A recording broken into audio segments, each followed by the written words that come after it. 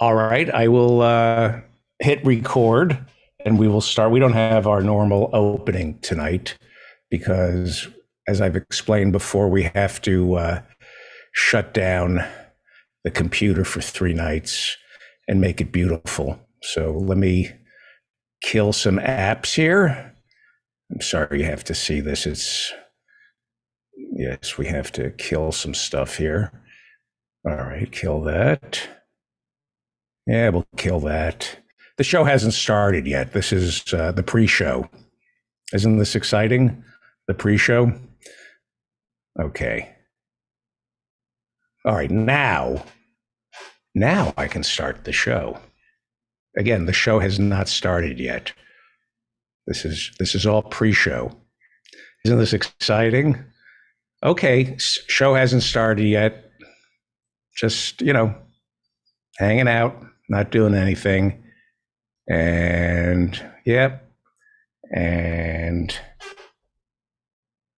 now the show starts. Almost. Here we go. It's time right now for the David Feldman Show. He's talking politics and comedy too. He'll tell a dirty joke, he knows quite a few. He's just a lefty from way back. He's a union man with an Emmy for writing. Some days he's mad and he feels like fighting.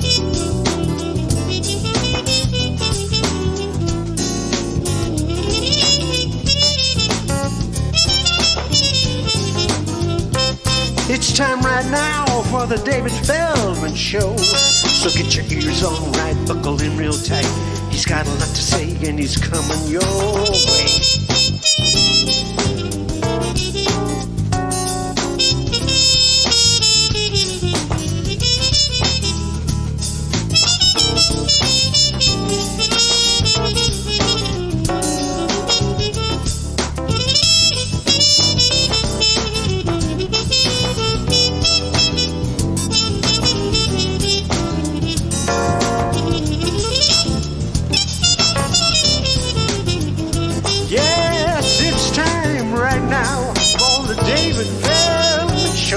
Get your ears on right, buckle in real tight. He's got a lot to say and he's coming your way. He's got a lot to say and he's coming your way.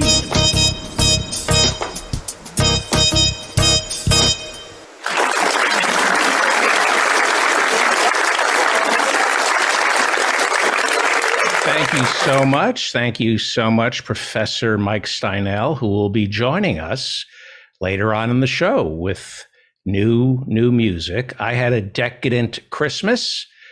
Hope you did too. I've moved beyond Zillow porn. This is what happens with pornography. It's a gateway to the really sick stuff, pornography.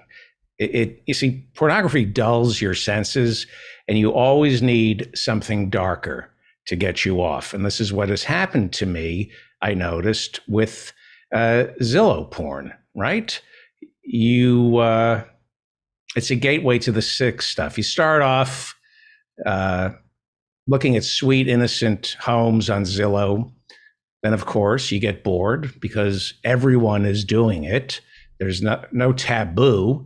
So you stretch the boundaries. You take your Zillow porn to that next level of depravity. And you think, hey, the doors are shut. This is private. If I erase my cookies, nobody will find out what I'm into.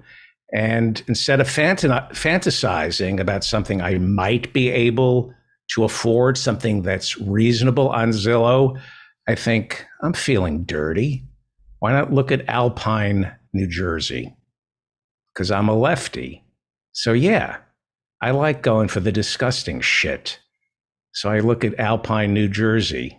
It's just a fantasy. I'm not hurting anybody. Why wouldn't it turn me on? Alpine, New Jersey. It's everything my parents told me I couldn't lust after. It's the forbidden fruit, Alpine, New Jersey. So I'm alone on the web looking at Alpine, New Jersey, and it is so effing hot. 5,000 square feet, unfinished basement, overlooking a state park. There's a swimming pool and a Wolf custom stove. That's right, mother. That's right, mother. This is who your son is. I'm a dirty, dirty man. I want a 3-car garage and my own screening room, mother. That's my truth. And then, as the day wears on, Alpine no longer does it for me. I need the sicker shit, the dark stuff, like the Hamptons. Oh, yeah, that's right. I'm living next door to Lorne Michaels. I got the Mercer family on the other side, helicopter landing pad right outside my cherry wood panel library. I can see the helicopter landing pad from my cherry wood panel library filled with wall-to-wall books that I never read, mother. All those books, mommy, they're just there for show. I haven't cracked one of them. And I got a dock for my speedboat. Property taxes? I don't give a shit about property taxes. That's who I am, mother. That's my truth. And then, as Christmas wears on and the sun sets, it starts getting darker and abusive. It gets really ugly. The Zillow porn stops turning me on completely because my brain plays tricks on me. You know, this is what happens with porn. And it dawns on me that this is just a fantasy. It's never going to happen. There's no light-filled great room with soaring ceilings in my future or a duck pond. I'm not going to get that. So I start getting into the nasty stuff. And that's how I spent the remainder of my Christmas. I moved on to Airbnb porn. Airbnb porn. I'm ashamed. Airbnb porn. Airbnb porn, that's the peep show booth of real estate porn. That's the dark and seedy side of a man's psyche. Airbnb porn. You see, the moment a man like me switches from Zillow porn to Airbnb porn, that is the same exact moment when, as a young boy, I transitioned from Playboy magazine to Hustler. Playboy is Zillow, right? It's white picket fences, wholesome. Zillow is Playboy. It's the house next door. It's unattainable, yet aspirational. Zillow, like Playboy, convinces me you don't need to care what the truth is about the house that you're looking at. You know, if you think hard enough, that it's all been airbrushed. I know the tits aren't real. I know the home is an idiot. I know that. I know her Netflix queue is nothing but The Housewives. I get that. But who cares? Homes don't look like that in real life. Who leaves all the lights on in winter? Playboy, Zillow. It appeals to what an adolescent virgin thinks a home is. If you've never been with a home, Zillow is great. It's soft focus porn. Every room has been painted, no pubic hair.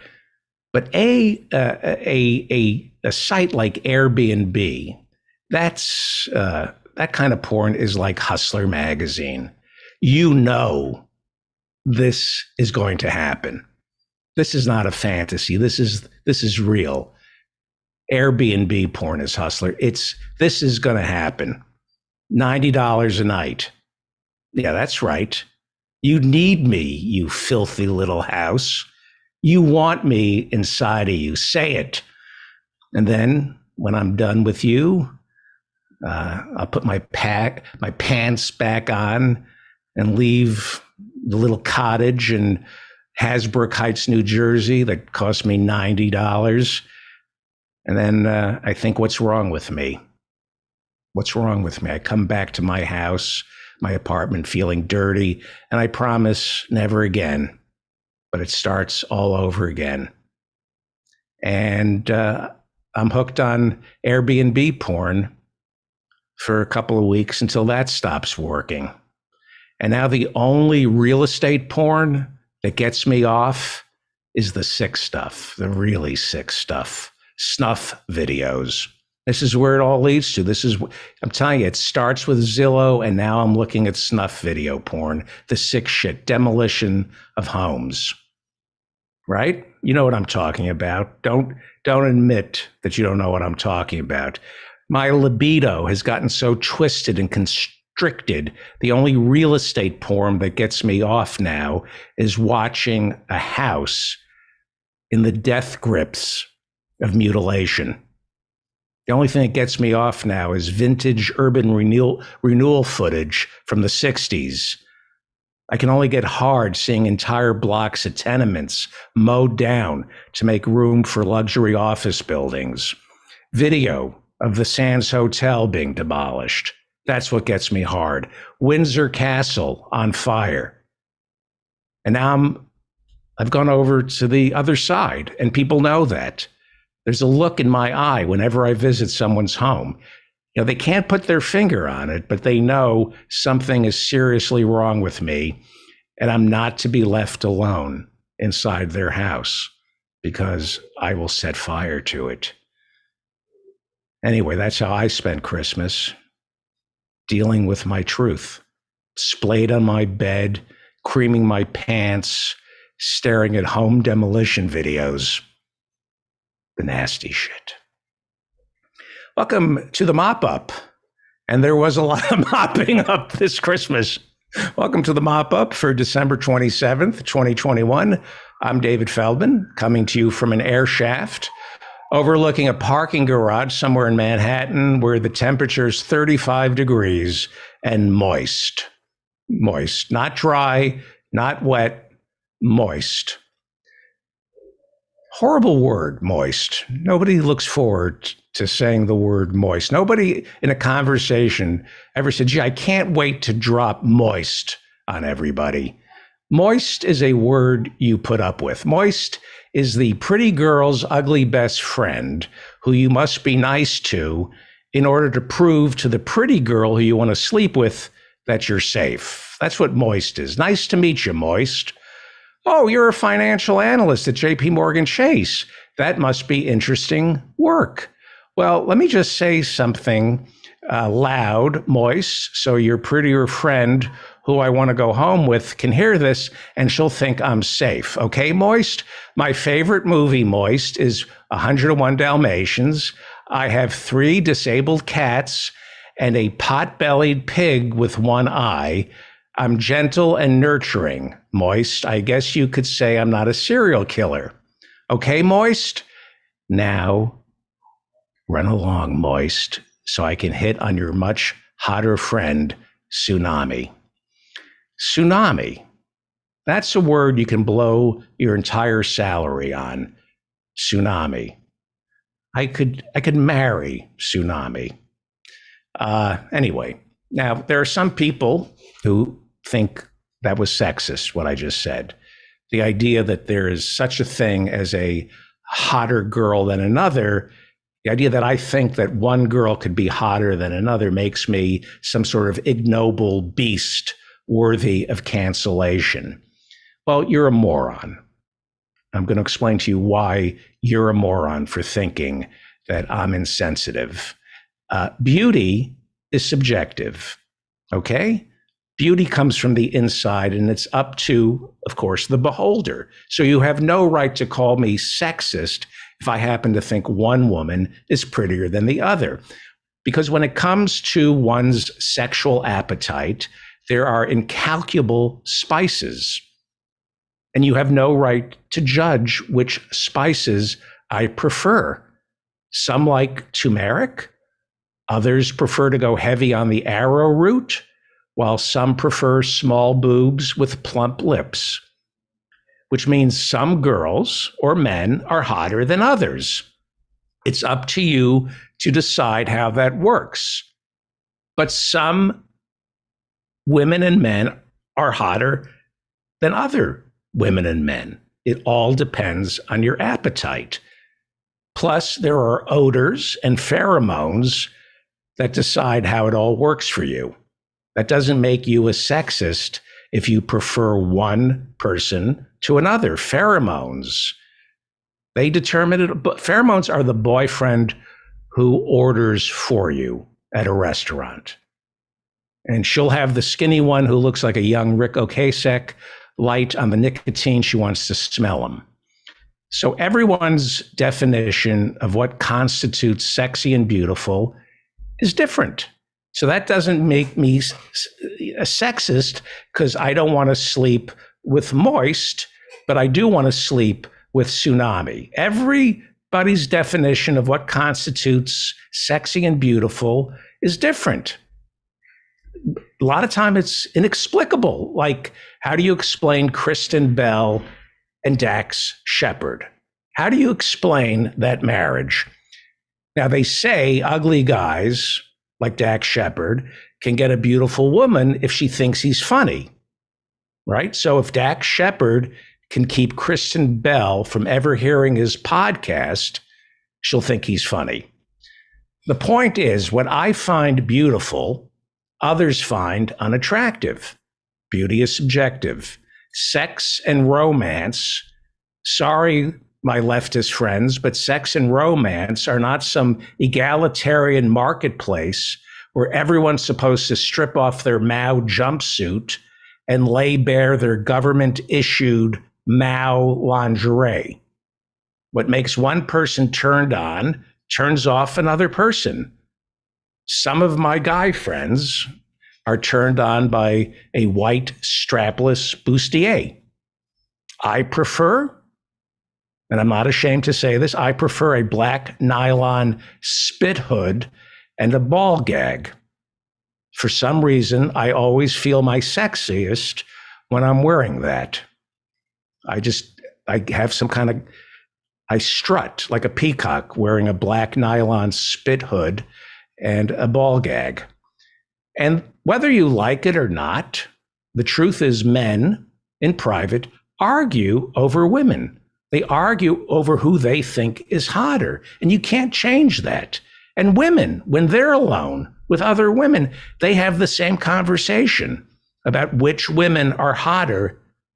They don't talk about men, women don't care if men are hot. Women argue over which women are hotter. Women don't care what men look like. They argue over what other women look like because women couldn't care less about our taste in clothing, our style. I wouldn't even presume to understand what's going through their fevered minds. All I know is that when men disagree over who is hotter, we reveal more about ourselves than the women we are objectifying. The conversation really isn't about the woman being objectified. It's about who the man is. The objectification of women or men is not always wrong. I'm sorry to tell you that, but it's not. As long as you're not gaslighting someone, you're not hurting anyone. If you're playful, there's nothing wrong with objectifying another person. If you're being playful when it's consensual, there's nothing wrong.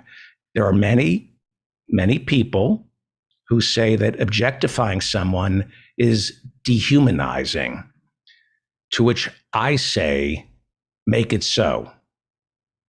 Dehumanize me. Dehumanize yourself. When I rent a car, the first thing I want to make sure is that it's been dehumanized. When I stay at a hotel, or when I start dating someone, the first thing I want to make sure is that it or she has been dehumanized. I want no trace of humanity there. If I can so much as smell another human being, I'm going home. I go to a restaurant. I want you to convince me that I'm the only person this evening who ever leaned his elbows on that tablecloth. Dehumanize the place. Public restrooms, I use a public toilet. You better convince me I'm the only person on earth. When I walk into a public toilet, you better convince me that I am alone on this planet. Dehumanize away. We dehumanize others. We just do. And not to blame the victims of dehumanization here, because I don't necessarily think there are victims if it's done for the right reasons. If you dehumanize for the right reasons, there are not victims. Not to blame anybody, but what is it about humans that makes dehumanization feel so good? Humans must be doing something wrong if even humans want to dehumanize other humans. So people talk about dehumanization like it's a bad thing. Stop flattering yourselves, humans. You suck. You suck. Dehumanization, getting the human out, that's a step forward in evolution. You suck. And personally, I prefer being objectified. I would prefer my loved ones love me for how I look rather than who I am, because who I am is a human being, and that's repulsive. I'd rather someone love me because I'm rich and famous instead of who I really am, because who I really am is grotesque. Being rich and famous, I'd much rather be loved because of that. I'm not proud of being human because I'm not proud of humans. It's kind of embarrassing to identify as one. We kill, we fight, we compete, and we, despite being responsible for the extinction of all life on this planet, we are prideful. Prideful of what? Please dehumanize me.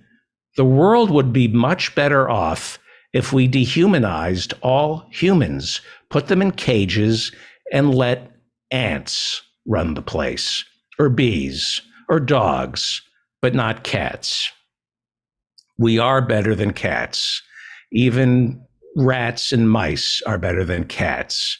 I think humans were once nice and kind, but then cats ruined us. This is true. I'm not making this up. This is science. You can Google what I'm about to tell you about toxoplasmosis. Thank you, Leslie, for the coffee. I wanted a coffee enema, but this will do. And speaking of do, I'm going to talk to you about toxoplasmosis and how cats destroyed humanity.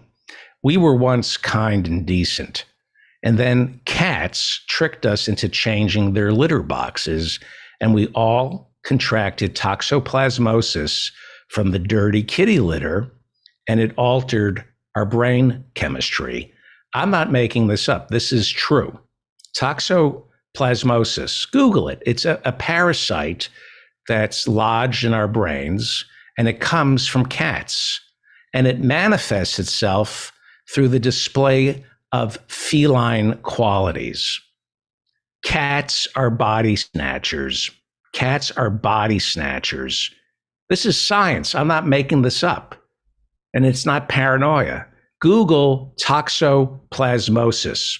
Cats, because of something called IED. Do you know what IED is? I'm not making this up. It's not the improvised explosive devices the Pentagon was woefully unprepared for in Iraq. This is a different IED. It's a psychiatric disorder known as intermittent explosive disorder. I'm not making this up. Google intermittent explosive disorder, and it's caused by cats. It's a psychological condition in humans that's caused by cats. It's caused by a parasite in cats, only in cats, that humans catch from changing the cat box. The way intermittent explosive disorder works is your cat has intermittent explosives.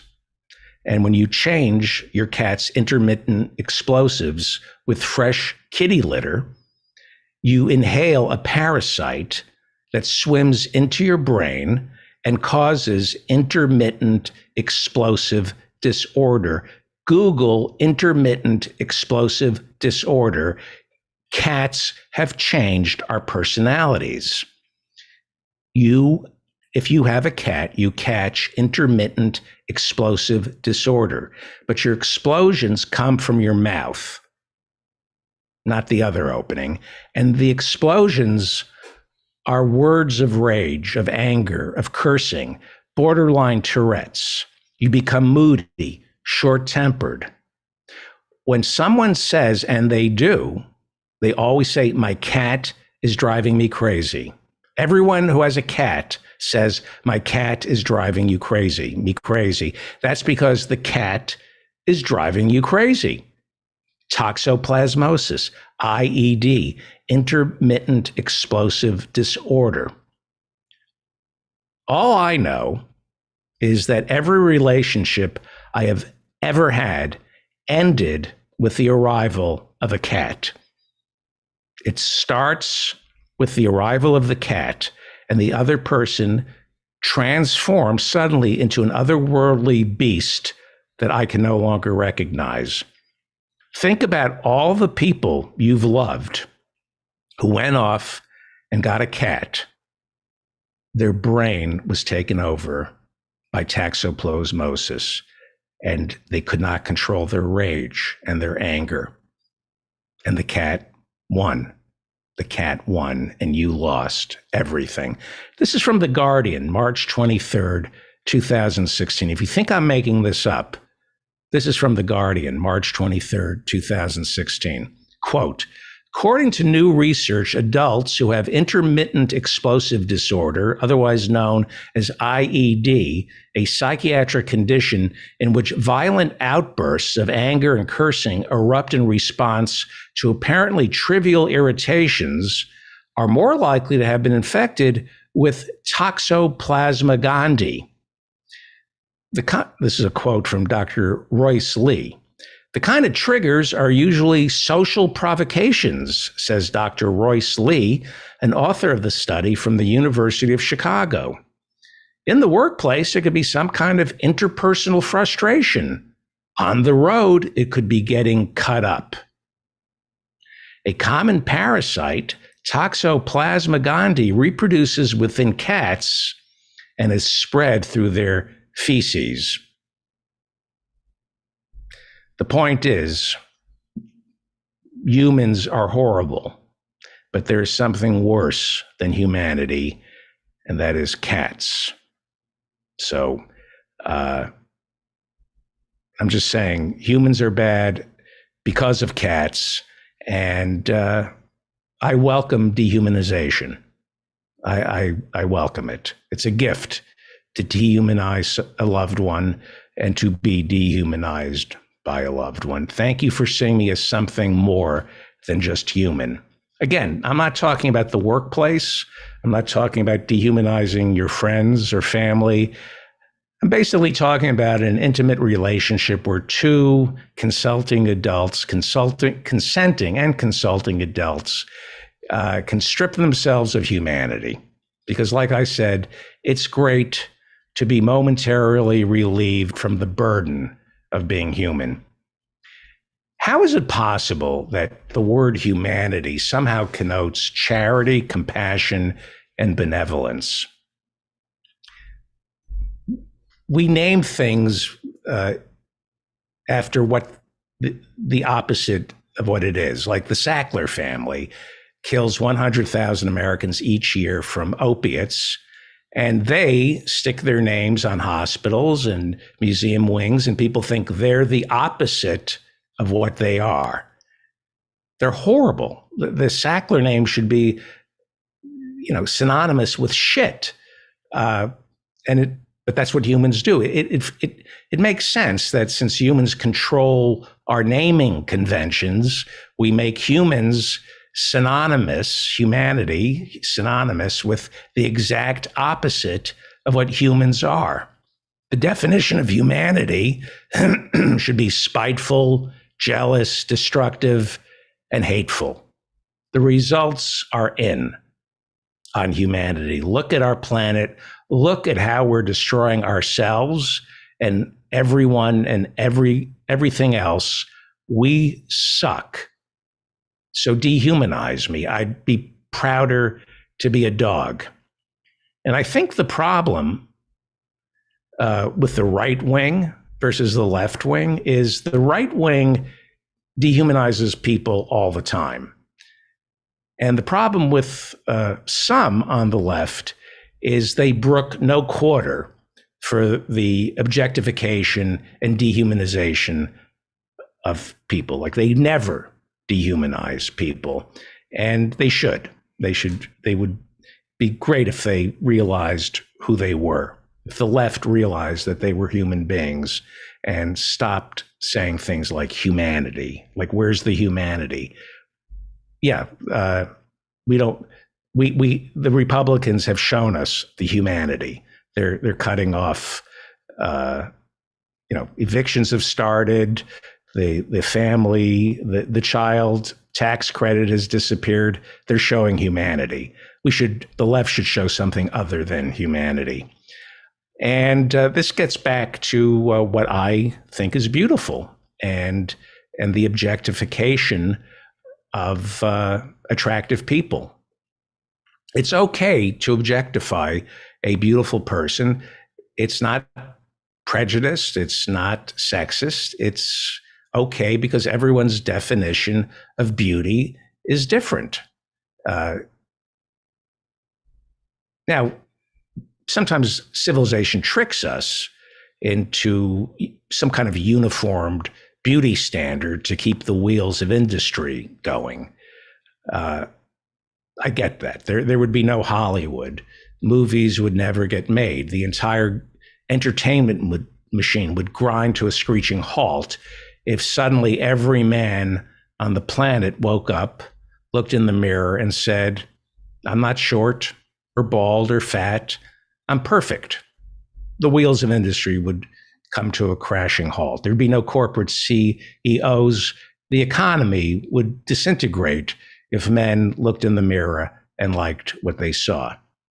So our civilization has convinced men that they're of no inherent value.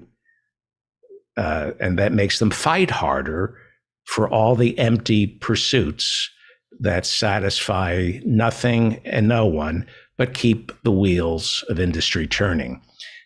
It's pretty sick shit, the tricks that civilization plays on us. Even a classically handsome man like myself can be convinced that he's not attractive.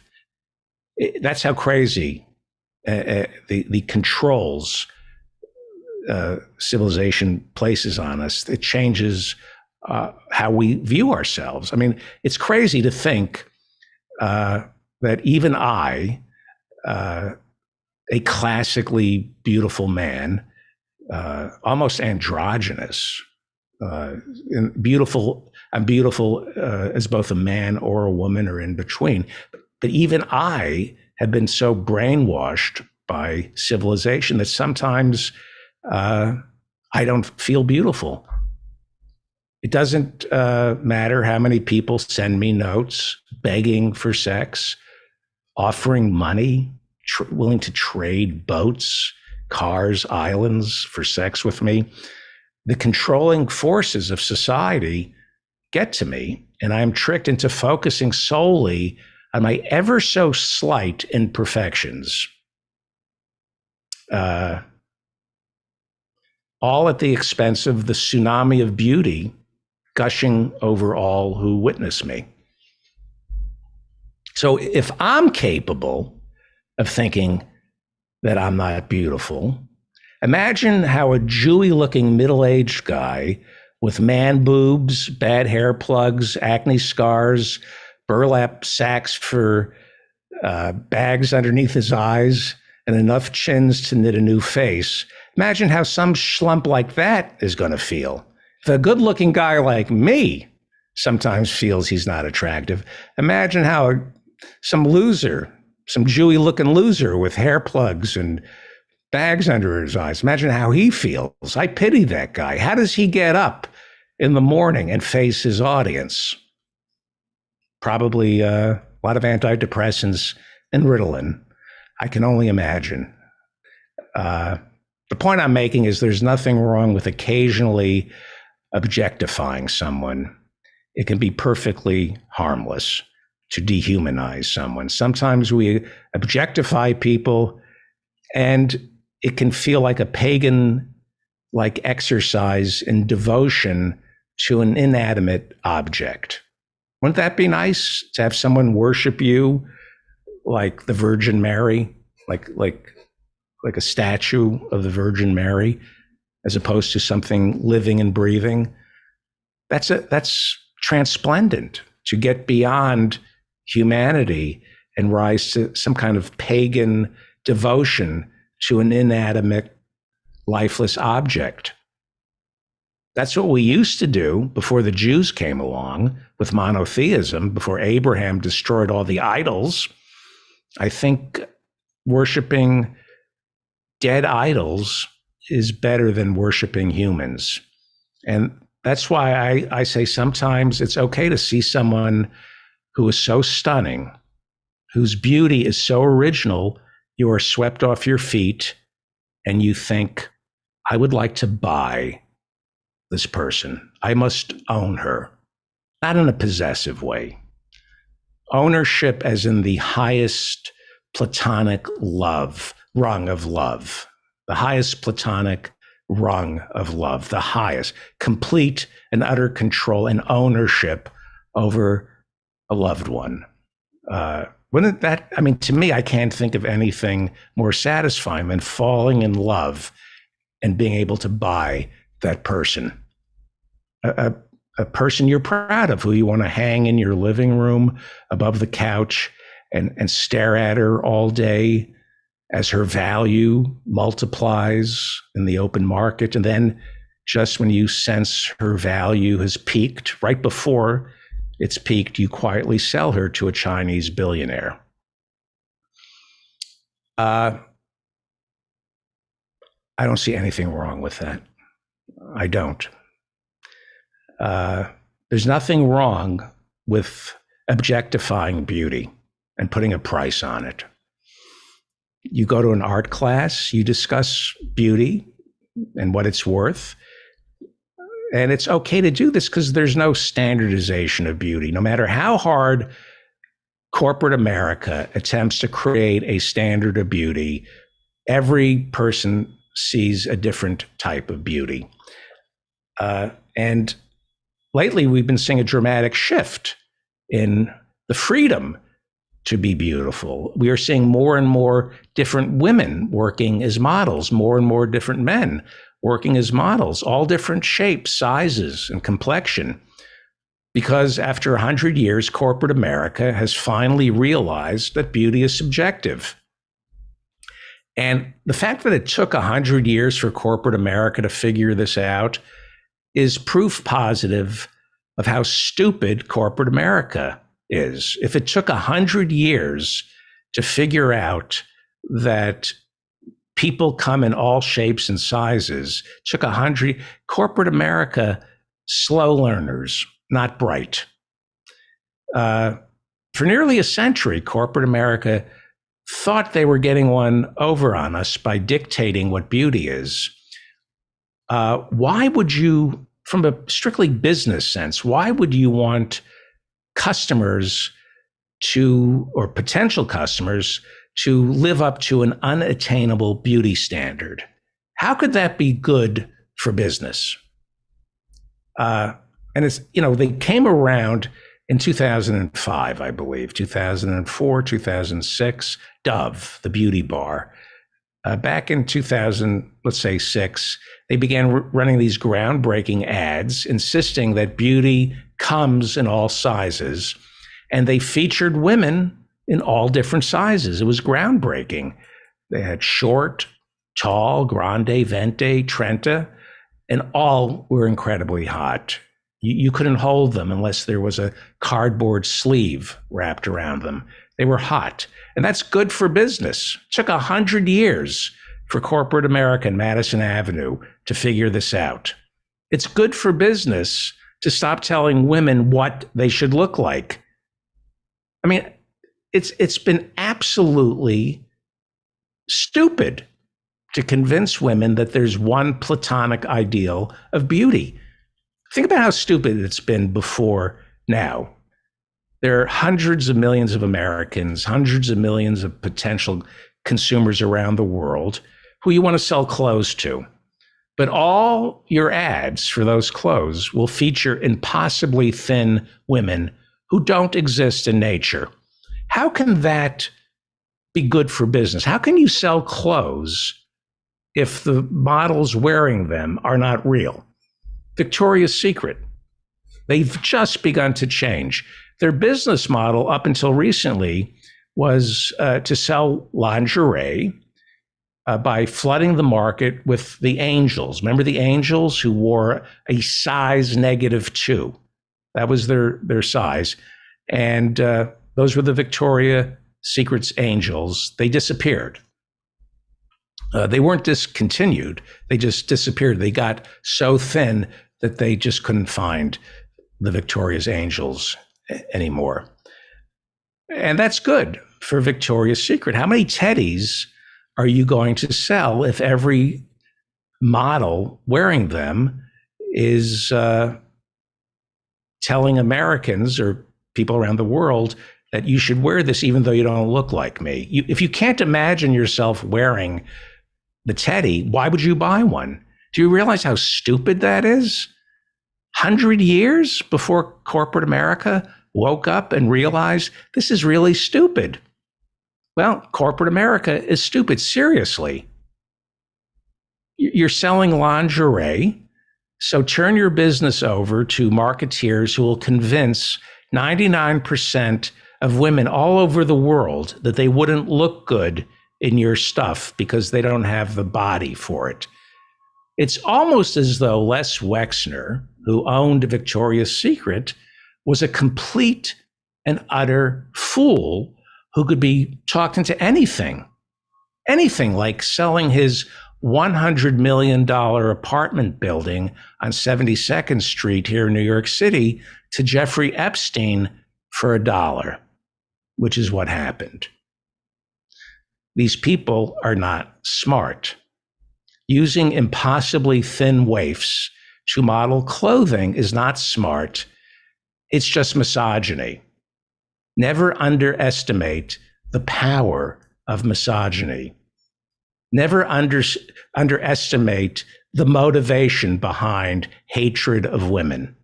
You'd be amazed how many decisions are made in corporate America that are rooted in misogyny. So they're not thinking about profits. Forget what the angels did to young girls. Forget the anorexia, the bulimia, and self-harm these arbitrary standards for beauty created. From a strictly financial point of view, if you only cared about money, why would you create a standard of beauty that's unreachable, that would push customers away? Well, as I said, people like Les Wexner, people who work for Victoria's Secret, hate women. They hate women more than they love money. It's like, what's the matter with Kansas? Why does Kansas vote against its self-interest? Well, it hates women more than it loves money. It'd rather control women by denying them the right to an abortion than voting for a party that will provide full employment and union jobs. Never underestimate the hatred of women, not the lust for women, the power to hurt women. It is a powerful force among the richest 1%. The control and utter contempt for women. So we've been brainwashed here at late stage capitalism, where we're at right now. We've been told that if people are made to feel ugly, they will purchase more stuff that makes them feel pretty. But that's not true.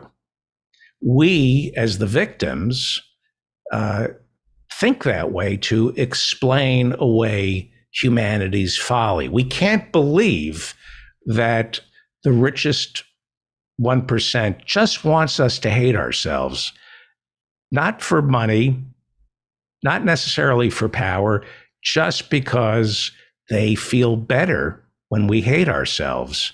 When they read about women starving themselves to death, that makes them happy.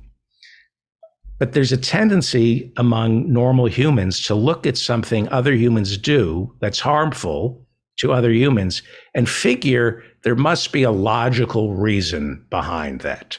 When in fact, most of the bad things we do to each other is not for profit. It's not to keep the wheels of industry humming. Most of what we do is to establish dominance over one another. That's money isn't the end. It's the means to establish dominance over one another. Watch your nature documentaries. And the more hateful you are, the more powerful you become and the more pain you can inflict. That's why anybody who's at the top of the heap, certainly in the United States, is a sadist, a misogynist, a misanthrope, because some point along the line, you have enough money and you stop. What is it that makes you want more if you have more money than you can spend? It's your desire to control and hurt others.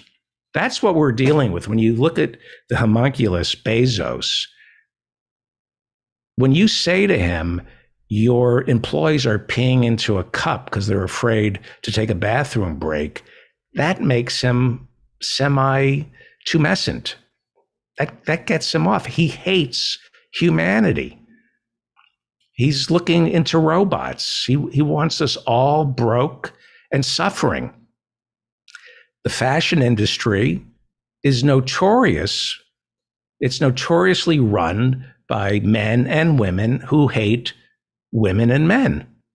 That's the motivation behind it all. So they, for nearly a century, created a standard of beauty that would hurt people, especially men and women who would be considered beautiful. That's who they really punish. There's the people who don't feel beautiful, they suffer, but the ones who really suffer are the ones who fit the standard of what is considered beautiful. They're the victims, too. Do you have any idea what I go through to look this way? People think, oh, David Feldman, he must be so happy because he fits the traditional standard of male beauty with just a hint of androgynous qualities to appeal to everyone. And people think, oh, I must just float through life. But do you have any idea what I go through to look this way? I'm starving all the time. I smoke cigarettes to keep my weight down. I do 600 sit-ups before I even think about treating myself to a leaf of lettuce. And then I eat the lettuce and I hate myself. And everybody tells me how beautiful I am, but I look in the mirror, I don't see it. So nobody benefits from this other than the hateful men and women who want to wield power over others and make them suffer. They're not doing it for money, and they're doing it for the power to inflict pain on others. Watch a nature documentary. That's what humans do. They want power over others to watch others suffer. And I think it's time for us all to grow up. And it's time for us to realize exactly what humanity is. And it's not a good thing. It's not a good thing. We have to dehumanize the planet.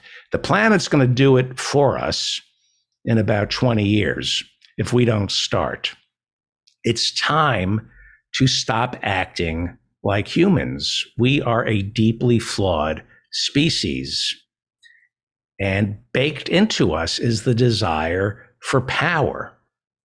power over others, control over others for the purpose of hurting them. For the purpose of hurting them. Not everybody is like this.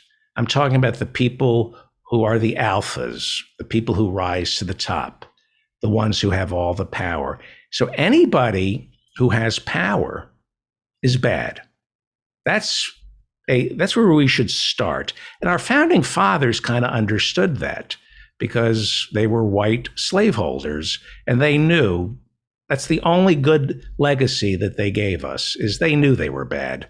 They knew they were not more than flawed. They knew they were evil, and they created a constitution that removed power from everyone. Nobody is supposed to have power because power is not about money. It's not about getting things done. It's about hurting others. Think about the most powerful people you know.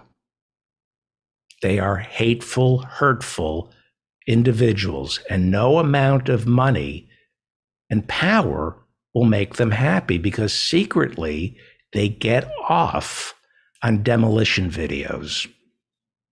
Secretly, they get off on watching people suffer. That's just the way it is.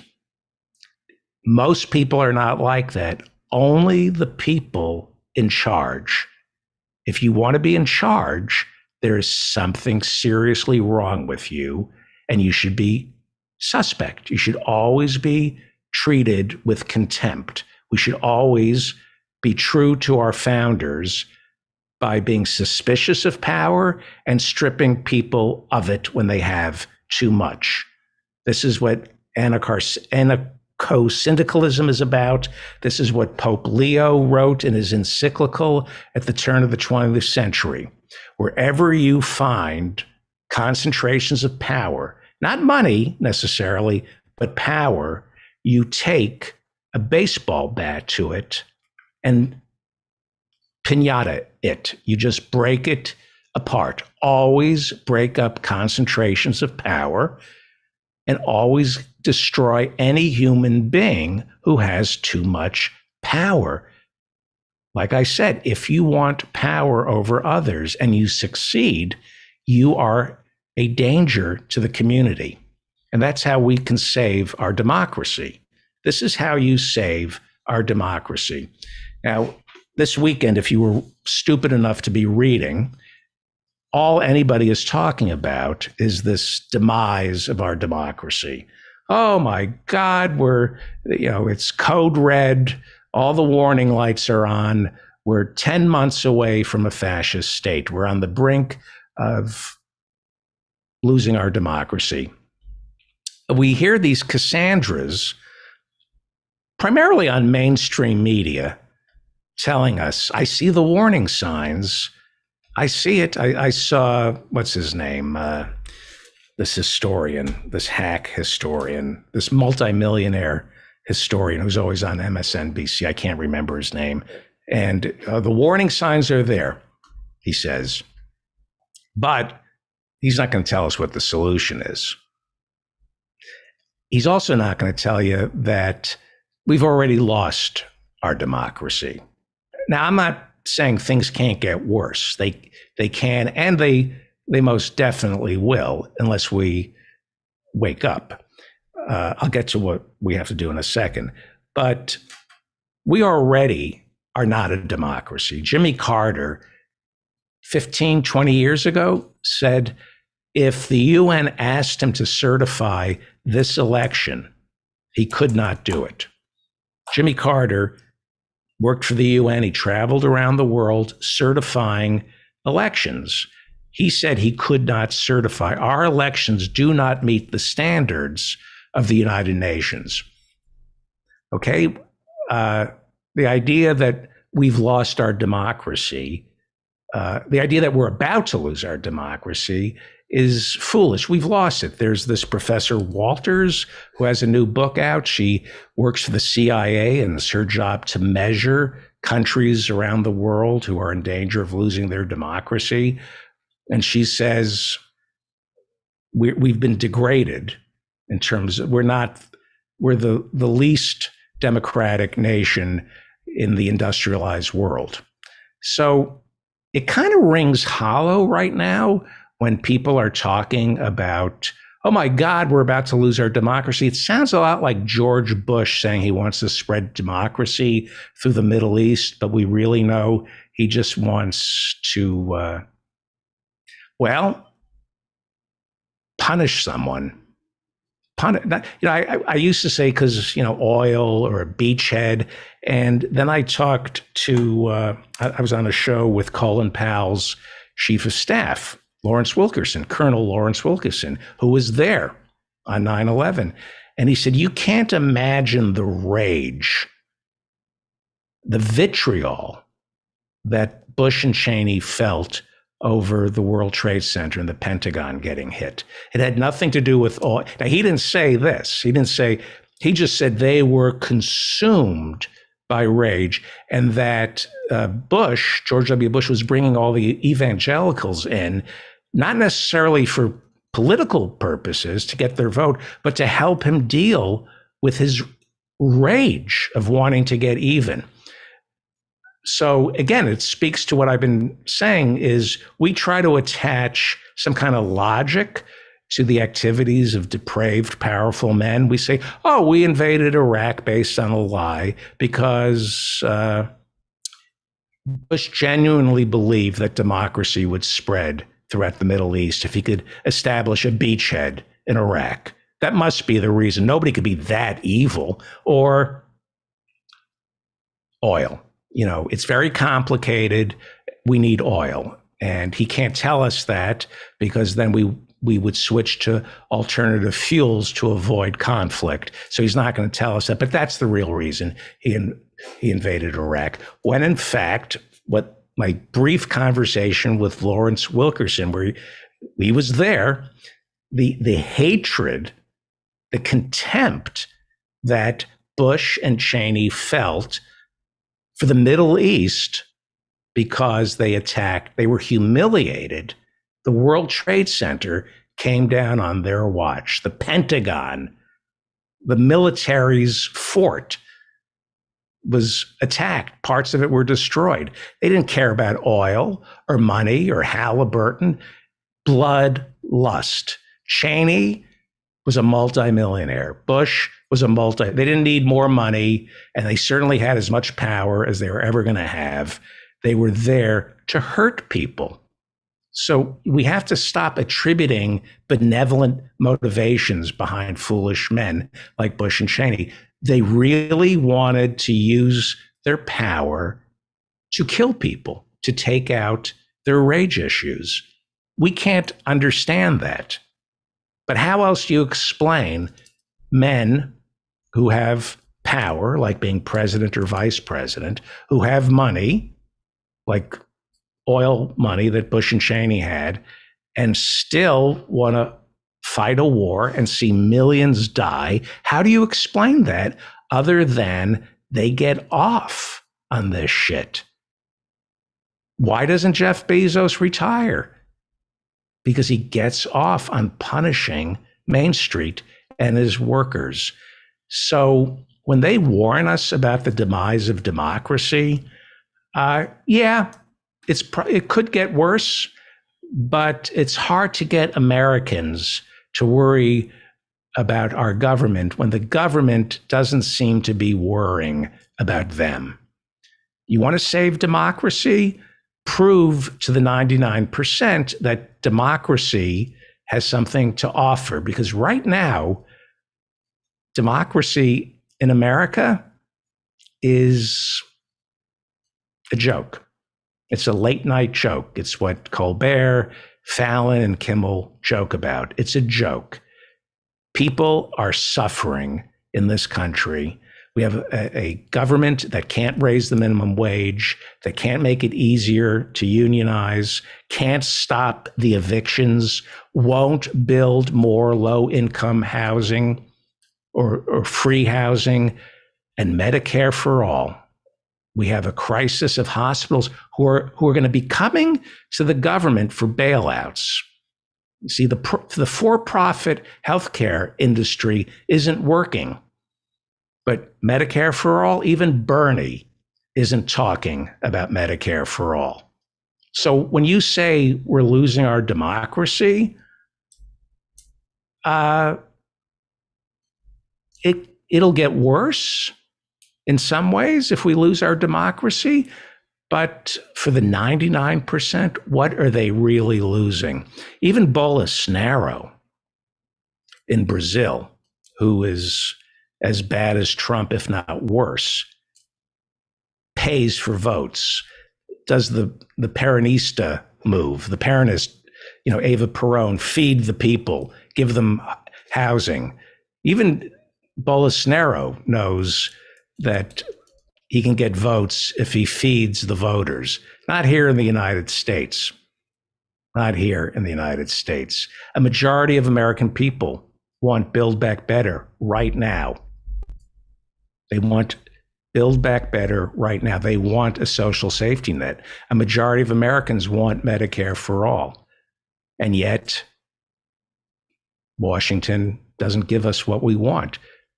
So what are we losing? What are we losing? Yeah, things can get a lot worse.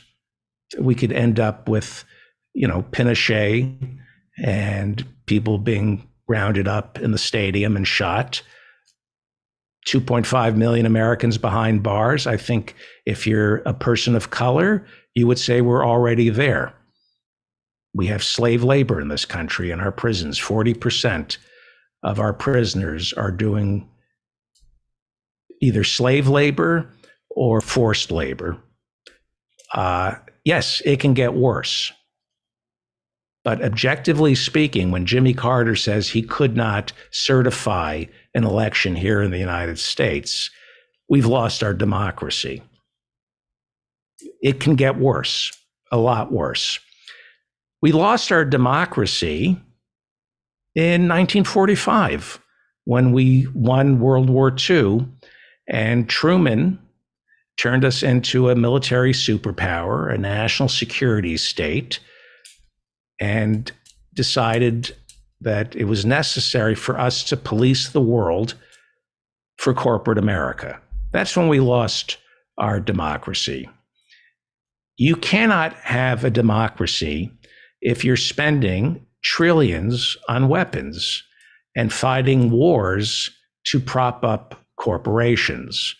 There hasn't been a war fought since World War II that didn't benefit our corporations. The American people know that our military has been turned into gangsters for capitalism, as Smedley Butler called himself. General Smedley Butler called himself a gangster of capitalism.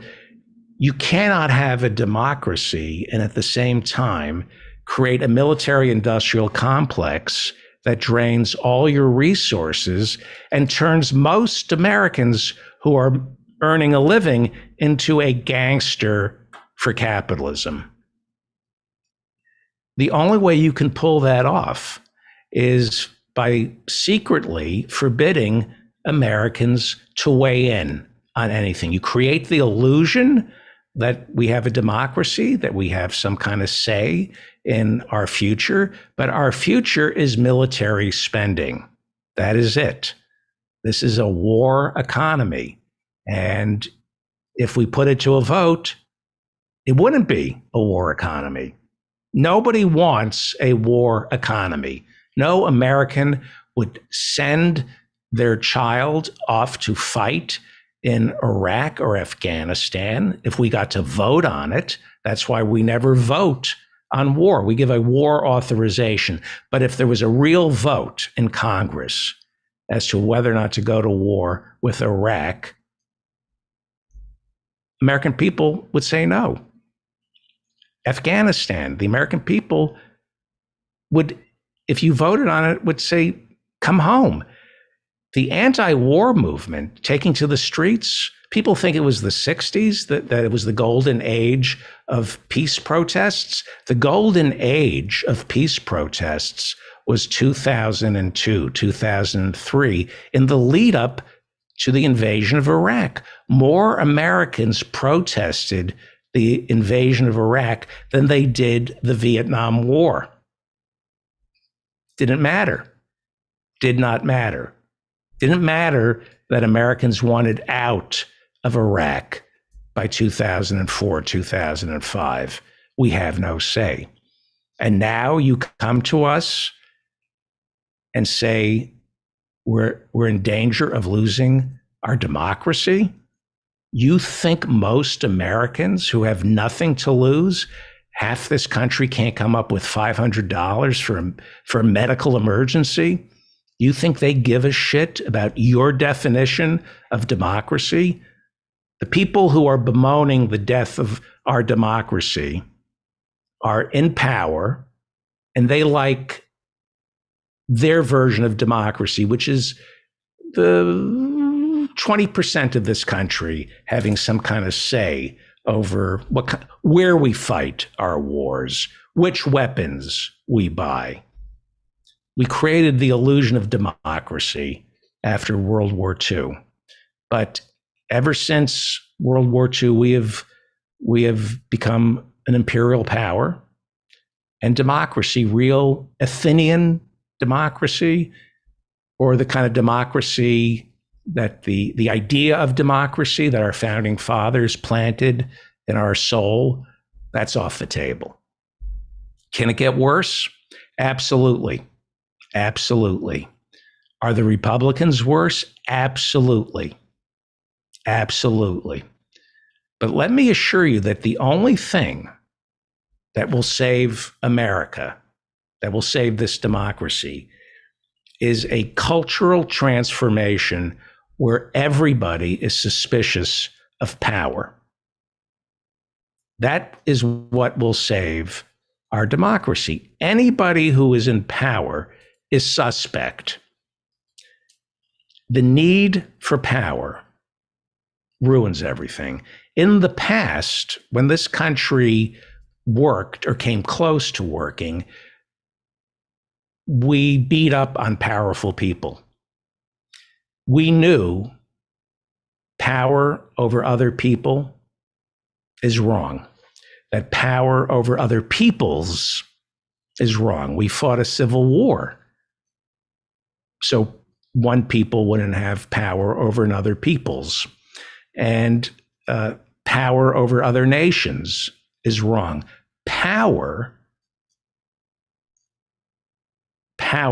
not only corrupts, it kills and destroys. The only reason somebody wants power is to hurt someone, not to make money, not to protect their family, to inflict harm.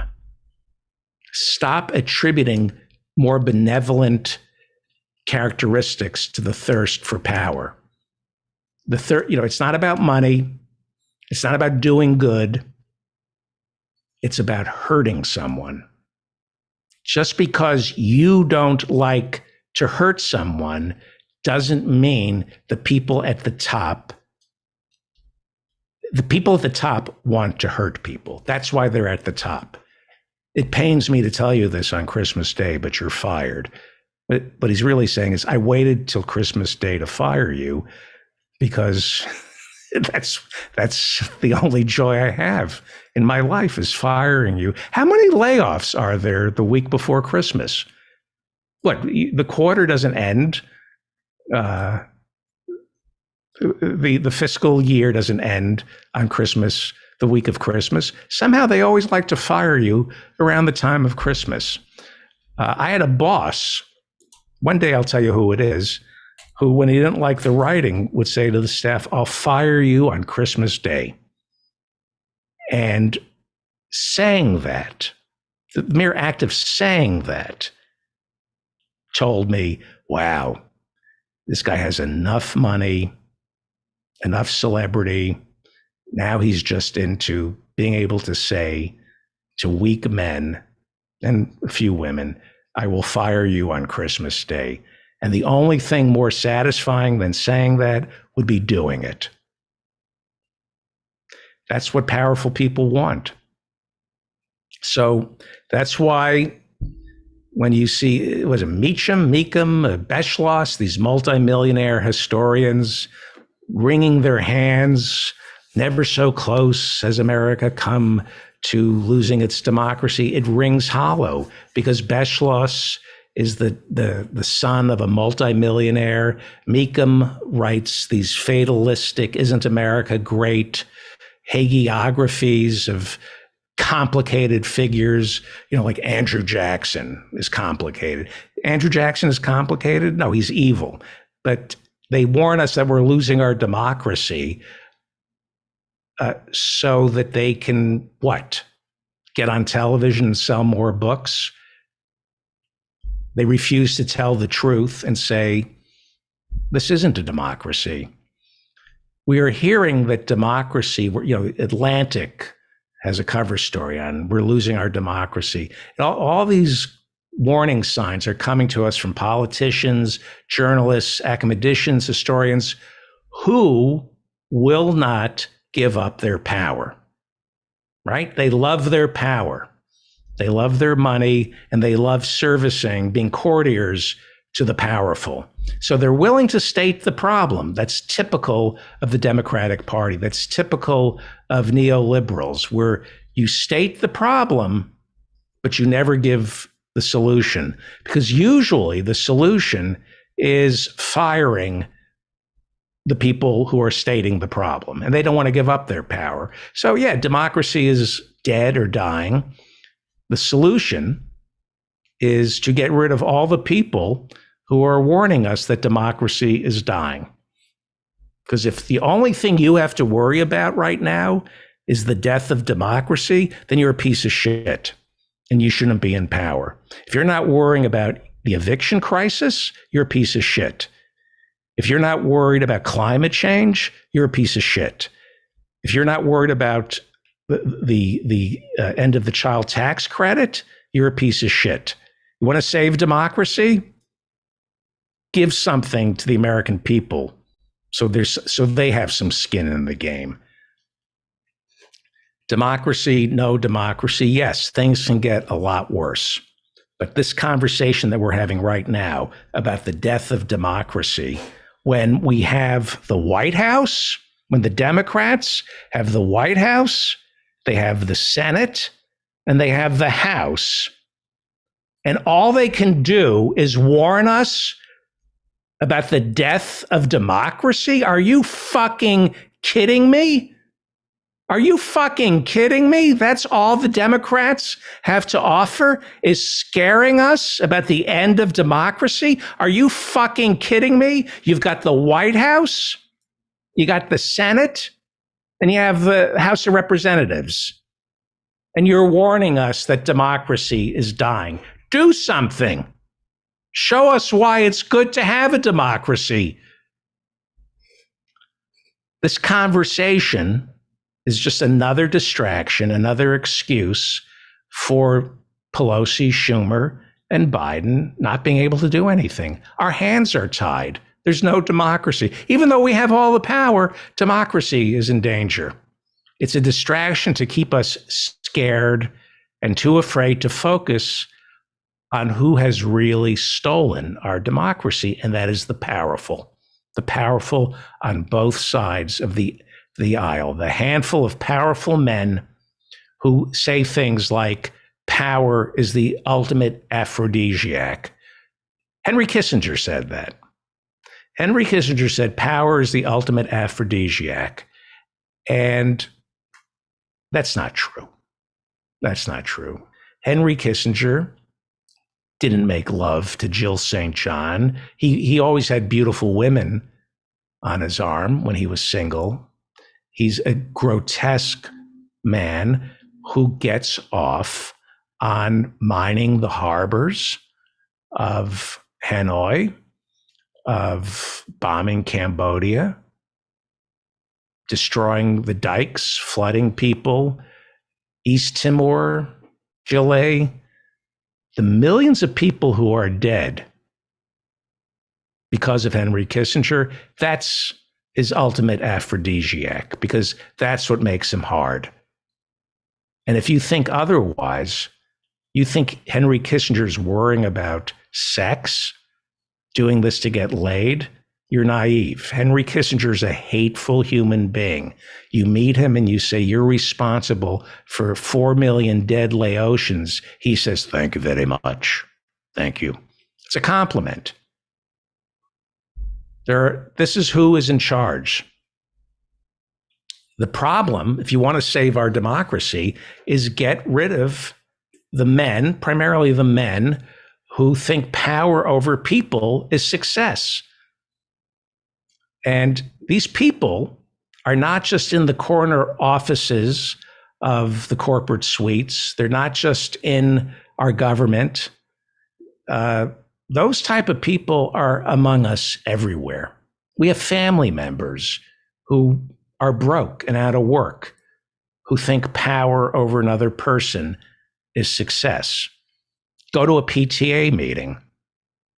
People want, go try to rent an apartment that have to be approved by the head of the condo association. These freaks who get a little power, who run a condo association, they don't get paid. Their reward is power over other people. My ability to deny somebody the right to rent from this piece of shit apartment, that power to say no to somebody, an admissions officer at an elite private school. They don't make money. Their payment is the power to hurt a lot of people by saying no to them. They're everywhere. So you can fight the power every day at work, in your personal life.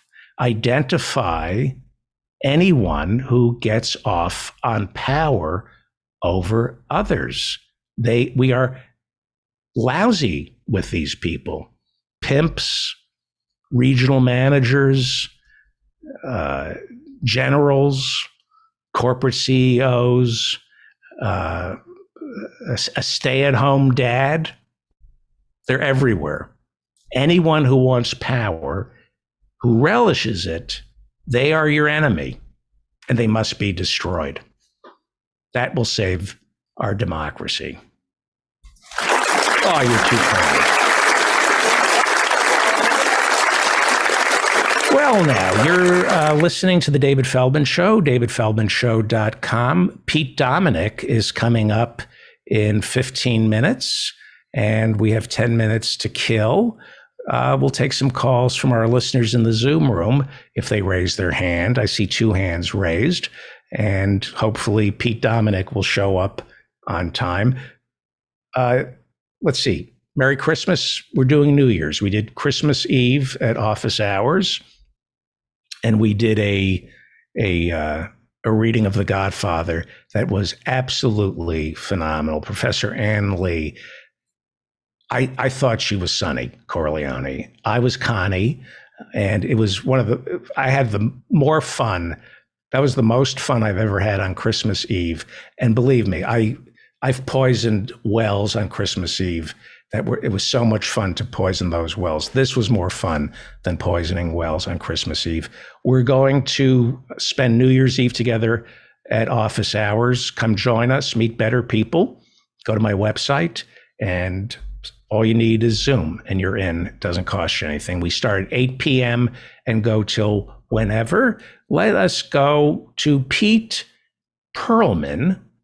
I shouldn't have given your last name. No, that's fine. I don't mind it. Pete Perlman, mother's maiden name is Shapiro. Social Security number 043-62-8429. I did ask you not to say that. Now, come on. Yeah. And home address, 1414 Bonnie Meadow Lane, Los Angeles, California. 1313 Blueview Terrace. You know what that is? Which one is it? 1313 Blueview Terrace. I think that's what it is. The Munsters? Nope. The Life of Riley with William Bendix. Oh, come on. William Bendix. Yeah. Did he have Peyronie's disease? How do you get the name Bendix? Peroni had his disease, I think it was. But Bendix did. Peroni had Bendix. If you want to know all of Bill Clinton's issues? Peyronie's disease. It's all.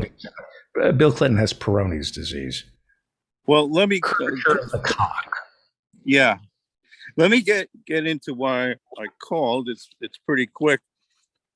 I take issue with your attributing sadism as the primary motive of people who seek power. And I think more central or broader than that is they want control rather than, I mean, it could be both. Both motives could be there, but don't they want to have control over everyone else so that nothing can be done other than their own will? Yeah, but in the end, it gets down to sex and death. And if you can't have sex, if you can't love something, you hate it and want to kill it. And I think most people who accrue power want to destroy things. Otherwise, they would stop. Yeah. I think they're basically serial killers. Wouldn't you stop? I mean, if I had $3 billion, I'd think, okay, I get it. You can't really be happy unless you have 100 billion. So I understand that. You need $100 billion. But after $100 billion, Pete, you want to stop. Why do they keep going? I don't know. They're addicted. It's all about, they're only happy when they keep accumulating. They've got to accelerate. They can't just go at the same speed. They're addicted to the acceleration more than the speed, if you know what I mean. Okay. We have other people with their hands raised. There he is. He's early. Let me take some calls. You're a little early, but stay with it. Let me introduce Pete Dominick, and we have 3 calls. You're a little early. Hello, Pete Dominick. Unmute yourself.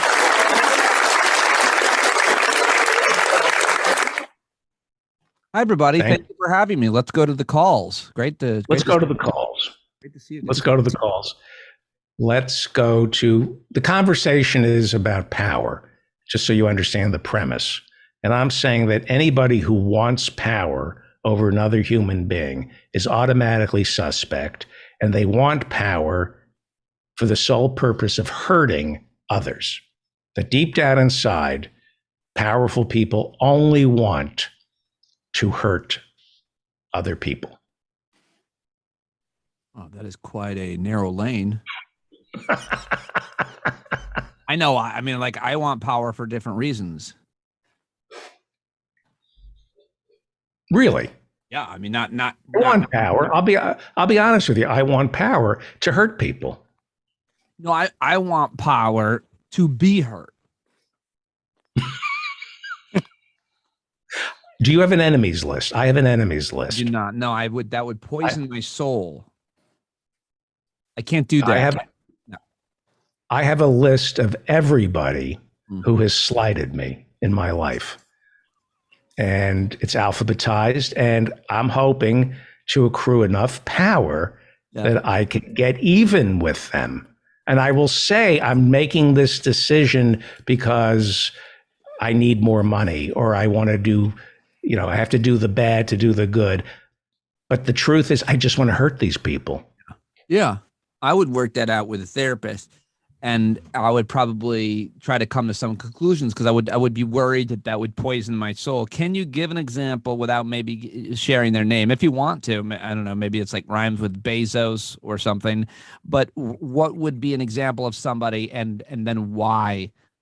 Why wouldn't you want to hurt Jeff Bezos? Have you seen him? Why wouldn't you? Not physically, but have you seen his new body? He's walking around now all buff. I don't mind. Yeah, I saw. As a matter of fact, I went down. Did we all see those pictures? Like, I can't believe I looked at every one of those surreptitiously taken photos of how in good shape he's in, and he also seemed to be with a woman who was very ill and weak. It was. I felt bad looking at those pictures. As a matter of fact, I also felt bad for being aroused. But regardless, I think that the point of like wanting to hurt somebody makes me, somebody accused me of just wanting to hurt them recently. And otherwise, why would I be asking these questions? And I said, I genuinely want to know why you think what you think. I don't want to hurt you. And that made me feel bad. I don't want to physically hurt Jeff Bezos, not physically. Right. I want to humiliate him. I want him to end up living in a SRO with a hot plate and surrounded by horrible smells. I want him to experience the poverty that he creates. And people say, when you want revenge, you're no better than he is. And I'm thinking, I know I'm no better than he is. Why should I pretend to be better than Jeff Bezos? Fair. That's fair. I think that's all one can ask of someone, is to be so transparently, brutally honest. Let's go to Professor John. I always welcome his take on this. Professor John. Hello, David. How are you? Seeking revenge. I can hear that. You know, yeah, I agree with Pete that, you know, revenge is something that really harms everyone. The person who wants to engage in it, the recipient of it, and society in general, because it tends to be a self-perpetuating activity. And I just don't see any benefit to it. And I would also disagree that oligarchs are motivated simply by hate. I think they're motivated by acquiring a large amount of money, which will give them status, which will give them power. But when they get there, when they actually accumulate huge amounts of money and they make it to the top and they're the CEO and all that stuff, they realize that there's an emptiness there, that they've developed the worst aspects of their humanity. And I guess I partially agree with what you're saying earlier about humanity, but I think we have a great capacity for harm and evil, but just as much capacity to do good and to love and to show compassion. I think it's the structure in which we find ourselves that helps to amplify and encourage those parts of ourselves that are the most destructive. Can I just say, can I just say that what this man is saying is so brilliant and so on point with so much context and so much smarter than you. You're very smart. I enjoy your takes on things. You're fantastic, Pete. All right. Thank you, Professor John. All right. I don't want to get too much That's all right. What is he a professor of? Well, Karen, let's go to Karen. Karen will agree with me. Karen agrees with me so much. Karen? Karen Emerson? I don't want to give your last name or. Did I have my hand up? I don't think so. Hey, New Year's hasn't started yet. You might want to lay off the gin and tonics before. Yeah, maybe I do. Ha ha ha. You accidentally raised your hands? Okay. Then I accidentally, if I raised my hand, I didn't mean to. I'm David, just while you have her, I feel like we're all obligated now to ask anyone with the name Karen how they're doing. Oh my goodness, yeah, Karen, my name is now a dirty word. Yes. And I would like to talk with your manager.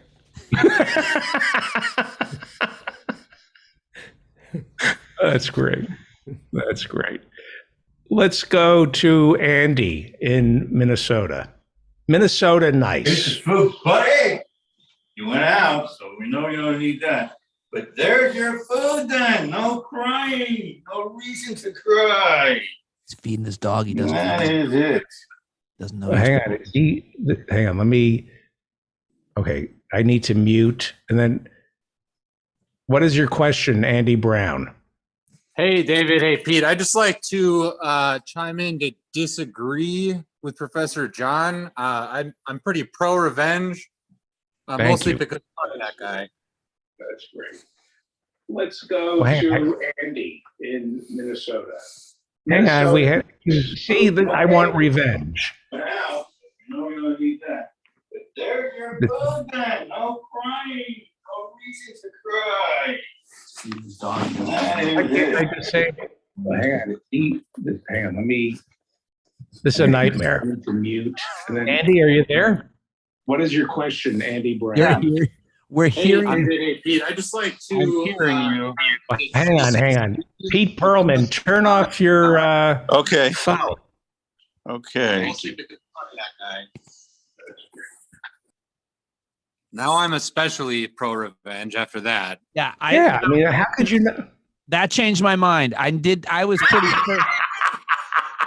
I was pretty firmly. I want to kill. I want to kill the guy who left his mic open, and we had to hear ourselves from earlier. I now want to kill that person. Yes. It ruined my joke, and I would like payback A at this re- point. Try it again. Let's pretend it never happened. Okay. I would like to chime in to say that I'm pro revenge, and I'd like to disagree with Professor John, mostly because fuck that guy.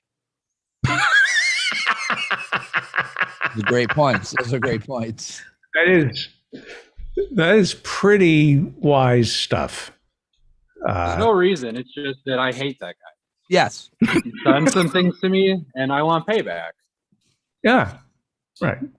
Okay, That is I'm all. glad we had this Take my answer conversation. off the air.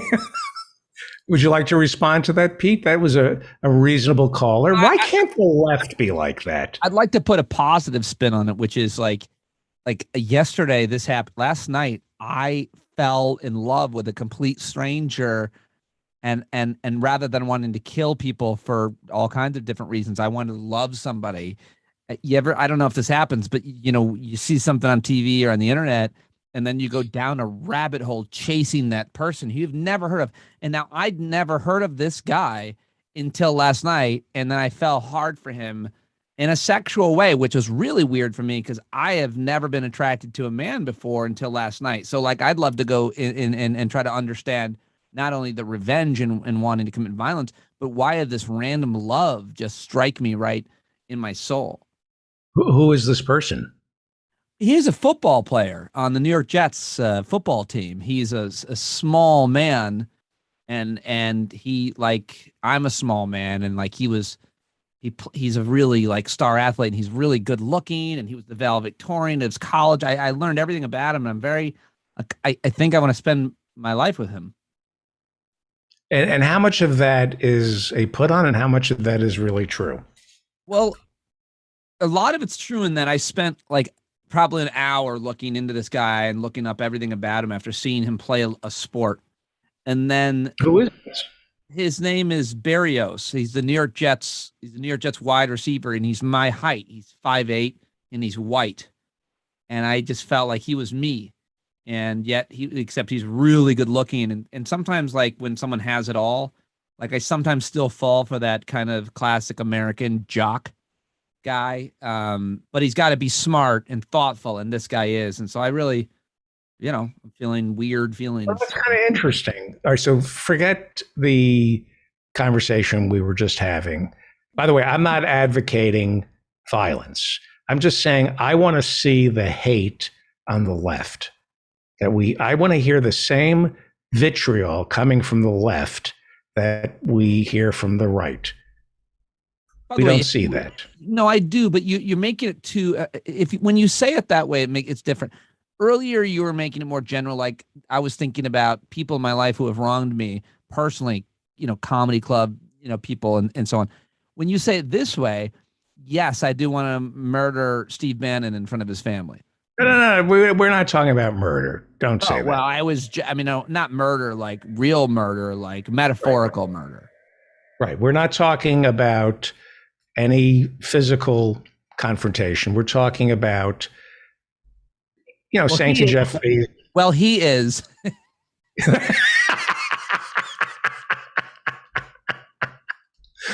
I think, don't you think we can get more done by making people angry on the left? Aren't we too reasonable? I think it's hard to make people angry. I think that's where you lose the story. I think that's kind of the difference between the right and the left. It may be easier to get people fired up on the right about things, about ghosts, things that aren't happening. In my town, for example, everybody's really worried about critical race theory. And it's not happening. I think that's a harder thing to do on the left. I think the left only gets outraged about actual things that happen, and then maybe not enough, or maybe it doesn't sustain. For example, the Women's March in 2017 was the day after a rapist became the president. I was there for both. I was there for the inauguration, and I was there covering the march, and I saw, you know, the kind of that rage that you're wondering about where it is. I witnessed it. There were like millions of women in the streets across the country, and there was full out rage. And so it needs to be about a thing. Yeah. But it needs to be about a thing that I think people feel and see happening. One question people are debating is if Roe v. Wade is overturned, Right. Is that the animating thing that we need? My point to you, Feldman, is we don't fall for ghosts the way they do on the right. We need a real thing, and that real thing, you know, we can talk about what it could or might. Well, that is, in all seriousness, let me address that. So it was nice to see hundreds of thousands of women angry at someone other than I. That was the first thing that I loved about the Women's March. Secondly, the Democrats disappeared. The leadership disappeared. They all went to a fundraiser after the inauguration. They didn't really show up for that march. They're afraid of the anger that comes from their own constituents, Pelosi, Schumer, Biden. They're afraid of our anger. They don't want to hear it because they're only willing to state the problem, but the solution challenges their wealth and power. That's the problem. I disagree with that vehemently. We can cherry pick, but for example, at the Women's March, I was there backstage. A lot of the leadership was there. I saw them. They spoke, they attended, they addressed. But I mean, your criticism. There? What's that? Was Pelosi there? Pelosi was, for the sake of winning the argument, yes, she was with me. No, I don't remember Pelosi was there, but address. They were doing a fundraiser the next day. Your criticism, address it to Alexandria Ocasio-Cortez. I don't think she's there for power or wealth. I don't think so. I don't buy it. I disagree with you vehemently. I agree with you on that. I agree with you on that. And I think there's several others, Cori Bush, Ayanna Pressley, several others who are this new, younger, more diverse group, especially of women that aren't as likely to be there to seek power and wealth and influence as many of their predecessors. Right. So we know what the solutions are. The problem is we're not willing to scapegoat and victimize the people who cause all these problems. And I say we're not going to get anything done until we name names and say this person is evil, this corporation is evil, this organization is evil. They must be destroyed. They must be arrested. You know, instead of getting tough on the African-American kid driving with an air freshener dangling from his rearview mirror, let's overreact and start rounding up ExxonMobil and the people who are destroying this planet. I think that's a hard strategy to implement. And I think people like you, which is a phrase that can only be followed by a very specific and harsh insult. I'm just glad you called me a people. Actually, I'm not. I'm insulted that you called me. When is people like you followed by something that one would welcome and appreciate? people like you. Yeah. It's people like you People don't like me. People do like you, but it's people. I like you immensely. My audience loves you. I got so much great feedback from your appearance on my podcast last week. People said things like, I could listen to that David Feldman forever. Because it sure felt like it when he was on. So people like you, they demand things that they can't implement. And it's a pipe dream, and then they sound like the people that they are criticizing on the right. It's like, why don't you get out there and do it? And it's like, well, people like you should come up with a strategy to implement this outrage.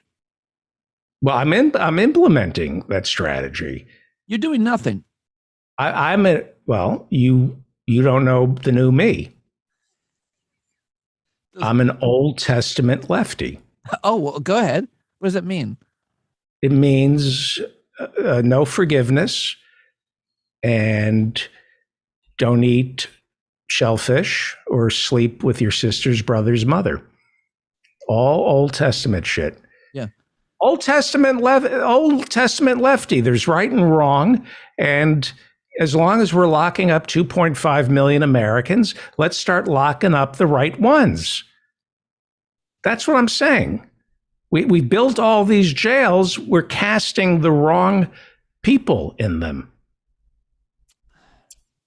I mean, listen, I obviously agree with you, and I think people do in theory the idea. Now, the question is, how do you do that? Let's talk about the legal strategies. Let's talk about the people, the type of personnel we need in power to carry that out. America is not known for accountability, Democrats or Republicans. It would be wonderful to see the reaction to what would happen if you held the architects of the Iraq War responsible, the architects of the financial crisis responsible, the torture regime, hold them responsible. There you go. Yep, sure. And so the question, the criticism could be more pointed to, we need a Department of Justice, an Attorney General who is willing to, or, a Manhattan DA or other jurisdictions and prosecutors in these jurisdictions to carry out cases against. But of course, these crimes are very hard. They're hard to try. They're harder to try than, say, robbery, theft, and violent crime is, which is an easier crime to try and, of course, penalize. And so I think it's not because those people can't afford white shoe lawyers. Well, yes, but they're more black and white. It's harder to get away with and appeal and find loopholes in violent crime versus more white collar crime, which, I always think about it this way. Violent crime affects, the victim, the family, and maybe, some people in that community. Of course, there's no doubt. There's no underplaying that. But these white collar crimes, like the financial crisis destroyed millions and millions and millions of people's lives. The war in Iraq destroyed millions of people's lives. Everything Donald Trump has wrought has destroyed millions of lives. And where's the accountability for those things? I mean, they're affecting so many more lives than the drive-by shooting, as horrible of a violent crime as it is. What you need is somebody like me.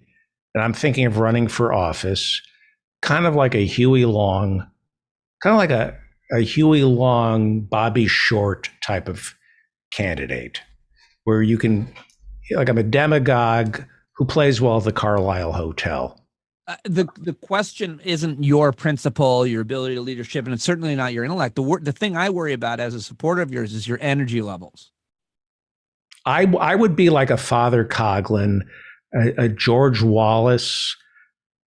I would take everything from the right that scared my parents, a Dixiecrat, the Father Coughlin, but just throw it at the left, at the right. I showed my hand. I actually spoke what I'm saying. I think the concern amongst your supporters and followers like me would be like, where's dear leader Feldman? We need him now. And people would be like, napping.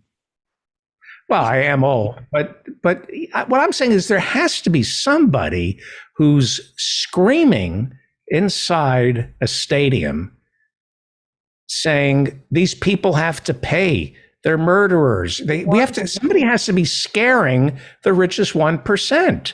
The ones we are waiting for are here. Bernie Sanders, Alexandria Ocasio-Cortez, Katie Porter, As I mentioned earlier, the names I mentioned earlier, my representative, Mondaire Jones, these people are in office. They're new. They're freshmen. They're mostly young. And then there's, Bernie Sanders. I mean, it's not like Bernie Sanders hasn't been doing exactly what you're demanding a Democrat does. And yet you give him no credit, none. I love Bernie. I'm talking about we need an irrational firebrand, like a Father Coughlin Like on an the Alex left. Jones of the left? Somebody who's willing to scapegoat. We But it need doesn't- to it's not- start. but it doesn't work on us. That's what I'm saying. Like the magic tricks that they use to obfuscate and to fire people up. You're saying we need that. And I'm telling you, it doesn't work with our brains and with our motivations. It feels good. It would feel good Do you to go to a want- Feldman rally, and I would be screaming at the top of my lungs, naming the names, naming Pelosi's children, Schumer's children, going after their kids and humiliating them, and talking about Josh Geinheimer's $50 million in stock trades. Yeah. And then I would collapse. I would just faint at the end of my, and they'd carry me, and people would, they would be afraid. The powerful would be, what are we going to do about this angry mob?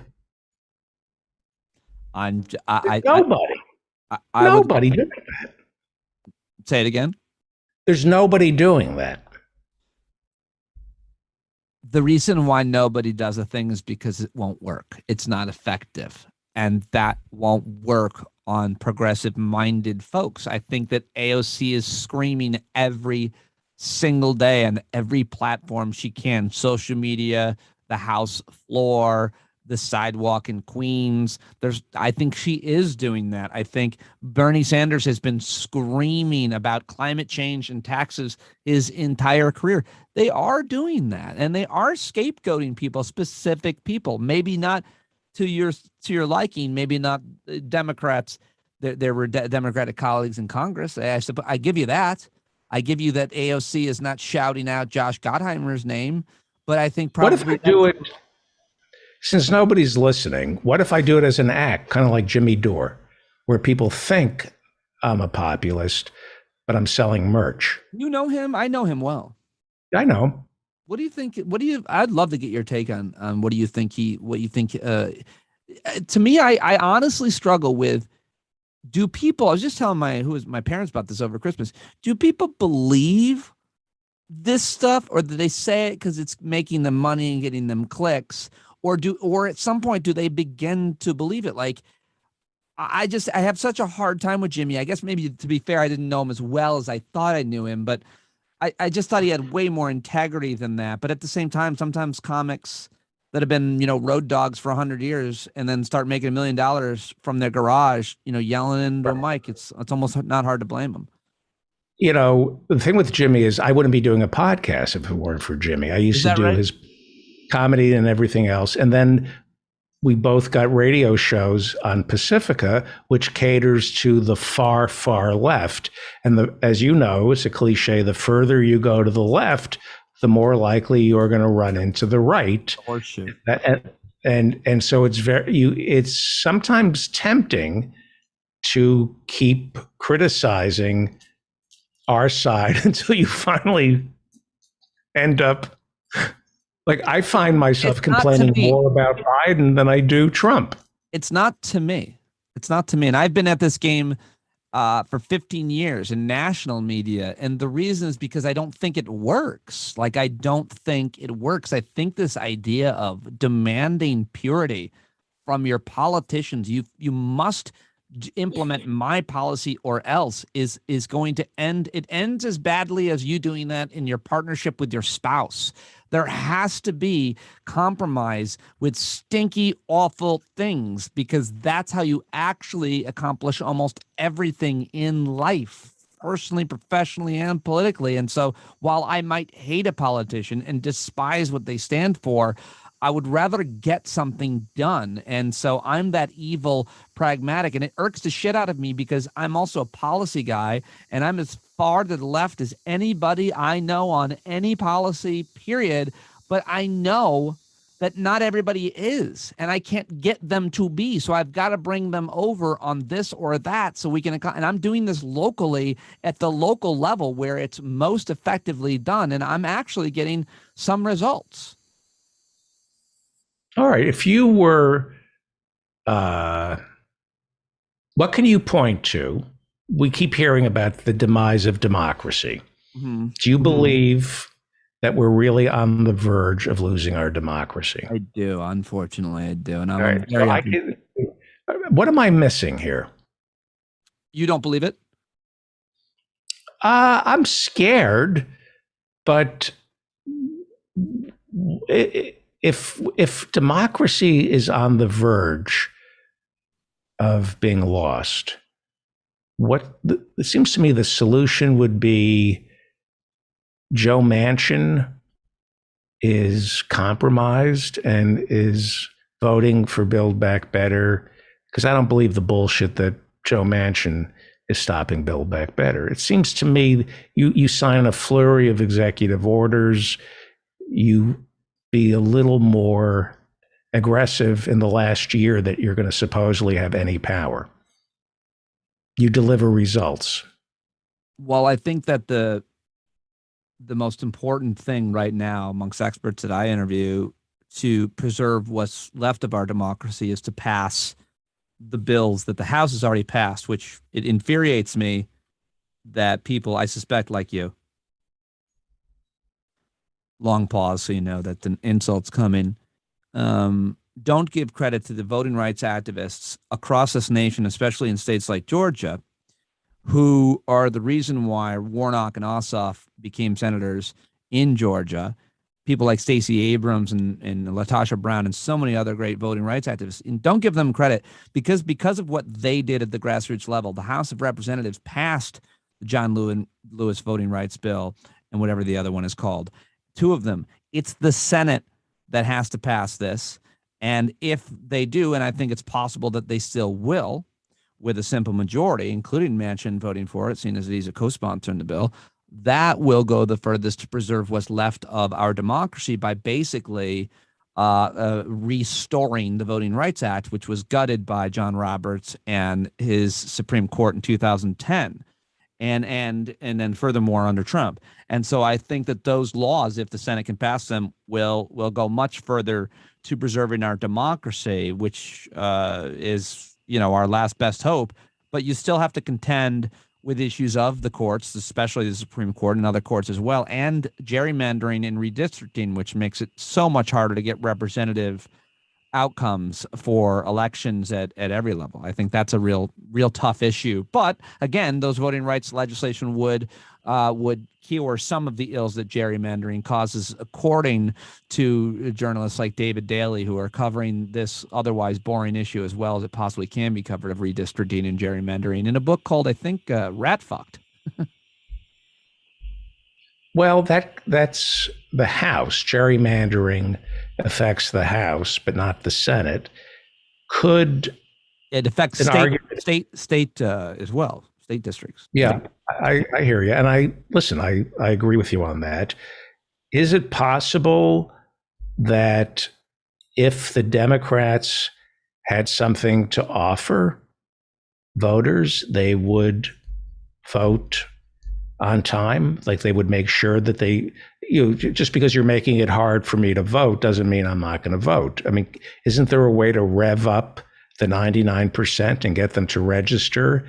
And because I think there is, and I think it happens. I think it's happening across the country. I mean, I see grassroots activists, especially in black districts. It's like the white people that are the lazy and the fortunate more than anything else. And I think that's really important. The story of America in American democracy in the last few years has been, even with Obama's election, has been a story of ordinary black folks doing, giving up their lives and volunteering and organizing and changing and saving the country from Trump and from a Republican Senate. I mean, it's the whites who are comfortable.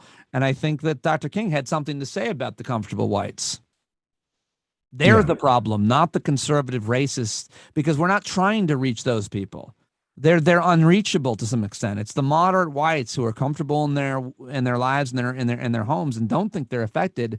And before it's too late, they come for you, and they will. And that's why I told my daughters that they have to care about these things, unfortunately, because if they don't, before they know it, they'll come for them. How bad do you think things are going to get? Well, I'm an optimist. I somehow have to believe that some unknown thing. Just the Jews. It'll just get. I'm an optimist. It's just the Jews who are going to suffer. No, I'm an optimist. Muslims and Jews gone. Let's just be clear. I think Armenians somehow will slip through because they've seemed to cede power. I think it's already gotten pretty bad for, I think, certain folks for sure. But I think that it's going to get harder.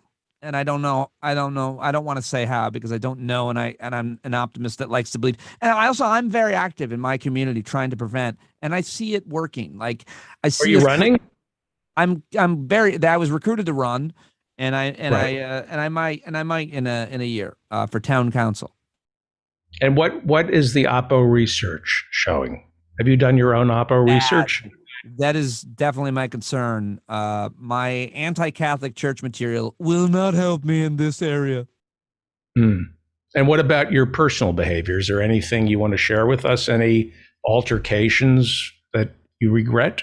When, the one, I used my power to try to hook up with a woman once. My agent's assistant at a NACA conference. We were drinking. I 100% thought she was interested in me.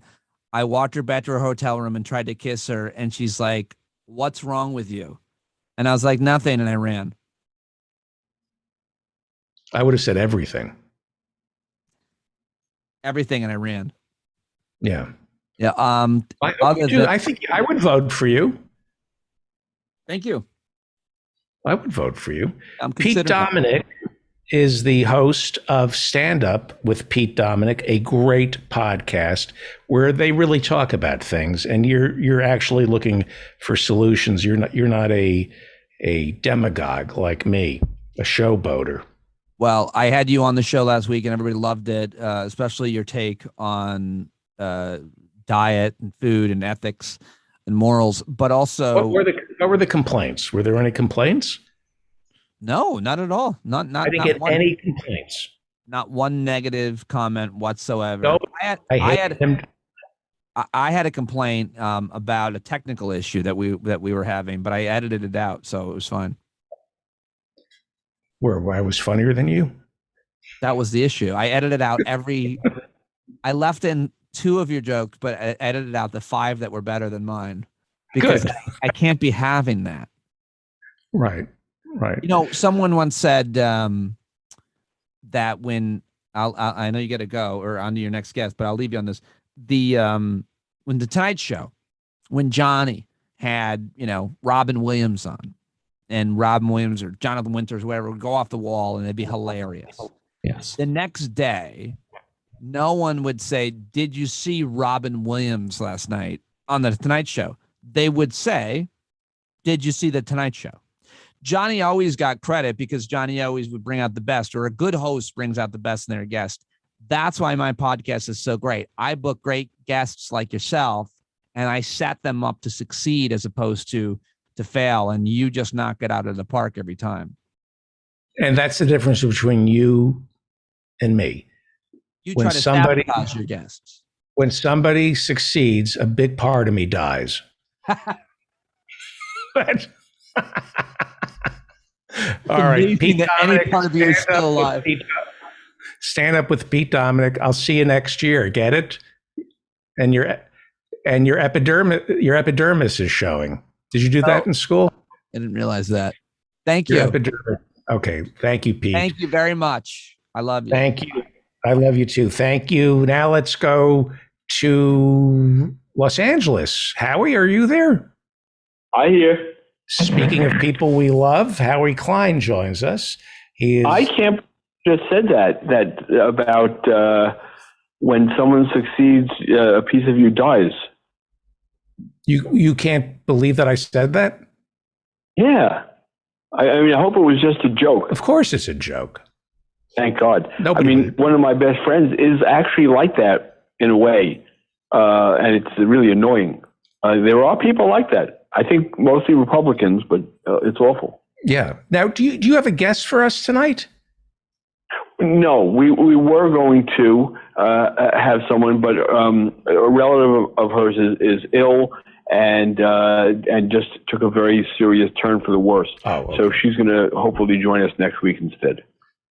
All right. I was gonna say I'm not gonna. I hope that person gets better. Howie Klein is the founder and treasurer of the Blue America PAC. They raise money for progressive candidates around America. More and more DSA candidates, or at least affiliated with the DSA.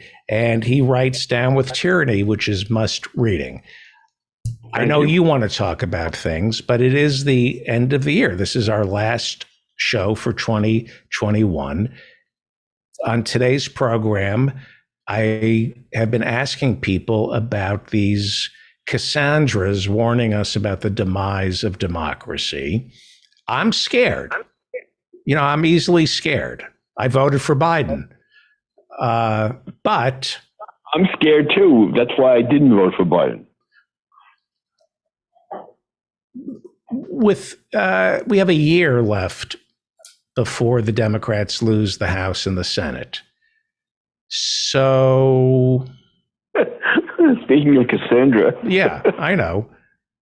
And all the Democrats can do, all the people on the center left can say is, we're about to lose our democracy. But what are they offering? What are they offering to stop this from happening? Well, it depends who you talk to. I mean, as a party, they're not offering much. They're offering that. They're scare tactics. We're going to lose our democracy, which may be true. And then as you move further to the left, there's a lot of frustration because there are a lot of really good policies that they've worked out to address these issues that have been piling up for not years, but decades. And they can't get it through a very, very tight Congress. Tightly divided between conservatives and progressives, and then the people in the middle sort of, go to one side or the other. Let me play devil's advocate here. What does the end of our democracy look like? Is it Pinochet? Is it a generalissimo? Is it a de facto or de jure fascist state? Or do we just install, a puppet? What does the end of democracy look like, and how different is it? And I'm not trying to trivialize the threat. How different would it be from what we have now? How the hell do I know? What I see happening is, first of all, we all see that voting rights are being taken away. And if they win on a little thing here, then they move to a bigger thing there. So that's one part. Can I ask you about that? Let me go point by point with you. Voting rights. Stacey Abrams. Yes. That election was just stolen outright.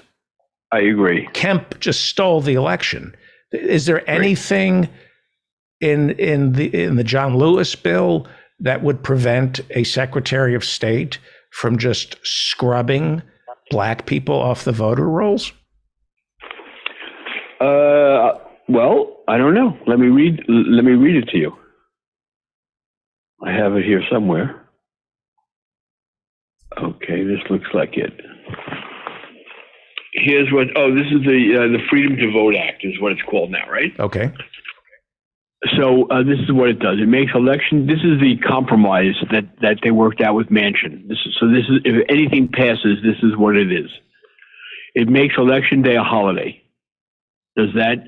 What does that do? So it allows more working class people to vote. It ends gerrymandering. So that doesn't address the problem that you're talking about, but it's very, very important on many levels, both statewide and federally. Number 3, it combats anti-voting laws working their way through state legislatures. That's more of a addresses what you were talking about, but not fully. It requires states to allow 15 days of early voting, including 2 weekends. It massively expands voting access through automatic voter registration and election day registration. It increases election security by creating a national standard for voter-verified paper ballots. It implements a national voter ID standard with reasonable alternatives like utility bills or bank statements. So that's the one that the conservatives insisted on. Right. Requires voting machines be made in the U.S. So they can't be made. Yeah. They can't be made in Venezuela in the past anymore. Right. It protects nonpartisan election officials from partisan interference. Great. It shines. That's important. It shines a light on dark money, and when it says it shines a light, it means it exposes who's giving it. It doesn't stop it from happening, and it makes it harder for billionaires and special interests to buy elections. Well, I don't know how they do that, but that's the bill. That's the things that the bill is supposed to cover now. And that sounds pretty great. And then you're going to ask if it has any chance of winning. Does it have any chance of winning? It doesn't have any chance. No, it doesn't. Unfortunately, the and only whose way fault it could, can it be done through reconciliation? No, reconciliation is only a financial bill. It has to be about finance. It can't be about this. So this could only be done if there was a filibuster carve out. Now they've done filibuster carve outs before. So if there was a filibuster carve out to protect democracy, they could do that. And that's the hope that they're going to, I mean, it's the only way this can pass. So I'm kind of thinking that maybe Manchin is on board with this, because since he had a big part in writing this, or maybe not. You know, I mean, the person standing in the way of this happening is McConnell. The irony here is that there's so much now surfacing about how people on the far right, some of their like, you know, the Marjorie Trader Greens and the Lauren Boeberts, these people, they're going after conservatives. That's who they're focusing on now as their enemy, is conservatives. These are full-blown fascists. I was reading a quote today from a candidate, Joe Kent. So he's the Trump candidate who's running in Washington State against what's her name, Jamie Herrera Butler. So she's a Republican. She's a conservative Republican. She voted for impeachment. Trump's got this guy, a military guy named Joe Kent, who's running against her. And he was going on and on. When I get to Congress, I don't care about the Democrats. I'm not focusing on them. I'm focusing on Republicans. Those are our enemies. And he just went on and on about this.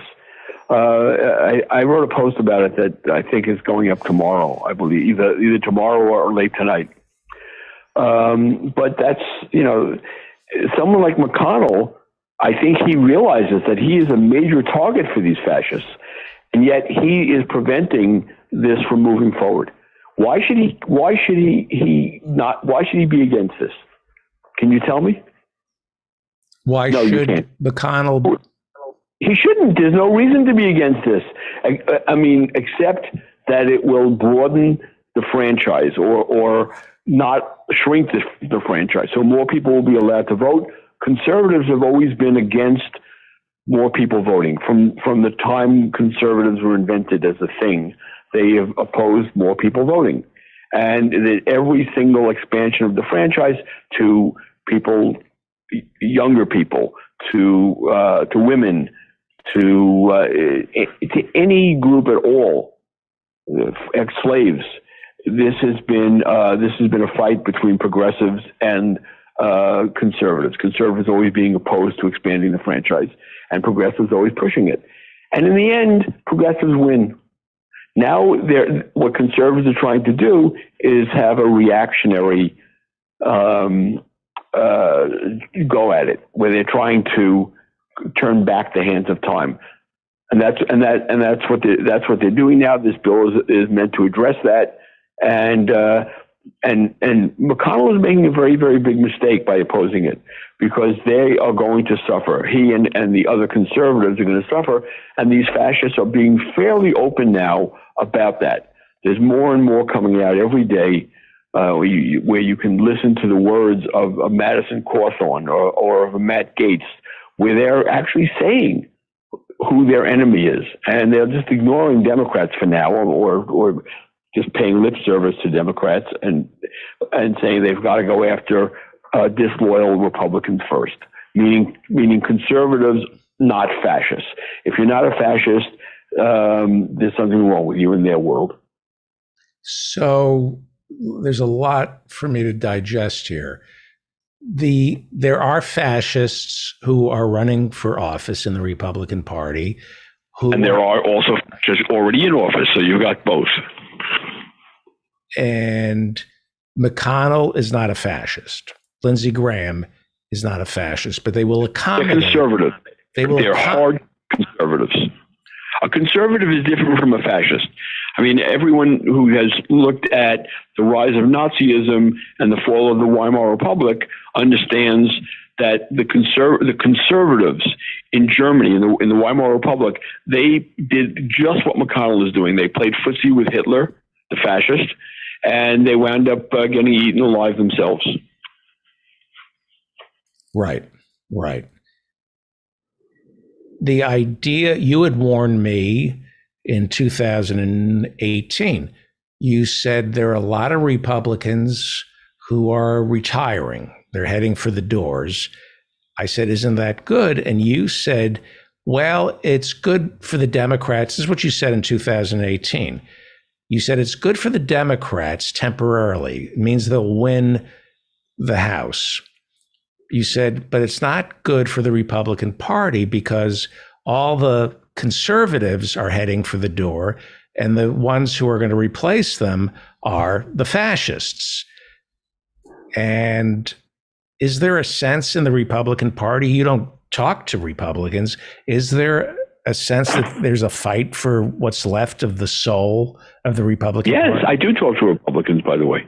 And so it looks like you can't stop the Republican Party from going full fascist. What happens then? Then we have Bill Kristol coming over to the Democrats, right? Then we're infiltrated by more right wingers. Yes, that's right. Exactly right. So, it's likely that there'll be this fascist party on the right, what's left of the Republicans. Then there'll be a progressive party on the left, a real progressive party.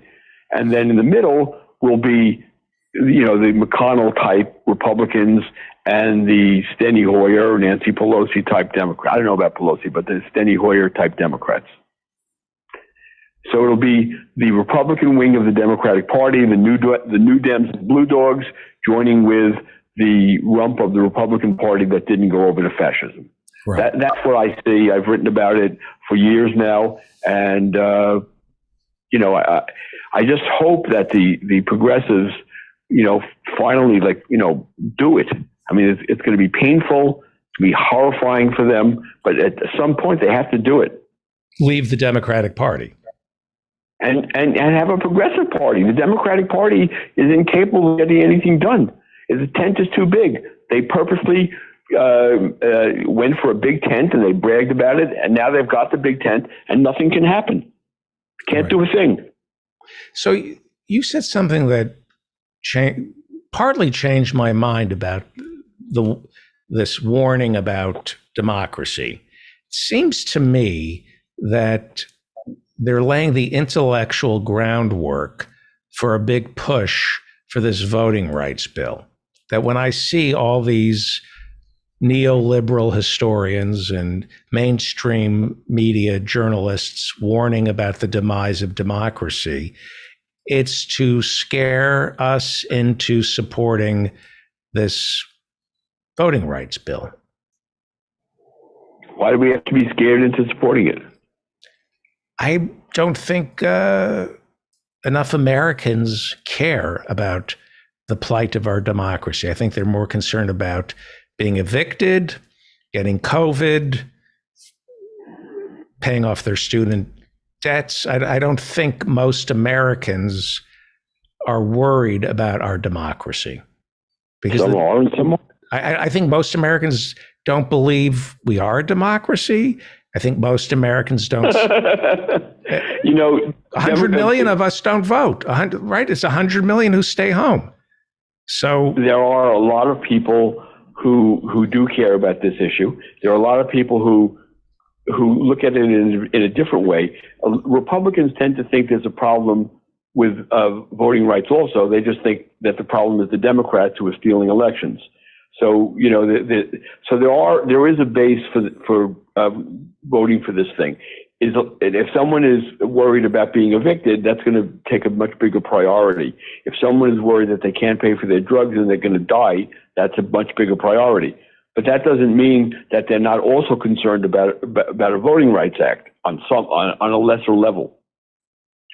People, especially who are being targeted by these Republican legislatures and who are losing their ability to participate in a democracy, or whatever is left of a democracy, maybe they're more concerned about it. There are people who are concerned, and there are people who aren't. So left to their own devices, are the fascists a monolithic entity in the Republican Party? Are they all on the same page? Do they know exactly what they want, or are they going to hive off into? No, they're fighting with each other already. I'm sure you've read some of the comments from some of these fascist commentators about Trump after he endorsed the horror of getting vaccinated. Right. He didn't endorse mandates. He just said, "I'm vaccinated. I've gotten my booster, and it'll help you from dying. It'll keep you from dying."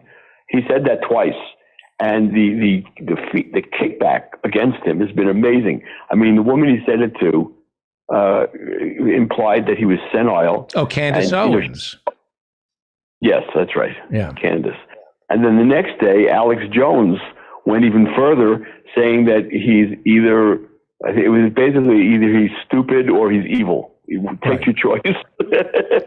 So yeah, the fascists are insane, and they're going to definitely fight with each other. So, and by the way, Alex Jones, just like they did in Hitler's time, by the way, until they finally coalesced under a very, very strict authoritarianism, and you weren't allowed to criticize. I mean, what Hitler did was, when he killed off what's his name? Ernst Röhm. Ernst Röhm. Rome, that's right. Yeah. The gay Nazi. The gay Nazi. So that's how it plays out, that you have these true believers who are absolutely insane. They might believe things that are different from one another. And then the true leader comes in and says, you're all going to believe one crazy idea or we'll kill you. That's how it works. Eventually, yeah. I mean, I'm just citing what happened in Germany. I'm not saying that that's exactly what's going to happen here. I'm just saying that's how it happened there and then. So, I mean, I don't know what's going to happen here. I can tell you, like when you ask me, like, are they going to fight with each other? The answer is yes, they're going to fight with each other. That's what they do. That's what they're doing already. And this hyper individualism that we're seeing in the United States. Wait, you're not trying to insinuate that that's new, right? Well, it's being celebrated that it's the idea that we're either taught to believe you help yourself first and then others. Or maybe not others at all. Or maybe not others at all, but you think about yourself. That is just late stage capitalism. It's late stage capitalism, which lends itself to an authoritarian fascist regime, because it evolves into that. I agree. Because if you're only thinking about yourself, you can convince enough people that Franco, Mussolini, and Hitler won't be coming for you. And you'll say, I'll keep my mouth shut because I don't approve of what they're doing to the blanks, but, Just give it time and they'll come around. We're ripe for that kind of thinking. A total submission to an authoritarian state, which we've already done, kind of, right? Yes. But when you say we, what do you mean? Like a majority of Americans? I mean, not you and I. Well, I was talking to my sister about, we were bused to a primarily African-American school. And there is this phenomenon of white liberals, leftists, who talk a big game, but when it came time to send their kid to school with the blacks or the Puerto Ricans, they weren't willing to sacrifice their precious child's education, even though they would have gotten a better education going to an integrated school. I think there are a lot of people who will wring their hands about our democracy, the death rattle of our democracy, but when push comes to shove, they're not going to send their kid to the front lines to fight for democracy, or they're not going to do it. I think most liberals, most Democrats, most people who are running the party have too much skin in the game, no matter what kind of system we're operating under. I think you could convince, I think it can be de jure or de facto. I think they'll figure out a way to make it de facto. We'll be a de facto fascist state, but nobody will admit it to themselves. Well, there'll be people saying it. Like there have been for years people saying it, and more people are saying it now. You know, there was a fantastic article in the Atlantic this morning. Too bad I can't remember who wrote it. But I just loved it. I thought it was so well written, and it was. And then by the end of it, though, it was very, very, very. Is this about democracy? Yeah, I think it's Gelman or something. Gelman. No, it wasn't Gelman. He's great, also.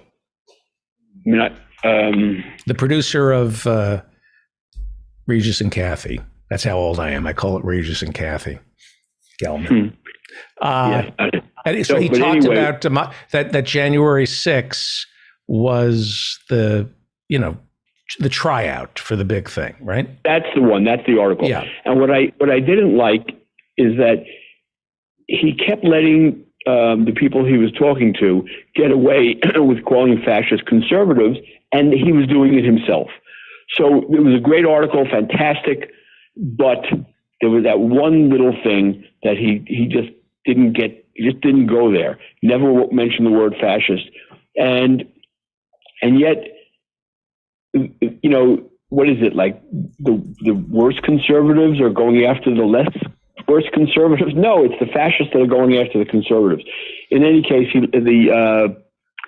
the hate talk radio guy that he spent so much time talking about just kept on saying, where we conservatives are being being abused by fascists, meaning Democrats.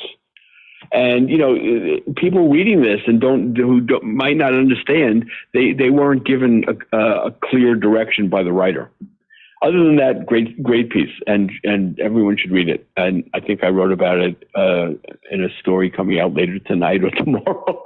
Sorry, can't be more clear about that. Let's talk about our generation's Dr. Strangelove. You wrote about it over at Down with Tyranny. I loved it. I just loved it. Did you see it yet? Yes, I did.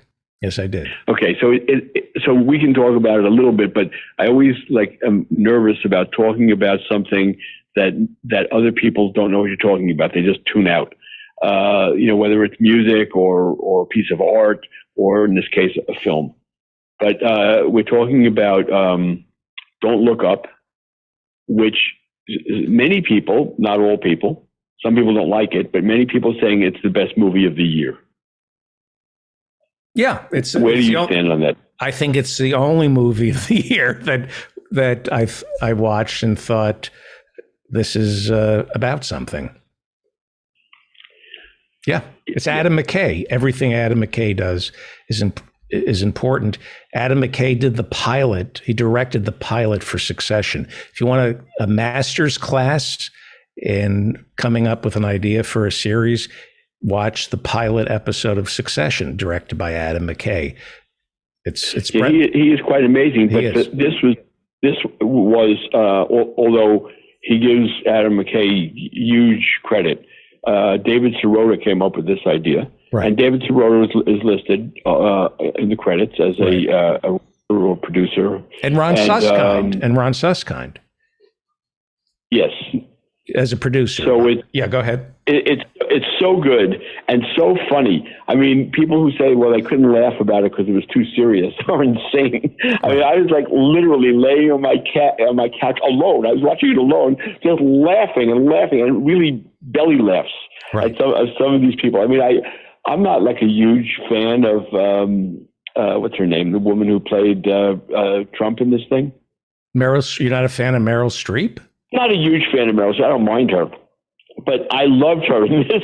She was Right. so great. I mean, she was portraying like someone who isn't quite as stupid as Trump, but Trump. Right. So now, And then, do I you don't want know to give it who away, but the then Mark? the ending for her was like so completely fantastic Yes. that I'll never forget it. Yeah. The story is incredible. There are little moves that they do about the comet heading towards the Earth. I won't give it away, but it's such a smart indictment of us and the profiteers. And how we're approaching climate change. Yeah. This is what this is all about. Yeah. I mean, you know, I heard. In fact, I have the video embedded of David Sirota talking about how they came up with it. He sat down with McKay and he said, "We've got to do a movie about climate change." Right. And this literally they came up with this. Climate change is not mentioned once in the movie. Yeah, You you're have to have a right. little- You're right.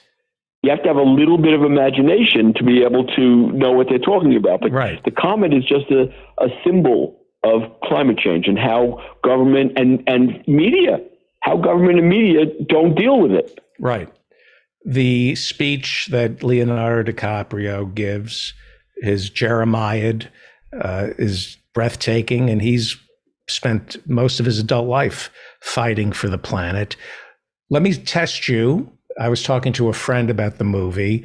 Is it Mark Ryland who plays the CEO of Bash, the Who do you think that who would you say that's like a mashup of our top billionaires? No, I figured it out. It's Okay. Doe from Heaven's Gate. Remember Doe? No, You don't remember Doe? I don't even remember Heaven's Gate. Heaven's Gate was the greatest cult in the history of stupidity. Out of San Diego, where he convinced everybody to put on Nike sneakers, cut off. Oh yeah, I remember that. I thought you were referring to that wasn't a movie or was a movie? No, it was a real guy. He was a guy who Doe failed at musical theater on Broadway. He moved to San Diego and he started a cult, and he convinced everybody to cut their balls off, put on Nike sneakers, and kill yourself, and that we were going to fly to the comet. I think it was Cahote. I remember, and it was like sort of like in a suburban house that this Yes, all in happened. San Diego. And Yes. that's who I'll ask somebody to ask Adam McKay, but I think that's who the Mark Ryland character is partly based off, the guy who wanted to fly to the comet. Doe. His name was Doe. Okay, I mean, yeah, I won't disagree with you that was part of it, but I was thinking more in terms of the owner of Like Zuckerberg, or it's an amalgamation, but I think Zuckerberg as much as I was thinking about the other one. All right, the guy who owns Amazon, the guy who owns hell is it, that company? Elon Musk. That's privatizing space travel. Yeah. Amazon, Elon Musk. Yes, Elon Musk. Thank you. It was on the tip of my tongue. But yes, I think it was based. I think Adam McKay, here's my theory. that Sirota and Adam McKay wrote it that way. And I think the guy's name is Ryland, played it like Doe from Heaven's Gate. That's where, I think the actor has to find the character. And I think he came up with, I would love to find out. But most importantly, everybody look up Doe from Heaven's Gate. It's been close to 25 years. Nobody has, in terms of death cults, the closest I'd come to is the Republican Party. But even the Republican Party. Isn't that like a cheap joke? What do you expect anything more from me than a cheap joke? You think I'm capable of anything other than playing to the lowest common denominator? Your predictions. What are we talking about in a month before we go? What is your prediction? It's the end of the year. What is your prediction? In a month? In a month. What's going to happen like by the end of January? What will January 6th bring? What will the 1-year anniversary bring? And I don't think too much. I do see the committee coming up with they're starting to move at a more rapid pace, and I think they're going to come up with some great stuff. How about that as a prediction? Great. Well, I'm great. Thank you for a great year. We love you here, and next we'll start bringing on some more candidates. Next time I talk to you, I have to defend the Democratic Party, or at least the people. There are no candidates. It's interesting. Until the progressives splinter off, every candidate you're bringing on is running in the Democratic Party, right? Right, but they're all pretty critical of the Democratic Party. So they are all running as Democrats, and they're trying to have a smile about it. But some of them very openly feel the same way about the Democratic Party that we do. Yeah. Howie Klein, read him over at Down with Tyranny every day. He is also the founder and treasurer of the Blue America PAC. They raise money for progressive candidates and DSA candidates around America. I think he's endorsed every member of the squad before they got elected. Is there any member of the squad you didn't endorse? I'm embarrassed to say that there is. We didn't, and it's for a very specific reason. Ariana Presley? Yes. Yeah. And the reason was because she was running against a good progressive. And I just felt, why put our energies into, helping someone to run against someone who's already very good, who we had endorsed in previous elections and who had done great things. But in the end, she's better than he is. But she's the least squaddiest of the squad. Would you say that? No, I wouldn't. Oh, okay. I'm wrong. All right.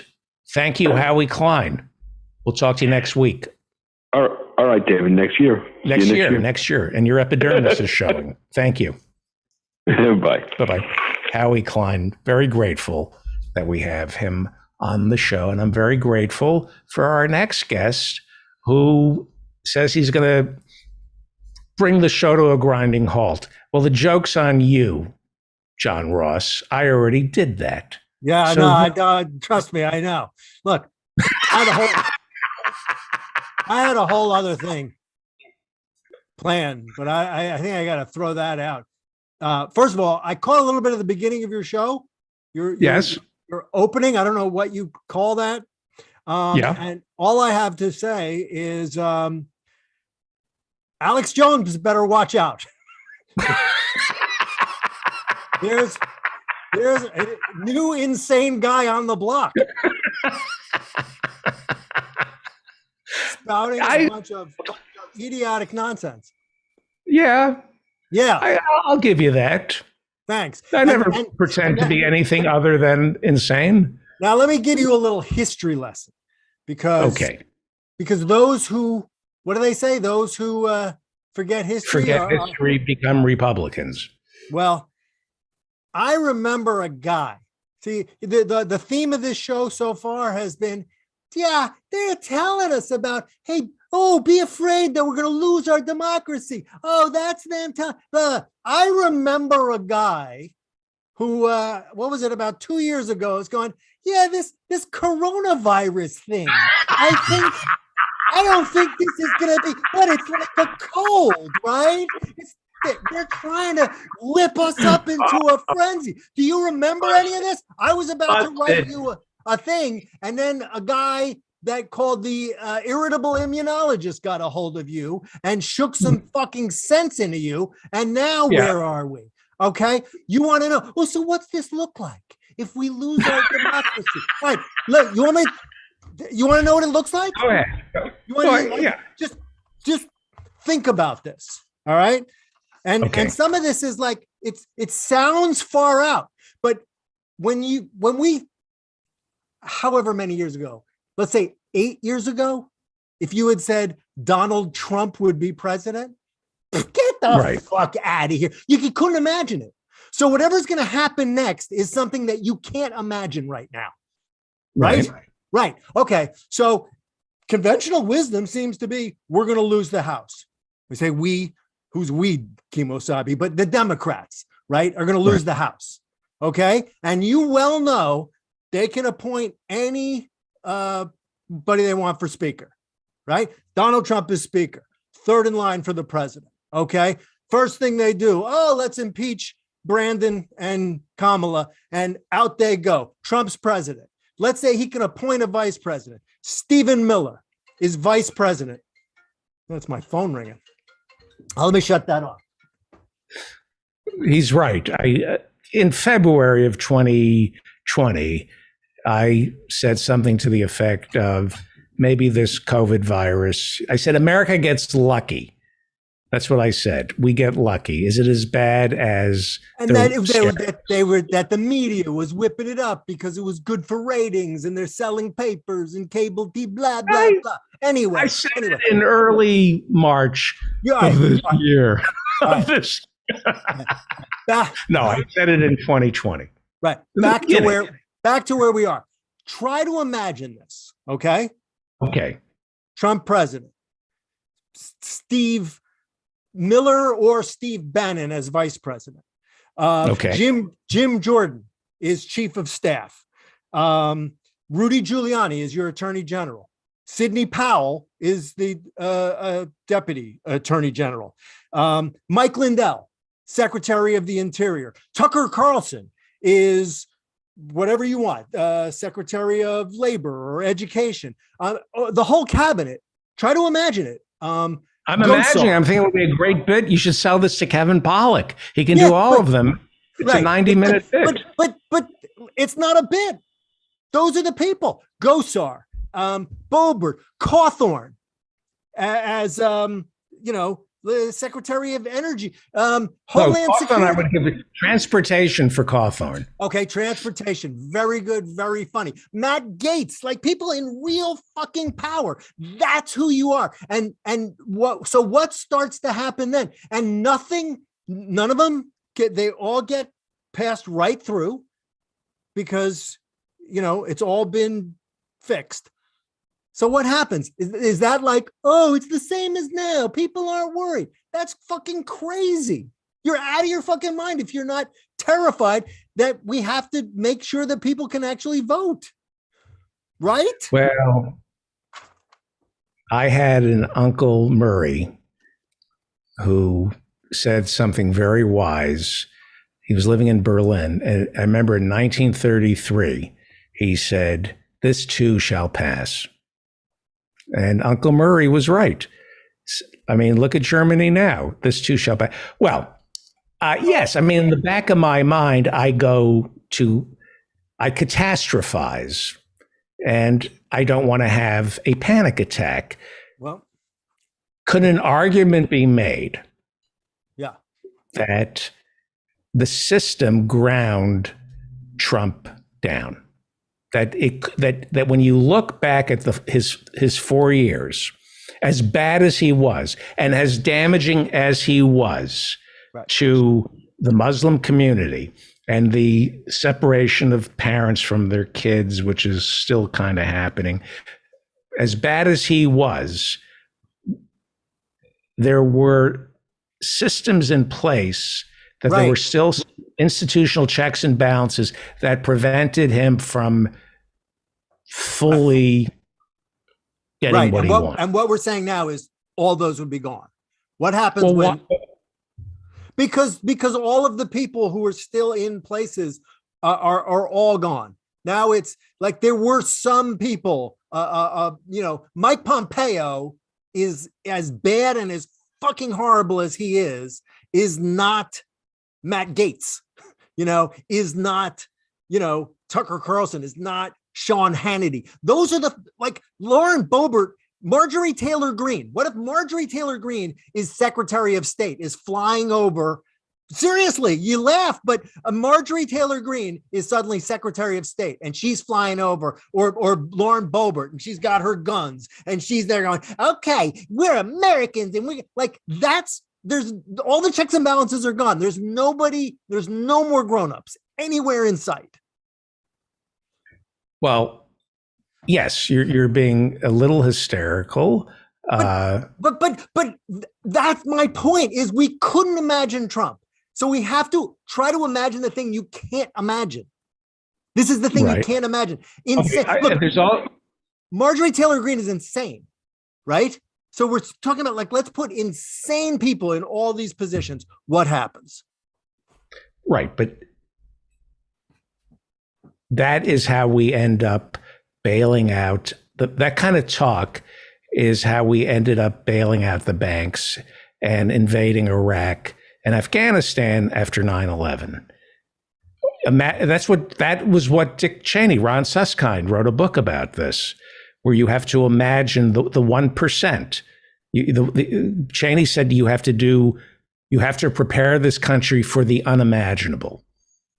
Well, he was what was unimaginable, the invasion of Iraq. When you try to anticipate the unimaginable, you're going to go to insanity. You're going to go to Hitler. I'm saying Franco. I'm saying not as bad as Hitler. Franco, maybe Pinochet. So calm down. We're only looking at 18 years of a generalissimo. Look. All right, you're right. I'm overreacting. All right, so tell me how bad it's going to get. Tell me. So okay. So no. Okay, so Trump is Speaker of the House, and then President. Let's say. And they impeach. You need what? 3/4 of the Senate to impeach. 2/3. What is it?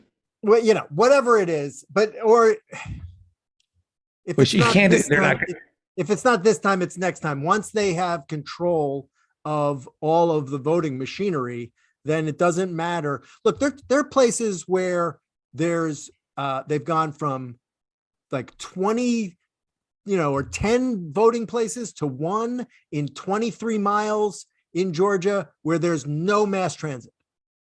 No mass transit. So how is somebody going to go 23 miles on a Tuesday?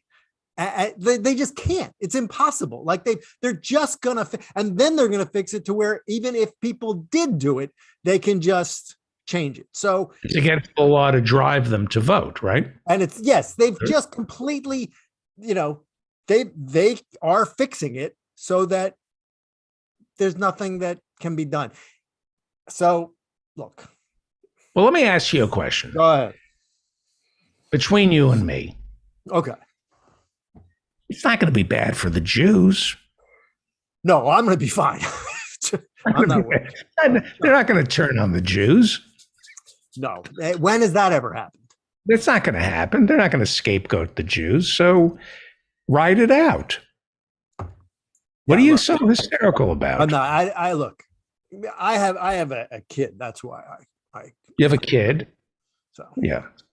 So you're scaring the shit out of me. Oh, I'm sorry. But they're not going to come for somebody like me. No, they're not going to come for you. No, you'll be okay. I'll be okay. I'm not saying anything that challenges anybody. They know nobody. Huh? They know nobody listens to you. Nobody's like the NSA would come back to President Generalissimo Trump and go, "Listen, you're not paying me enough." Yeah, they'd come back and go, hey, it's like 8 hours. They listened to like the first 20 minutes and it was like, I couldn't do it. He's good. Oh, So play it out. How bad does it get? And then what happens? We become a Christian theocracy. yeah. I mean, certainly. Would you convert? Sure. Would you be a converso? Yeah, why not? That seems like Would you there- name names? Would you name? what names do they want? People who claim that they're converted, but they're still practicing in their basement, their old religion. Would you name names? In a second. Yeah. If I could get a show on state TV in a second, I would turn you in. Yeah. I would just turn you in. Yeah, I know. Well, that's your earlier thing about revenge. I mean, I know you want. I don't know what I need revenge on, but now what about revenge? I'm not. What's wrong with revenge? I think Pete Dominic said it. It poisons your soul. I'm already poisoned. That's true. Maybe So it would purify my soul. Yeah, you know what? It would be like in the cartoon where, you get bonked on the head and you get amnesia and they bonk you again and then you get your brain back. And it would be like that. Like you got no soul and then a little bit more revenge and suddenly that reminds me of a Christmas Carol. You know what they should do? Here's a pitch for you. Take this to your big showbiz friends. I want the modern Christmas Carol, okay? Where Scrooge, right? Who was, how old is he in the Christmas Carol? He's like 75, 80 years old, right? He marries some super young, hot, trophy wife, right? And he has Scrooge Jr., right? And in the meantime, he has Scrooge Jr. And in the meantime, Tiny Tim has grown up and he started a business. And Scrooge has the business and Scrooge Jr. Scrooge Jr.'s business destroys Tiny Tim's business because Tiny Tim is always giving workers time off. He's letting them leave early on Christmas Eve. And so suddenly, Scrooge Jr.'s grinds him into the ground because that's how it would actually work. I like that. I watched ETV was running It's a Wonderful Life on Christmas. On Christmas. And I thought, all right, I'm not going to watch this. I've seen it so many times 40 years ago. I'm not going to play.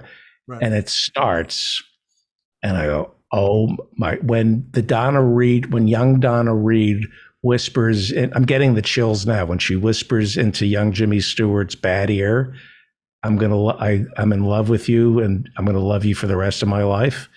I almost started blubbering.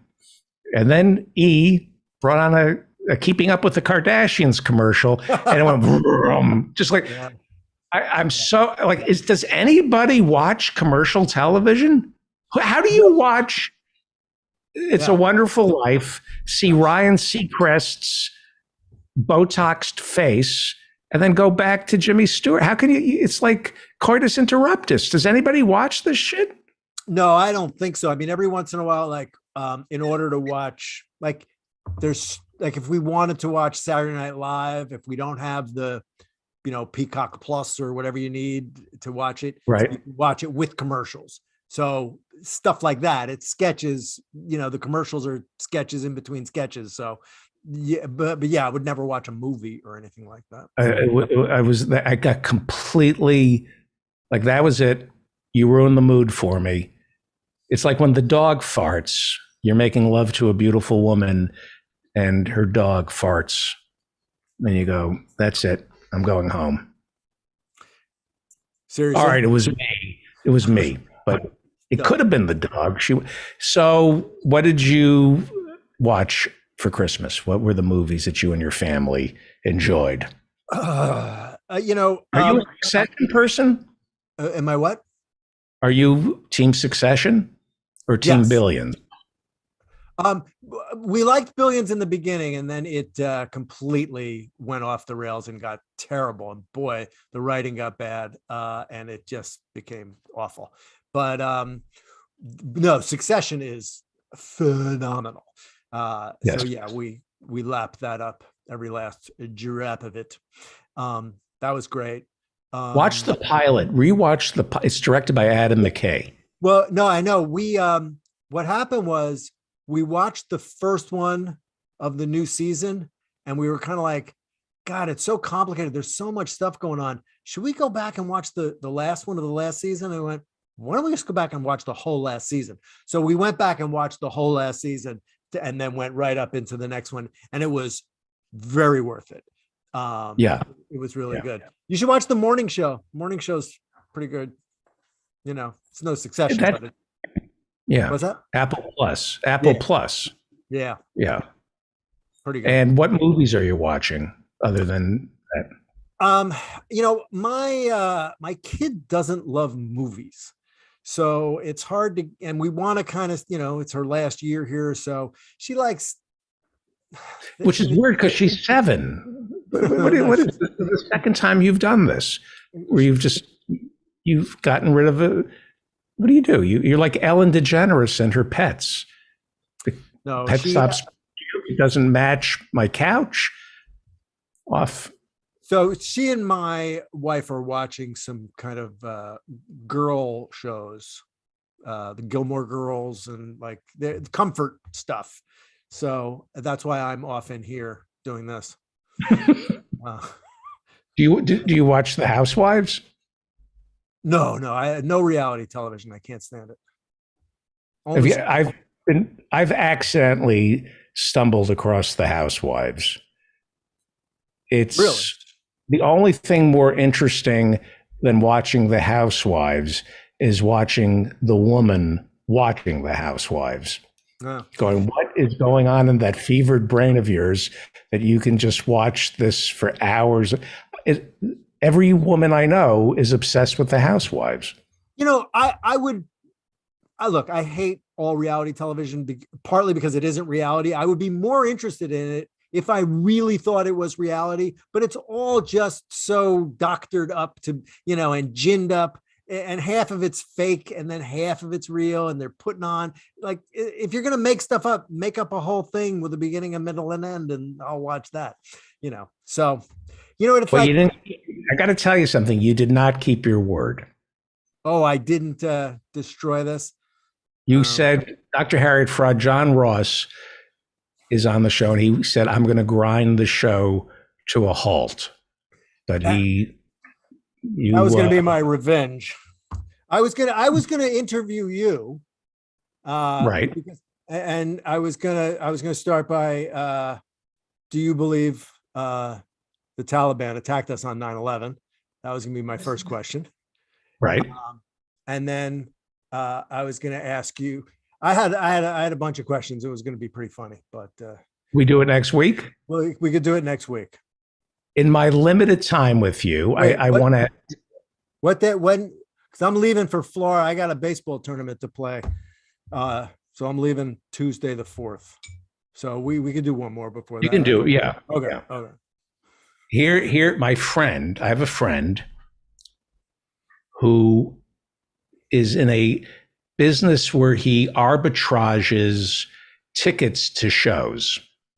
He sells them in the secondary market. I grew up with this guy, and he can tell me how every comedian or rock star or Broadway play is doing. Right. And so I said, why don't you create a jealousy index for me?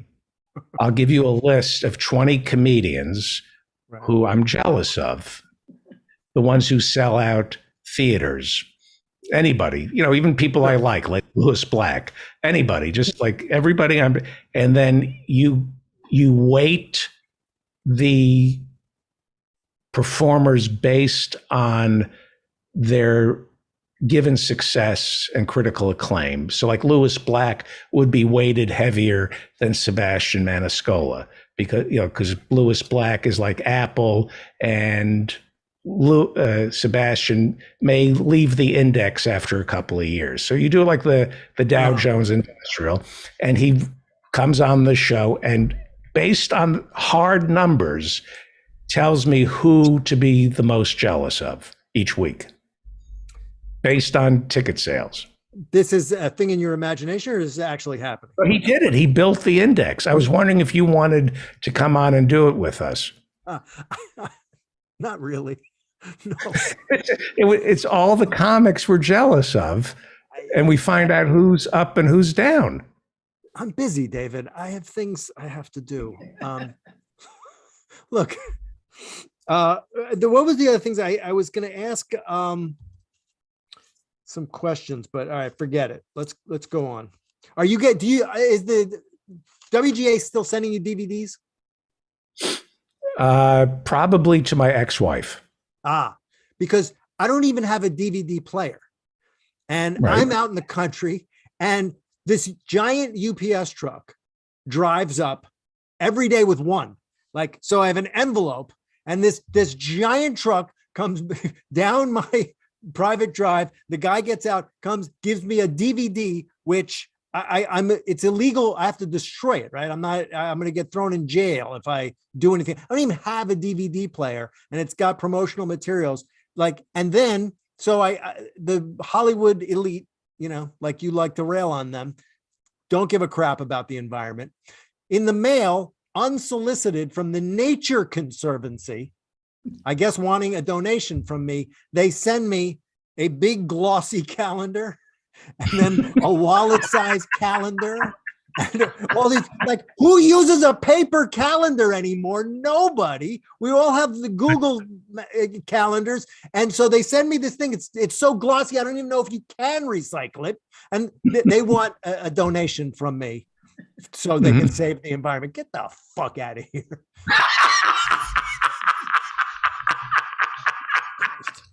Fun with friction. Follow this man. Yes.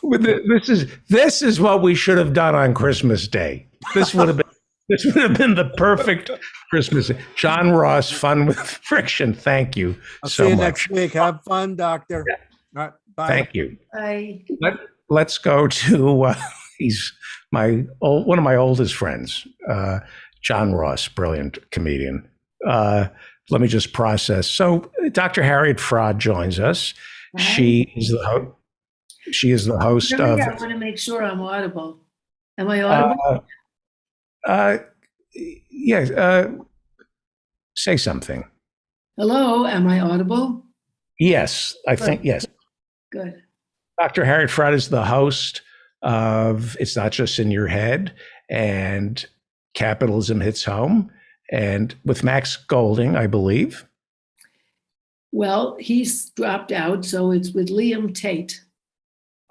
Okay. And starting Wednesday, January 3rd, I'll be on WBAI at 2:30 on Wednesdays with Interpersonal Update USA. Wow, WBAI, Pacifica. Yeah. That's fantastic. Yeah. WBAI. Well, That's fantastic. hopefully. Wednesdays at 2:30. Yeah. That's great news. That's great news. It's always good to be on terrestrial radio, and maybe I always hope that we could save it. I think it's like vinyl. I think Americans, young people, are so accustomed to not listening to the radio that once they found something good on the radio, they would turn off their podcasts. But it's been destroyed by Bain Capital and Clear Channel. The question I'm asking everybody, and John Ross answered it at the top of his segment, he scared the hell out of me. I spent the weekend being told by the mainstream media that they can hear the death rattle of democracy. Now, I'm always wrong. Luckily, but I'm sorry? Yeah, lucky if that's what you think, then lucky you're wrong on that one. This thing, democracy, I mean, it's taking longer than Rasputin to die. This democracy has been dying since Rasputin died. How bad can it get in terms of losing our quote unquote democracy? Well, I think if you have the best democracy money can buy, you already lost it. And that's Right. what we're getting. And so unless there's a mass movement to stop it, and if Trump runs in 2024, we've kind of normalized fascism. not exactly fascism because the armed forces are not behind him. They're divided. The armed forces have 30% of people who are African Americans, but then they probably have about 20 or 15% who are virulent white supremacist young people from the South. So I don't know. I don't know what will happen there. Right. They have a problem with white supremacists in our military and in our police and in our government and in our corporate suites. We have a problem with white supremacists in America. The catastrophizing that's going on, I go from zero to catastrophe. So Yeah. but if you talk to people, they often say things like, we're going to be replaced by robots. We're going to all be living in an alternative universe. The climate is going to be destroyed. What's the point? The first thing. Give up, I guess. And it's always, look, you could always find a good reason to give up if you don't want to struggle to do something better. What do you say to young people? We have 100 million Americans who could vote but don't vote. And I know we've talked about how hard they make it for people to vote. But it's not it. People don't think that they have any representatives. And in many ways, they're right. That neither party is looking out for a non-corporate existence. They're both dependent on corporate donors, and they are both captured by their donors. One of the reasons Biden doesn't go and really fight for anything is because they want the same corporate donors that the Republicans have. And if he doesn't fight for anything, he'll get even more money. And so that once you have that kind of money, you get the best democracy money can buy. And the only antidote would be a powerful socialist movement that demands an end to that in ways that can't be refused.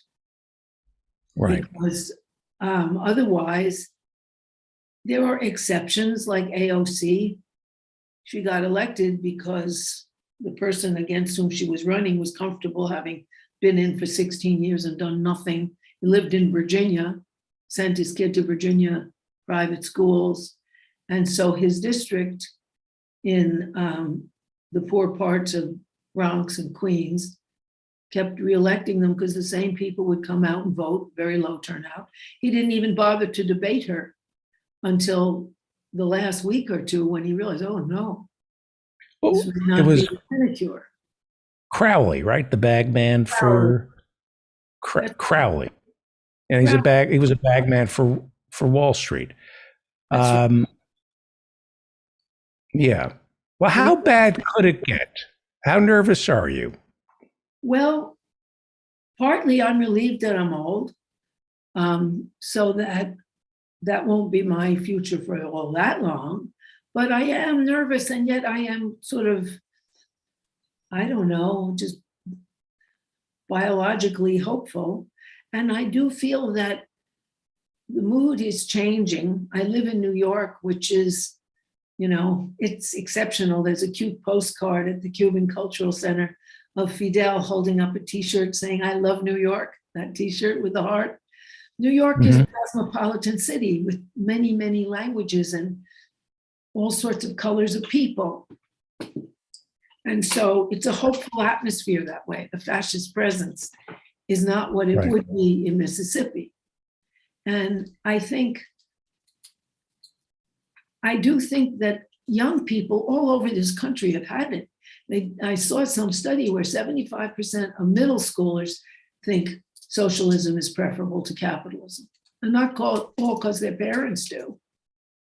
And they're active. I think I mentioned that walkout at Tompkins Square Middle School to protest sexual assaults because the boys were all watching porn for a year and then assaulted the middle school girls when they got back to school. So 100 girls walked out of school. And they called the Daily News and other stations and they got coverage. And so I was thinking, wow, kids 11 years old, I wouldn't have done that at 11. And then I looked it up on Google. A lot of people, middle school students, are doing something. It's not just high school students. And so I Right. think it is dawning on them that as things are going now, they have no future and they better do something about it. And so I'm hopeful for that.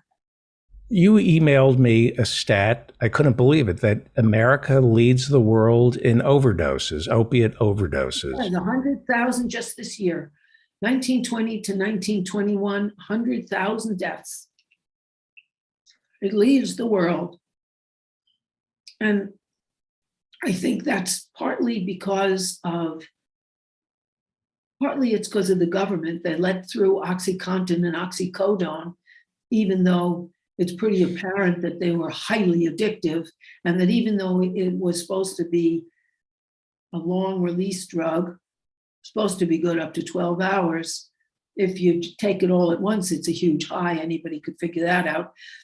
And if they couldn't figure it out, well, then once they introduced their next variation, they allowed that too, even though there was an epidemic which spiked once OxyContin was released. Also, the FDA didn't bother really looking at the study that they did. Purdue Pharma, who produces OxyContin, and the Sackler family, who haven't seen a day of jail time, even though since they released it, 600,000 people have overdosed, not all of OxyContin, but 75% of OxyContin. Started on OxyContin, then when they can't get the OxyContin, they start shooting heroin. Right, because OxyContin was passed as a 12-hour pain relief drug, even though in the studies, it only lasted for 8 hours and people were desperate for the pain relief. Also, once they started cracking down a little bit on the release of opioids like M&Ms at the doctor's offices, people couldn't get the opioids, so they went to heroin, which is an easy transition. Right. And so you have the government with its lax FDA, bribable FDA regulations.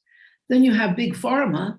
Purdue Pharma hired McKinsey and others to heavily market this to doctors, to give them supplements starting at 30 grand for advertising this among their peers, for rewards, for larger advertising. CVS, Walmart Pharmacy, and Walgreens together in one Ohio town that had 19,000 and some people, they sold what would amount to 400 pills per person. Unbelievable. Amazing. And they too are supposed to, by law, report suspicious activity. Well, they got paid too. And they figured out how to maneuver it so it didn't show. So that it's big pharma and it's big friend, big pharmacies, big pharmacy chains, the doctors who prescribed it, and worked together. And so did the whole advertising industry, making this seem like a dream and playing down the addiction. And so that it really was a capitalist bonanza. Meanwhile, the Sackler families had the Sackler wing at the Louvre in France. They had the Sackler collection at the Guggenheim, the Sackler chair here and there. And so, and the Sackler presence on the Museum of Natural History. So everybody liked them because they gave money. It was only die-ins at those locations that got those people's names off of things and got them off the board. But that combination of paying off people so you look like a philanthropist and you don't look like you robbed old ladies and killed their kids to get the money, you just got the money, and they haven't served a day in jail. They did give away 3.2 billion, but hey, that's nothing. They made $37 billion off this. Right. So we say he's a mixed bag. I remember Eli Broad, the LA real estate mogul who, was responsible for homelessness. I had a rabbi who wanted money from him, and the for the building fund, And the rabbi said, he's a mixed bag. I said, no, he's a piece of He's a piece of excrement. shit. And He's a even piece if there of is shit. a quarter in the bottom of the shit pile, it's a big bag of shit with a quarter in the bottom. Right. And I said to the rabbi, you realize this is exactly how the Vatican got built with these indulgences. It's complicated. McKinsey got fined like $100 million for advising Purdue Pharma, but McKinsey also invests in big rehab. So they're going to get all that money. They paid a fine. They get it both sides. They have medically assisted rehab, and so where they collect, and drugging people where they collect. So they make money no matter where you turn. But once you OD, they don't make money off you. They have to turn to someone else. If you're middle class in America, upper middle class, and you have an opiate addiction, you have to go broke, right? You have to go into unless you can get a doctor to prescribe legally, which they certainly, if you pay a doctor enough, you probably can. You know, if everybody in that Ohio town could get the equivalent of 400 pills, you can get a doctor to write that you have something that requires this. The people what who is it, methadone? What, is there a pill to deal with addiction? Methadone is the same thing. Substitution. The people who are addicted is a very good book by two scholars, Ann Case and Angus Deaton, very prestigious. She's at Princeton in economics. He's at UCLA and got a Nobel Prize in 2015. And they did an exhaustive study. They pull the punch that has anything to do with capitalism, but it's a very exhaustive study, that deaths of despair. They show that the people who are dying overwhelmingly are people between 44 and 55 years old, who are working class people and who don't have a college education. In other words, they're going nowhere. And white. And most of them are white, because they expected at this point in their career, even if their career was working in a factory, they'd have seniority, they'd have a place in their community, their marriage would be intact. Now they don't have that. If they have a job at all, it's minimum wage or close to it. Or since they're farming out jobs as much as they can to temp agencies, so that they don't have to give you any benefits ever, and you don't have a place, and you don't have colleagues you can count on. So you're displaced from that camaraderie also. And if you were a little businessman, your hardware store or your grocery store or your clothing store, it's all taken over by Walmart. And if you get a job at Walmart, you'll make $15 an hour if you're lucky, and you have nothing. And your wife has to work too to support you, and she doesn't want to do all the housework and emotional care, sexual performance, and social connecting with you and your peers. So she leaves, because 70% of the divorces are initiated by women. So you got crap, you got nothing. And in order to change, we don't have a tradition of political activism. So to change your oppression, you don't get active politically with other people. You make the world look better, and you take drugs. That's why we have the most overdoses.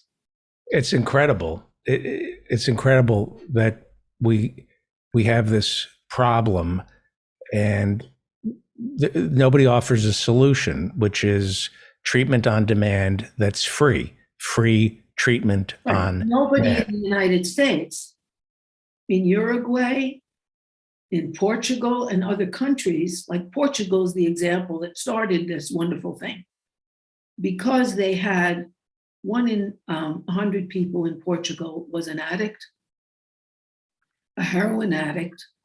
They started a new program because, they have for the last 12 to 15 years, they've had a government of a troika, 3, the socialists, the communists, and the Greens, and an equally group-run government.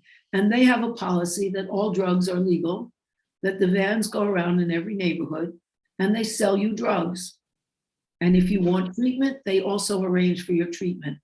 But if you don't, all the drugs come through the government and you pay the government. So you're never injecting cement in your veins or anything because the drugs are clean and they help you if you want help. If you don't, that can't be done in the United States. You could not. The current iteration of America is there would have to be a public-private partnership where Purdue Pharma is making money. is driving around and the government is Subsidizing. yeah. We talked about this on the show. Black people, when it comes to Oxycontin abuse, got the better end of the stick, the racist stick, because doctors would not prescribe. They do a different type of pain management with African Americans because they're racist and they don't believe in African American when they say they're in pain. They say, you're just trying to get drugs from me. So there are fewer African Americans who are addicted to Oxycontin. Right. And also they don't go to the doctor that often because they don't have the money. And if they happen to have insurance and they're not in the 29 million people who have no insurance, then they have huge copays. And so they don't go. And also drugs were associated in the mind of J. Edgar Hoover, who was very influential in drug policy, as a Black thing. And he was a horrible racist. And so it really became a war on drug users, not a war on drugs. The country— He viewed black people and communists as the biggest threat to national security. They were inseparable in his mind, right? Right. That's right. They were both terrible threats to be defeated. Right. And so it became a war on drug users, not a war on drug proliferation. The country of Uruguay, which had a long independence, struggled from their dictator, who reigned for a long time. The head of Uruguay was a socialist, and he was put in a well for 20 years as his punishment. Occasional food was thrown down, but he had a lot of time to think. And one of the things he realized is that his country is too close to the pipeline between Colombia and the United States, that they better make drugs legal or they would be a gangster state. And they did with the same kind of excellent success. It's a very successful program.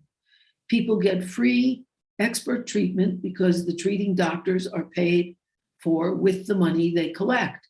And where in Portugal, it's a very, very well-funded program, that treatment, because they're selling drugs. And where they've tried to cut it, the money, there's been huge outcry. They need that for the rehab and really follow people and help them get off drugs, which they've been successful at. But those people who take the drugs can function in society because they're not poisoning themselves with illegal substances. So it's a very successful health program. And nobody has to make a mint off it because it's not private. And it's in a government, both governments, well, Uruguay socialist, Portugal socialist, communist, and green. So the idea that everything has to make money for the top isn't there. But that is a solution. It makes sense. So we don't have to be Nazi Germany in order to be a horrible country. Right. It doesn't have to be the extermination camps. When you look at across the board, all the things a country is supposed to be, we get Fs. Mm-hmm. Healthcare, F. $1 trillion a year on defense, blowing up countries. And every war, too, we have to also point out after $1 trillion a year and $8 trillion in Afghanistan all those years, we still have lost every single war since World War II. Vietnam and Korea, there was a draw, but we did not win that whole country. And we didn't win our plans to unify it either under a capitalist regime. And so We are the biggest contributor to greenhouse gases. I know China is the leader now, but overall, yeah, and China's planning to be fossil fuel free by 2050. So they do right now, they are the biggest contributor, but the United States is the biggest contributor. We're certainly we were absolutely the leaders in COVID. China has 4 times our population. It has 20 times fewer COVID deaths. No one has as many COVID deaths. And that's because the healthcare system, really profit-making, market-driven healthcare doesn't work. It's a very expensive healthcare system. And Americans are dying younger every year. That's happened for the last several years. That where other countries are not having people die younger, but the same or older, Americans are dying younger. Then also fewer of them are ever having children. They don't believe, it's too expensive, and they don't believe in a future. And they don't make enough money. No social mobility. That's right. It's on all those measures we have failed, providing for our people, providing jobs, for providing security in a secure job and a secure income, providing healthcare, providing some kind of basic nonprofit necessities of life, like healthy food, like housing, like regulation of temperature, hot and cold, like breathable, clean air, like clean water. Look at Flint, Michigan, that we are failing on all of those. Across the board. In Berlin, they won the takeover of 42,000 units from the biggest landowner in Berlin for affordable housing. They took them. And obviously it was very popular. But we're also the only one without democracy in terms of a choice of system.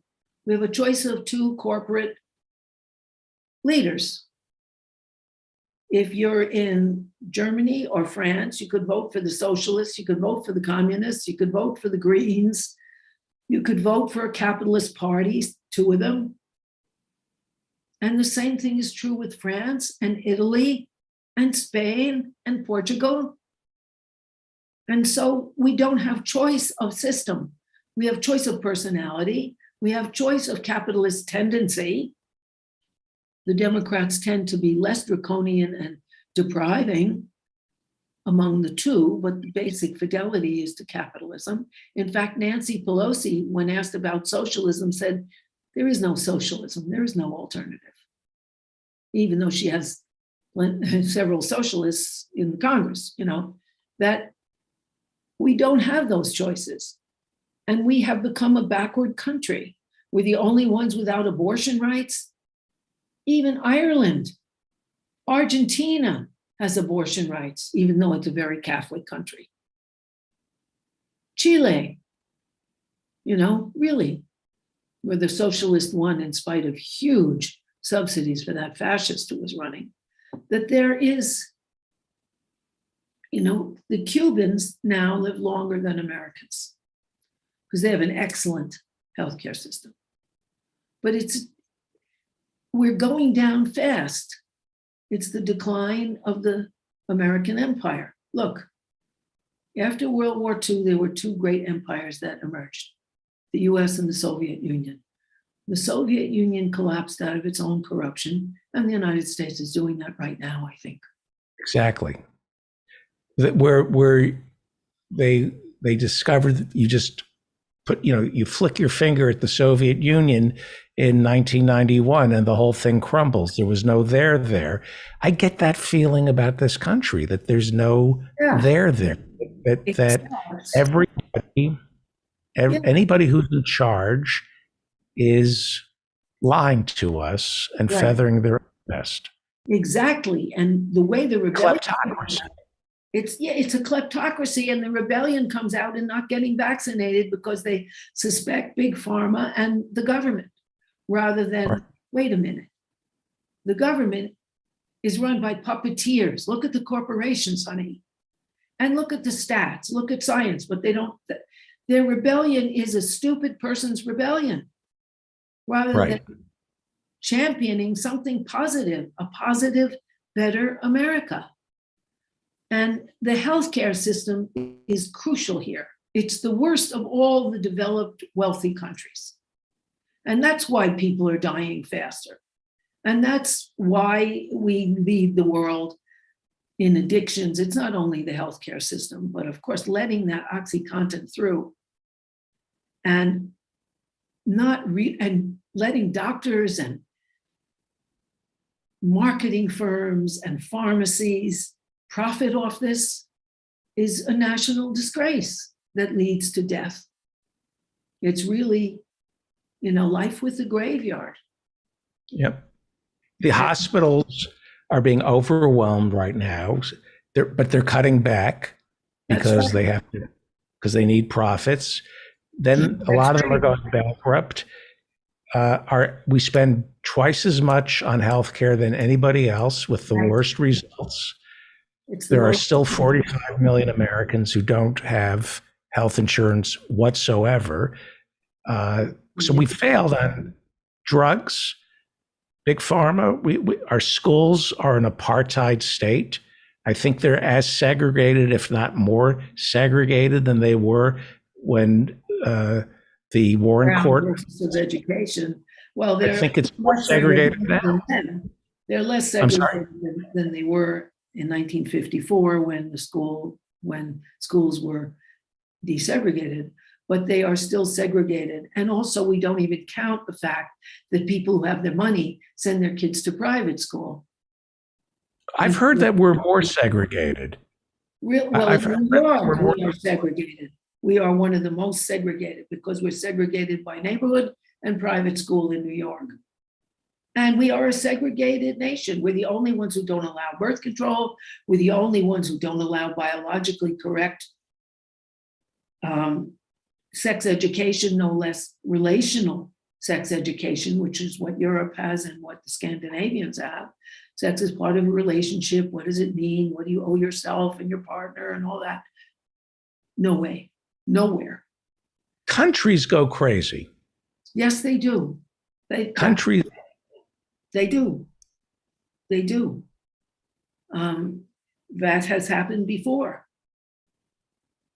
And this country is insane. I mean, what we're looking at.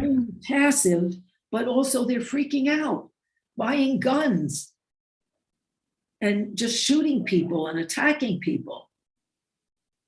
It has gone crazy because people have nothing to hold on to. We don't have a culture of collective struggle, which buoys people's spirits and is effective. Like Jane Fonda said, I demonstrate and I have my Freedom Fridays where we get arrested with our celebrities because it's an antidote to depression. You have to do something not to get depressed.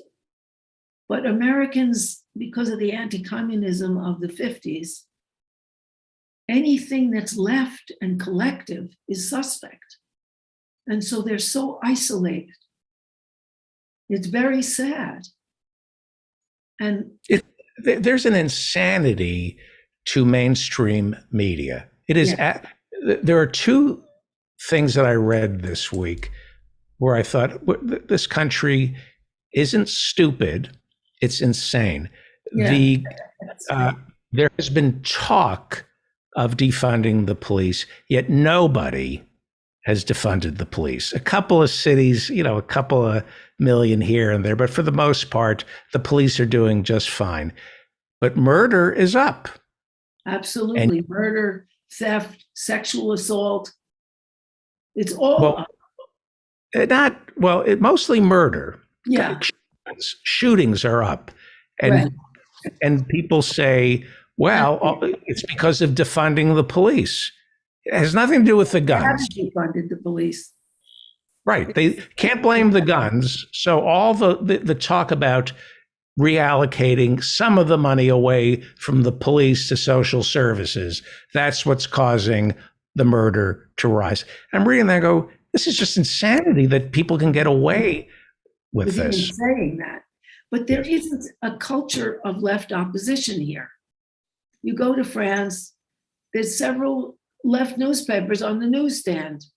There's a socialist newspaper, there's a couple of communist newspapers, there's, whatever. Same thing as Germany, Spain, Italy. We don't have a counterculture that is palpable out there and available to people the way they do there. They are too busy watching crap on Netflix, Disney Plus, Hulu, Amazon. That's all that they are educated for. I mean, they're not educated to think about anything.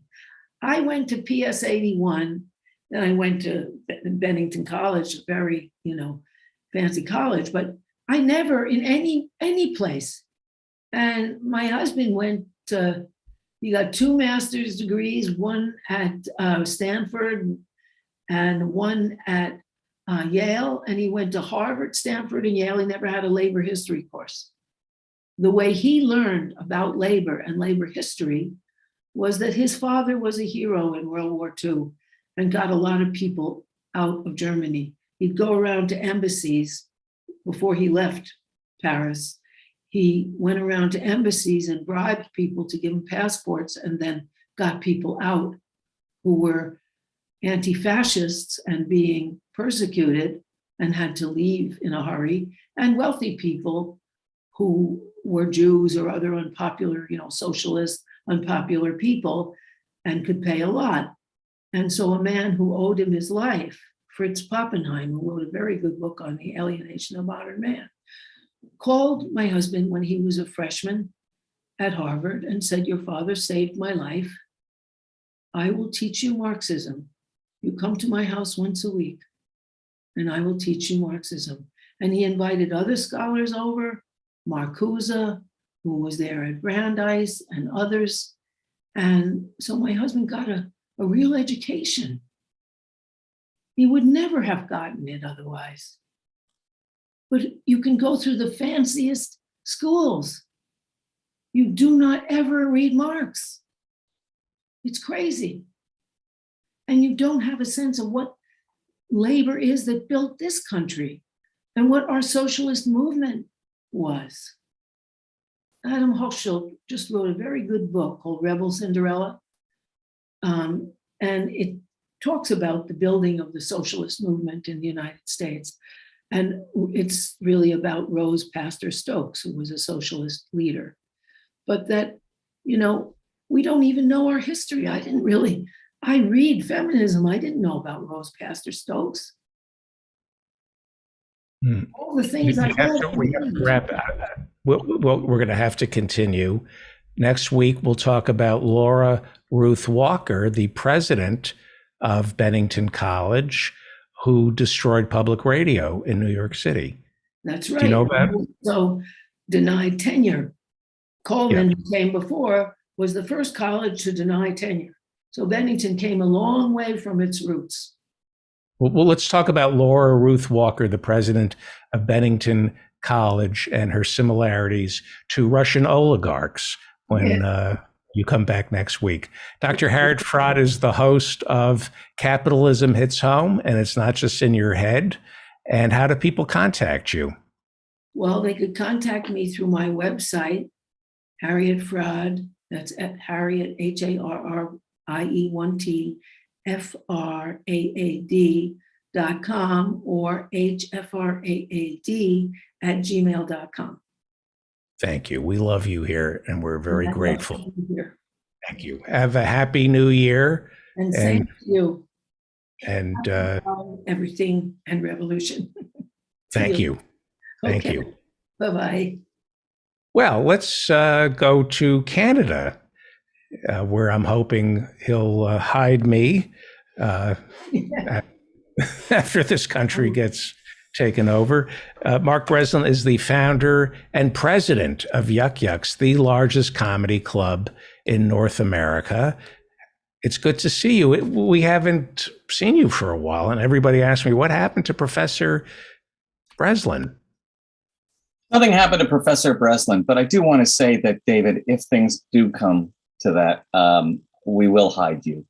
But unfortunately, I believe in hiding in plain sight. What is going on? I'm going to put a big thing on your arm, a nice yellow S for socialist. And well, listen, if they catch you, they catch you. I do appreciate that your last guest is fomenting revolution through Facebook and Google and some of the other notorious anti-capitalists that are out there. No irony there, right? Right. Well, we're not fomenting the revolution. Anyway, let's talk about how we perceive the boiling water. Like, there are some frogs in the boiling water here in the United States. Oh, David, let's talk about the Goyim instead. Like, really, I mean, come on, David. Here's the thing. It did occur to me that, just finishing up this incredible Christmas potlatch with my family, where my son got, you want to hear what my son got this year? And I'm telling you, we had the worst year financially since I started in business 45 years ago because of COVID. He got a new iMac, the new one that just came out, a package that's an upgrade package for gamers for that iMac. He got the new Oculus Quest, which is the VR headset that's wireless. It's the cutting edge. He got a beautiful Beats wireless headphones, noise canceling, so he doesn't have to hear us say, "Watch out for that car," which is very important. And what else did he get? And he got the Nintendo Switch, because he only has what do you call it, PlayStation 1 or whatever you call it, an Xbox One. So it occurred to me that only the Gentiles would have a holiday that falls on the worst weather of the year. See, the Jews are very smart. I think that our big holidays are either in the fall or in the spring, when it's kind of temperate. It's nice. You don't get too cold. You don't get too hot. But I'm telling you, they don't care. They don't care. They actually brag about how nice it is to go outside. It's fascinating to me. Anyway, now we can talk about whatever you want to talk. Oh, hang on. So what you're saying is, because the weather is so bad, because it's so depressing, you stay inside and you have to buy gifts, and they're expensive because you're trying to overcompensate. You're trying to make people happy. Well, it's even worse. It's better to give out gifts when people are already happy because they need less. Correct. Exactly. I hear you. Exactly. And Right. I think that's a pretty good theory. What about Australia? What is? I would assume a Christmas in Australia is not as commercial because it's the dead of summer. No, and I was in Australia for Christmas a number of years ago, and all I got was a kangaroo. So, it was pretty stupid, but there were some gift cards in the pocket. How does that work? Does Santa come down to air conditioning vent in Australia? I think so. And then he bounds. Well, he replaces the reindeers with a duck-billed platypus, and they carry him to wherever they have to go.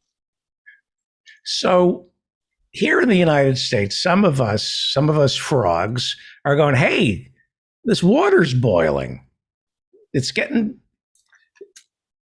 Do you see the end of democracy? What do you think is happening to the United States? I think people on the right are so intent upon getting their way that they will destroy the country to get it. And what do they want? What do they want? Sorry?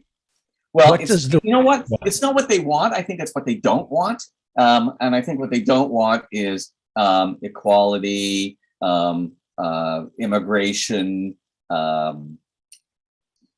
gay rights, any of these things that, people in New York City take for granted.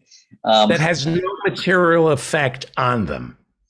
They want all the things that have no effect on their life whatsoever. I wouldn't think so. I mean, I don't know. You live in a place that you live in a gated community, and whoa, who just moved in? It's a gated community. It's not not everybody's supposed. Yeah, but we can say you have to be able to sell so for them, they're the frogs in the water as the water starts to rise and get hotter and hotter and hotter. I mean, it doesn't take a genius to look at the demographic maps and realize that probably in another 10 years, it will be very hard to elect right-wing Republicans in almost any place because the demographics will change.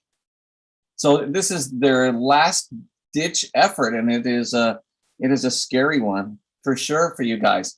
It's not the same in Canada. This sort of stuff doesn't exist exactly. We have other problems, believe me. What you're saying is the white nationalists have recognized that they cannot win through electoral politics, so they have to win through other means. Yes, that's right. Right. Or by gerrymandering the electoral politics in such a way that it's no longer really electoral politics. It's something else. I've never seen this in my lifetime. I mean, there were some pretty horrible people in politics in your country over the last 50 years, but nothing like this. I don't think Nixon even would have ever thought of, tearing down the country. Is it social media? Is it that we get to hear Nixon's tapes? I mean, there were Nixon's tapes where he's talking to Billy Graham. I mean, we heard horrible things in the Oval Office when the tapes were released. Have we gotten to the place through social media where there's no buffer anymore? We hear everything. We hear everything, which is both good and bad. It's good in a sense that people can't hide anymore, but it's bad that you can't say, you will be called on no matter what, you will be called on for something that you said in jest, 10 years ago. I don't think that's a good thing, but it's pretty hard to hide now. I mean, a politician like Kennedy could sneak women into the White House. I don't think anybody could do anything like that anymore. Right. I was reading about. There's anything wrong with that? Nothing wrong with that. No. I was reading about rock music. I wanted to ask you about comedy. So there are various genres of comedy, as there are various genres of music. Things change. Nobody could imagine that rock and roll would die. We still say, he's a rock star in economics. He's a rock star of politics. We still make the term rock star synonymous with bigger than life, when in fact, rock and roll, except for some aging boomers, is dead. Rock has died and has been supplanted by rap and pop and whatever. Things change. Jazz died, swing died. Comedy will never go away, but things change. What are you noticing? People always ask me about the future. What's going to happen in the future? And if I really knew, I would be so rich and I'd be living on an island. But I don't know. Steve Martin. Well, what are you saying? What are you saying? Comedy evolves, right? I'm sorry. In Born Standing Up, in Steve Martin's book, he says comedy evolves, and that was an interesting thing for him to say, because it's true that whatever we're watching now is, I think, pretty much more sophisticated than what you would have seen, 50 years ago, but not exclusively. I mean, there was Lenny, there was George Carlin, there was Richard Pryor, and I don't know who these people are today. I don't know if they exist today. I don't know who the equivalents are. I hate to think it's, just Bill Burr. There's got to be something more than that. I don't see anybody who occupies that position. So when you say it changes, there's a certain suggestion that it's getting better, but I'm not sure it's getting better, and I'm not sure it's getting worse. I think it's flattening out. I think that what's happening in comedy, which is happening in music, happening in a lot of things, is that there's the median level of competence is much higher than it ever has been, but the amount of genius is lower. Right. And it's the world stage. I was reading in Haaretz about Lisa. She's an Austrian comedian. Have you heard about her, Lisa Eckhart? No, well, she says she's Austrian. She may be German, like Hitler said. But anyway, go on. Well, she makes that joke. Oh, okay. She's been accused of anti-Semitism. She goes after everybody, and she says, "I don't know why the Jews are so offended by my material. I'm an Austrian who dropped out of art school and moved to Germany. What could be terrifying about me?" I'm reading her, and she's effing brilliant. She's like, must be 30. She used to do poetry slam, and she has, I guess she does her act in German, but it translates into English. It's really funny. And she's making fun of Jews in Germany, which is never a good idea, but very literate. And I think America is falling behind in terms of smart comedy. I think you're saying really, go ahead. No, I was just going to say, I can't judge it because I haven't heard it personally. So I can't say what the level of irony is in it and whether she's truly anti-Semitic or anything. Well, probably not. But I wondered if you saw last night's Curb Your Enthusiasm episode. Not yet. Can I wreck it for you? Wreck it. Well, cannot wreck Curb Your Enthusiasm. Well, it has the best Holocaust joke maybe ever. I've written the best Holocaust, and All so right. have you. Let me tell you what happens in the episode. Okay. Our hero, our protagonist, has to go to has to go to the Holocaust Museum in Los Angeles for some kind of some kind of a presentation, a book signing for somebody. So he goes, but on the way, right outside, he steps in dog shit. So he doesn't know what to do. So he decides he'll just take off his shoes because he can't get rid of the dog shit, and he throws the shoes in the waste paper bag. The big Does he see the shoes? The shoes piled up. You got it. Well, you're a writer, so you knew where this was going. So he goes in and he sees the shoes piled up, but not. Yes. He doesn't grab the hair, just the shoes, right? He doesn't take the hair. Although he could use it, but nevertheless, plugs. Well, I don't know why nobody ever thought of using them for plugs. They're just sitting there. That's funny. Anyway, So he sees the shoes, and he takes a pair of shoes and he puts them on and walks away. But that's not the way it ends, because he has a girlfriend, like a lady friend, who did not go to this event because she lost her grandfather in the Holocaust. And it turns out that these are his shoes. And she breaks up with him.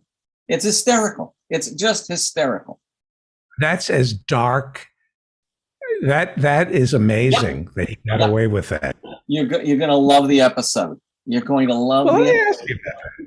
Yeah. Does that stuff belong on? I'm just, for you and I, if the conversation doesn't turn to the Holocaust within 3 minutes, I think, is Mark okay? Why he hasn't brought, is Dave okay? We're not making Holocaust jokes. But does that belong on HBO? Does it trivialize the Holocaust? Well, I think it belongs on ESPN, but nevertheless, yeah, I think it belongs on HBO because I think that people who watch HBO are smart enough to figure out where the joke is in all of this. The joke. Do you know that I gave him that the one with Paul Sand where he writes the lottery numbers down on his arm and he thinks everybody's being nice to him because they think he's a survivor? That's hysterical. That was my. That's hysterical. That was based on real life. I had a neighbor, I won't mention her name, who was a racist and a bigot, and everybody said she was from the camps. And I said to my kids, "There's no way this woman is a survivor because nobody would be as racist as she is." And I'd go outside when we would talk to her, and I'd be checking her arms for the numbers. And Well, I had a friend who would go to Holocaust survivors meetings and look at their arms, write down the numbers, and then play them on the lottery. well, that's what Larry turned it into. He I said, see. Okay. he said the numbers are the lottery. That's the actual episode with Paul Sands. That was, anyway, my claim. When you say, does it belong on HBO, do you mean people won't be smart enough to understand where the joke is and that will foster more anti-Semitism? Is that what you mean? I'm just saying this for the sake of conversation. Well, sure, but in terms of its conversation, how stupid do you think people are? Very stupid. Well, they're stupid. I think that joking, and I do, joking about these kind of tragedies for protected classes ends up making it more banal. And, you know, I've watched some of these QAnon people who have big audiences, and they make these types of jokes about slavery, the Middle Passage, about the Pulse nightclub shooting, about the Holocaust. And, you know, I think, okay, what is it when people say we're laughing at it? That's good. Well, maybe certain things shouldn't be laughed at. I'm just throwing that out there. No, I don't think it's that certain things shouldn't be laughed at. I think that certain people shouldn't laugh at certain things. And I think there's a big difference between professional comedians who know how to say these things in such a way that it's not supposed to be prescriptive behavior for others to follow, and the kinds of people you're talking about that you see on on the internet, QAnon people. I think there's a big difference. I think the context of everything is based on what you've done before and what's coming afterwards. When somebody puts up a piece of art, we're not talking about political art, just incomprehensible art, and you look at it and you go, that's just a piece of white paper. But if you take a look at the rest of their work and you see what they did to get to the idea of that white piece of paper, then it changes that white piece of paper and what it means as a piece of art. So I think you really have to take into you have to figure out what the context of the person who's saying it is before you would judge it. Yeah, let me put it another way. When I make these jokes, it's okay. When anybody else makes these jokes, it's terrible. Right.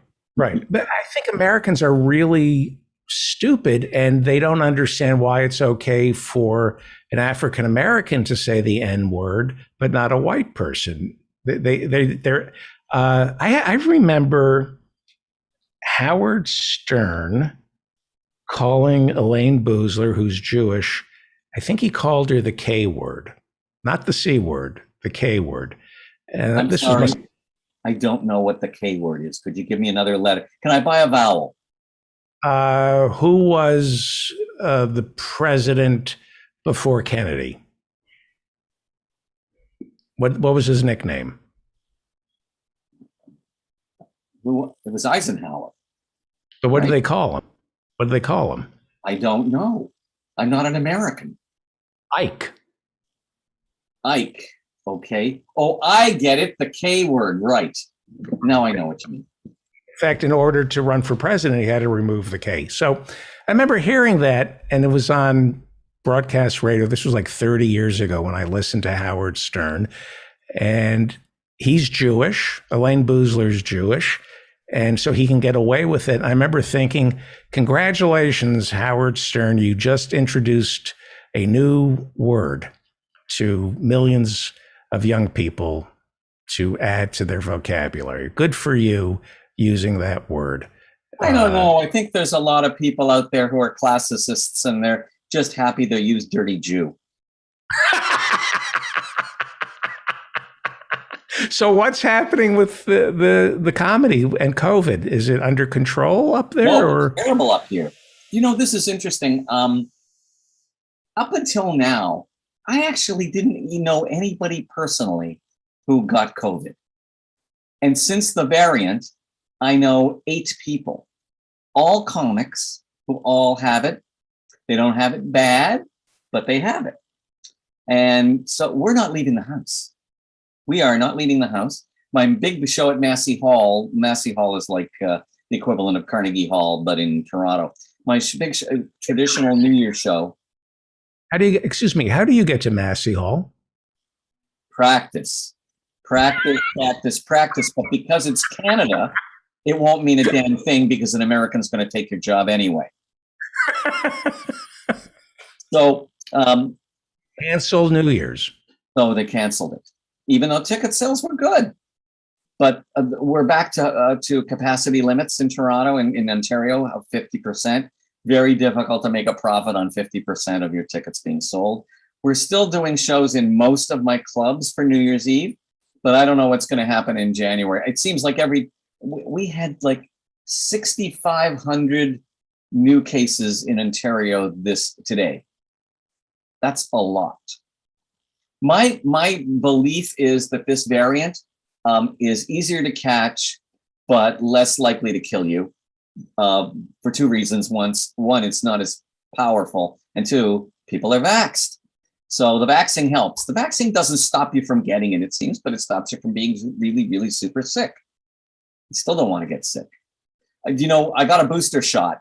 And in Canada, it's not as easy to get a booster shot as going to the Walgreens and saying, give me my booster shot and a pack of smokes.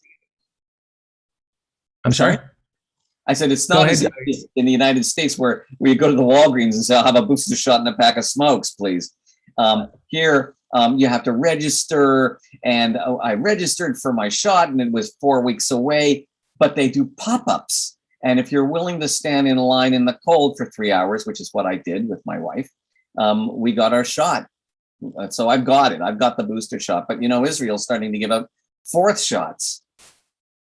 And there will be 5th shots. Oh, you're talking about the vaccine, not... Yeah. I was going to make a bad joke. Here we go. Go for it. Now, I'm watching what I see. I'm looking at the numbers. It's up 83%, the 14-day rolling average here in the United States. It's up 83%, but deaths are only up 3%. Yeah. So it's just not. First of all, people are vaxxed. The vaccine made a huge difference, and also it's just not as strong a strain. And somebody told me that they who knew an epidemiologist that the curve for these things is not a downward slope. It's a spiral that goes down slowly until it runs out of steam. And that could be, another 2 years. I read that in South Africa, where the Omicron comes from, it spikes. It goes up just as quickly as it comes down. That for some reason it runs out of steam. So then we have pi is next. That's the new mutation, pi. Yeah, I like a nice pie, cherry pie. As a matter of fact, I like the best. Heated with a little bit of ice cream. Not too much. What are you reading? Well, I just finished a book written by a friend of mine named Ralph Benmergui. Ralph had a talk show in Canada, which I executive produced. It was the big sort of expensive talk show, like the Tonight Show for a couple of years. And then he transitioned. This guy, I've known this guy since high school, and it's always different. He started off as a comedian, then he became an actor, then he became a host of a morning show, and then he became the host of a variety show in the evening, and then he really transitioned and became an advisor to the Green Party. And then he changed even more and became a spiritual advisor. He has a podcast called I'm Not That Kind of Rabbi. And he's interesting. And, a lot of it is about his spiritual quest. But I do remember when he used to take girls back to my apartment and deflower them. So, I guess people change. He was a florist as well. Yes, he was a florist. Yeah. Mark Breslin is the founder and president of Yuck Yucks. It's been too long. It has been too long. It has been too long. And I've, as I said to my wife, I really miss this unpaid gig. This is our second to last show before the new year. We're going to do a show on Thursday. And any predictions for next year? Where do you think I don't we'll be have talking. predictions. I only have, I have New Year's resolutions. The biggest one is no more impulse shopping trips to China. Killing me. Thank you, Mark Breslin. I've missed you. Thank you so I much. missed you too, David. Thank you, Mark Breslin. We almost had him I wanted him to do last week's show. I thought it would have been fun to have him, but everybody's busy. You're listening to the David Feldman Show, davidfeldmanshow.com. Friend me on Facebook. Follow me on Twitter. We are doing office hours this Friday night. Ring in the new year with us. Come to office hours. We had such a great time. Christmas Eve, we did a reading from The Godfather, and it was phenomenal. It made me so happy. I don't know what we're going to do for New Year's Eve. And then, of course, there'll probably be an episode of The Twilight Zone, and people will teach classes. And Tom Weber did a great lecture on the meaning of Christmas, and I hope he comes back. We're doing Murder on the Orient Express. That's correct. Sarah just told me that. We're doing a reading of Murder on the Orient Express. Well, Peter B. Collins is a Bay Area Radio Hall of Famer, and I wanted to welcome you and talk about the year. Thank you, David. I just wanted to say I really enjoyed your exchange with Mark Breslin. I just plugged in about 10 minutes ago, and we had watched Curb Your Enthusiasm last night, that very episode. And when Larry stole the shoes, it was just so cringe-inducing, and he's good at that. But you two Jews were able to kibitz about stuff that goyim like me can't even touch. Right. And it is, to me, it's not fair. It's not fair. Well, it's not, but life's not fair. Right. But I went to, my dad was trying to teach us important lessons, and he took us to Dachau when I was 12. And I also was deeply moved by the Holocaust Museum in Washington. And those shoes are such a powerful icon of the whole experience and the utter sinister behavior of the Germans. And so I just want to volunteer to answer your question from the Goy cheap seats. I do think he crossed a line there. And it triggers in me the recognition of the weaponization of anti-Semitism and how minor acts that are interpreted by Jewish people as a deep-seated expression of anti-Semitism, and how political expression, critical of the state of Israel, is routinely deflected and boxed up as anti-Semitic. And so we get into tropes, right? And tropes is a really dangerous zone because one person's trope is another one's joke. One person's trope is, a manner or an expression of insensitivity, but not necessarily hate. And because we're at this stage where hate has been unleashed in so many ways, I do question Larry David's judgment in doing that. The other part of the show that I didn't hear you and Mark talking about was just so priceless because Larry made a phone call to bribe an elected official. I think this is the Santa Monica City Council. They don't exactly say, but he wants to remove the 5-foot fence rule. And so he finds out, well, first he offends the woman's husband, the council member. Is this a swimming pool? Is this a swimming pool issue? I didn't see it. So yeah, I don't know the origins of his obsession with the 5-foot fence rule. It probably was in an earlier episode. Right. I think somebody around, and I haven't seen. Go ahead. So there are two subplots that merge. One is that Alexander Vindman, the whistleblower in the Trump Ukraine case, is giving a talk at the Holocaust Museum about his experience, and he's hawking his book. And then Larry holds a reception at his house for Vindman. And so Larry makes this call to the Mormon member of the council, having offended her husband, saying, wow, you guys got it great. You can have 5 wives. And so he apologizes, and then he says he wants to make a big donation to the Mormon temple if she will vote to repeal the 5-foot fence rule. And it turns out that Vindman was using Larry's master bedroom bathroom and overheard the whole conversation. So he wants to blow the whistle on Larry, and Larry protests. It was a perfect call. It was perfect. It was perfect. So I give Larry and those writers a lot of credit, because I watched 1.5 episodes earlier this season, and I kind of checked out because it reminded me of Howard Stern, just trying to find the most shocking thing you can do. And, you know, Larry's very good at that.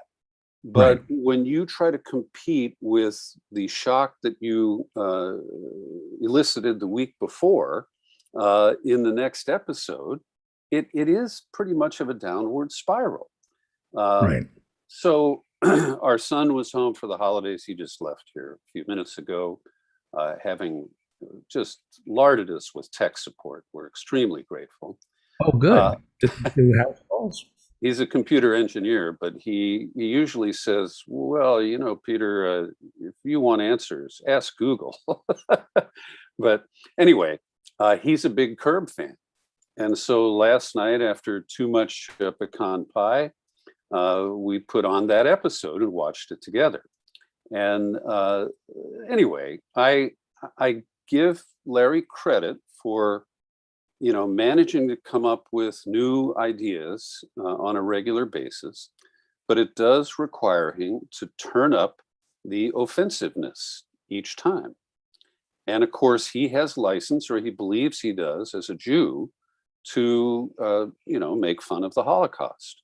And as you pointed out, it's not fair, but people like me just have to never touch it. Why don't we get to laugh at the Holocaust? I've played a role in some of that, and things changed after Trump,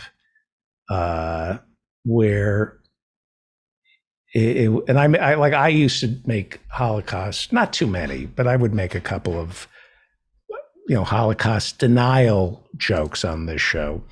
And I do remember we used to do, this podcast used to be a sitcom. And one of the episodes, this was when we first started out, was I had a time machine, and Eddie Pepitone and Jim and I were going to go back in time to kill baby Hitler. And my time machine was the price of milk. Like we didn't, so that in itself was I would travel through, I'd go 4,000 Deutschmarks for a quart of milk. That will put me in Nazi Germany, and in Vienna to kill baby. Anyway, I end up misjudging, and Hitler is a struggling artist. And Eddie Pepitone says to me, go up and tell him your name is David Feldman, and buy one of his paintings, and then he'll no longer hate Jews. And I go, how much for this watercolor? My name is David Feldman. How much would David Feldman have to pay for this watercolor? And he says, 500 Deutschmarks. And I scream that how dare you charge this much for a piece of crap like that? And I don't prevent the Holocaust. Looking back on that, I'm not doing it justice. It was kind of funny. Would I do it again? No. You know, there's just something after 5 years, 6 years of Trump, times change. Well, It's, and it is it's really sad in so many ways. All of the stinky remainders of the whole Trump, what we have to call the first term, and it has unleashed a lot of hate that has zero humorous element. And we used to be able to create some teachable moments with humor, even when it edged up to the line of offensiveness. And now, and in some ways, this gets into the difference between liberals and what Trump calls conservatives, his people, and what they think is funny. And I have found that I have dialed back in satirical commentary that could even be remotely interpreted as sexist because of Me Too, and because Trump normalized rape and sexual harassment, and embraces people like, I'm blocking his name, the guy with the big Matt Gaetz from Florida. I mean, that guy is still in the House and still creating trouble. And so on the one hand, it's easy to make fun of him, but then you have to think, well, he was a small-time Jeffrey Epstein, and he was engaged in trafficking underage women and passing them around with his friends. And so it is just another negative legacy of Trump, just how much he has changed so many aspects of the national conversation. This is the thread throughout tonight's show. How scared are you about the fate of our democracy? Now, you're somebody who has poo-pooed Russiagate, thought the Democrats overreacted to that. I'm trying to figure out how you would answer this question. Do you think the Democrats are treating the demise of our democracy in much the same way they used Russiagate? They're blowing it out of proportion in order to fundraise? Number one, the Democrats have dropped the ball on so many critical issues. And by allowing Joe Manchin to gum to death and run out the clock on Build Back Better, they failed to address the critical attack on voting rights. And I couple that with the attacks on the Constitution, where the Democrats did stand up. And the Vindman case of Ukrainegate was one of them. The attempt to impeach him after the January 6th events last year were also the Democrats risking a fair amount of political capital to try to protect what remains of our system of government. But the failure to deal with the filibuster problem, where they were able to corral Mitch McConnell and the Republicans into a temporary suspension of the filibuster to raise the debt limit in a way that makes the Democrats in purple districts vulnerable to this phantom issue of the debt ceiling at the midterms next year. And Chuck Schumer took the position, correctly, I think, that he had to risk the fallout in order to protect the so-called full faith and credit of the US government. But on voting rights, the Democrats have dropped the ball so badly, and the gerrymandering maneuvers of Republicans, and to a minor extent Democrats, are already hardening in the cement because of the timeline. there are primaries coming up in the next few months, and we've got to have the district lines, not just for the House, but also for state legislatures. And the maneuvering by Republicans is. Would a Voting Rights Act create turmoil? Well, would it affect the 2022 elections if they passed it? Well, No. number one, if they pass it with retroactive standards for public redistricting commissions like the one that we have here in California, that was opposed by Nancy Pelosi and the Democrats, by the way, when it went on the ballot under the aegis of Arnold Schwarzenegger. It's one of the few good things he did. But it stands as a model to end gerrymandering and to draw the lines fairly, and not to have the candidates select their voters, as the saying goes. But it is so late in the process that if they do pass something and it includes retroactivity, it throws a whole lot of chaos out there. And Republican federal judges are going to say, oh, we can't have this. Texas has already adopted its districts that screw Blacks and Latinos and the Democratic Party at large. And so I do think that it's too late. And this then sets the map and the stage for minority rule for another 10 years. Because the Democratic control of the House was so narrow in this term that it's very hard to imagine that even with abortion rights on the line and many other critical issues, and the threat of the return of Trumpism, that voters will, overcome the gerrymandering and the climate to keep the House in Democratic control.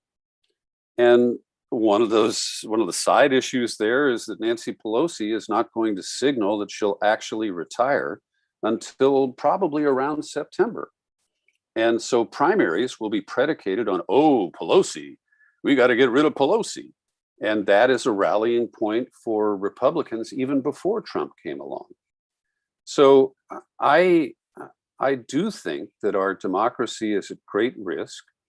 I don't think that Russiagate was a central factor in that, because I think that Americans, we were told that Russia was sowing discord. Well, we sowed our own discord bigger than Iowa corn. And, our media, exploited that. Jeff Zucker and the guy who ran CBS, Les Moonves, who was forced out because he had that big bed in his office. We know that they... Tell everybody what Les Moonves said. Oh, he said, we're making tons of money off of the Trump presidential campaign. And of course, it wasn't Trump's money, but the Republicans and the Republican connected PACs spent billions on TV advertising. And so the very entities that made money from Trump then exploited things to keep the ratings jacked up.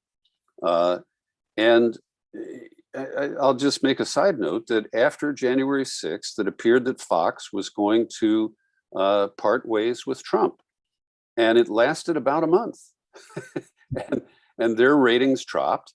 And Rachel Maddow took over the top spot in primetime and cable news, and CNN was second, and Fox was third.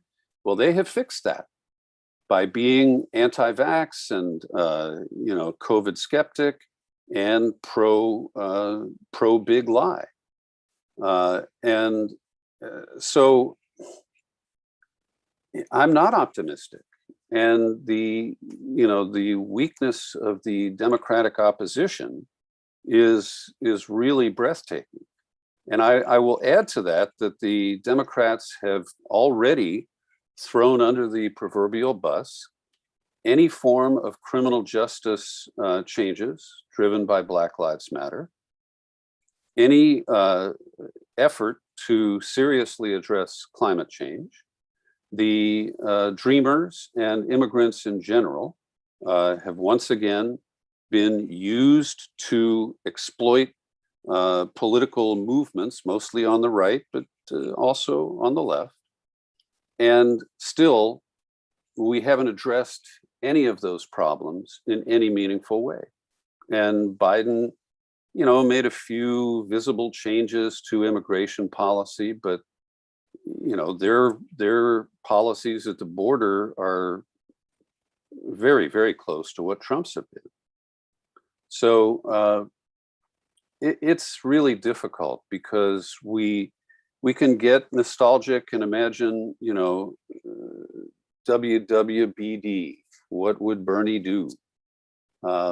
And I have a lot of criticism of Biden, but he did attempt to adopt a lot of Bernie's domestic agenda. He did follow through and got us out of Afghanistan, as messy and ugly as that was. He deserves credit for that. He does, yeah. Now, the same Joe Biden insisted on an extra $35 or $40 billion in the Pentagon budget, and Joe Manchin voted for that, and so there were 68 votes to pass it in the Senate. And it's obscene that at a time when we have just ended a 20-year war, that we're throwing more money into the Pentagon budget to keep the military contractors going. The soldiers got, a minor increase in pay.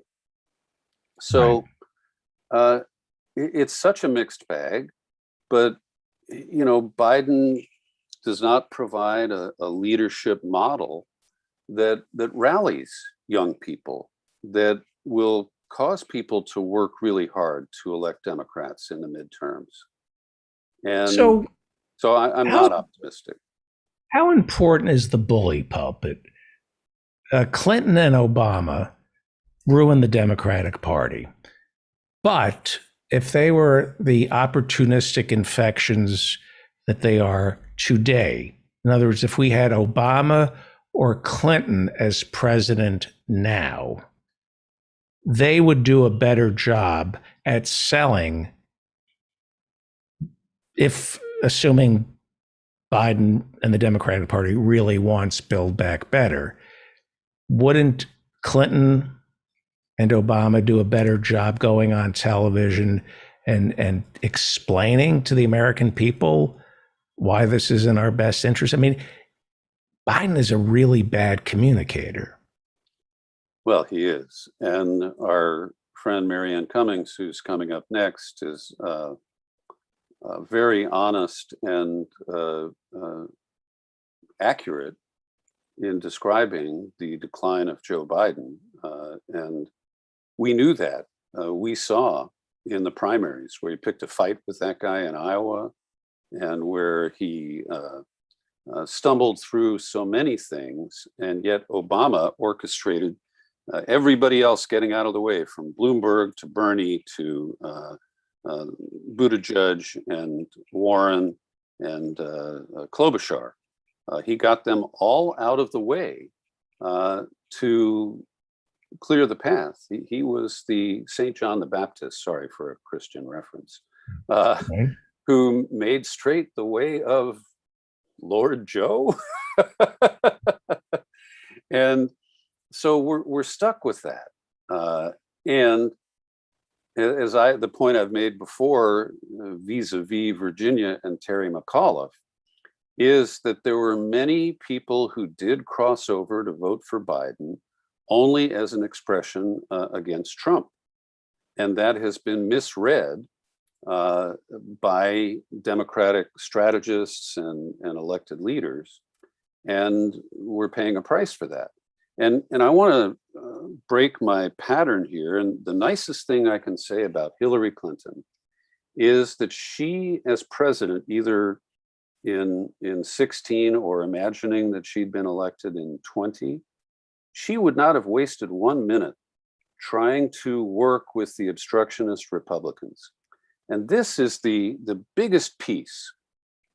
Not only did they really break with the Constitution on both of the impeachment issues, but their obstruction is the fundamental problem that Biden faces.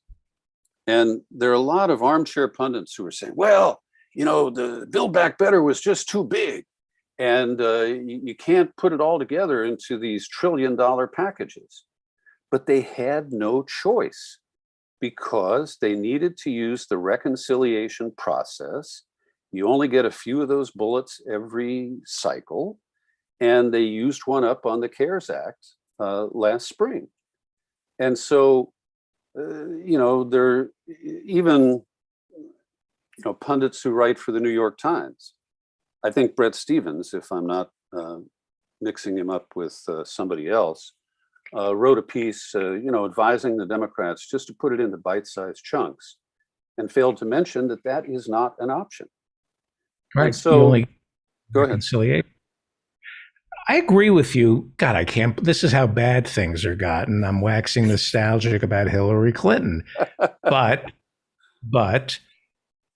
in 2008, I voted for Edwards because he was talking about the two Americas. Nobody else was. Then I was going to vote for Hillary, and I thought Obama is the dessert. In 2008, I said, we don't deserve Obama yet. We haven't done anything good to deserve that feel-good moment of electing Barack Obama. I remember saying exactly what you said about Hillary not negotiating with the Republicans. I said she was going to be this. We were coming off 8 years of George W. Bush.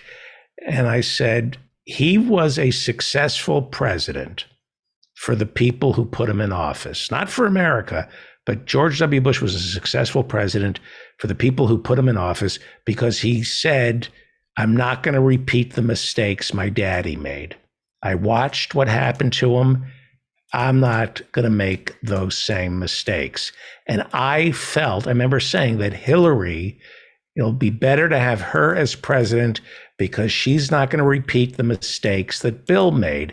And it gets down to the Rose Law Firm billing papers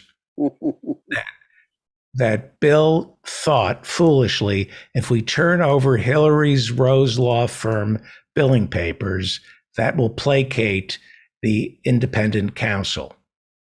And Hillary said, Bill, you give them my billing papers, they're going to ask for more. It never stops with these people. You have to draw a line in the sand here. And Bill said, no, I think we can deal with this independent prosecutor. We just placate him. She brooked no quarter. And I liked that. Whether or not it was legal, and I think she would have come in 2008 and she might have been able to address problems, especially domestic problems, better than Obama did. Well, let me limit my comments to political. Foreign policy notwithstanding.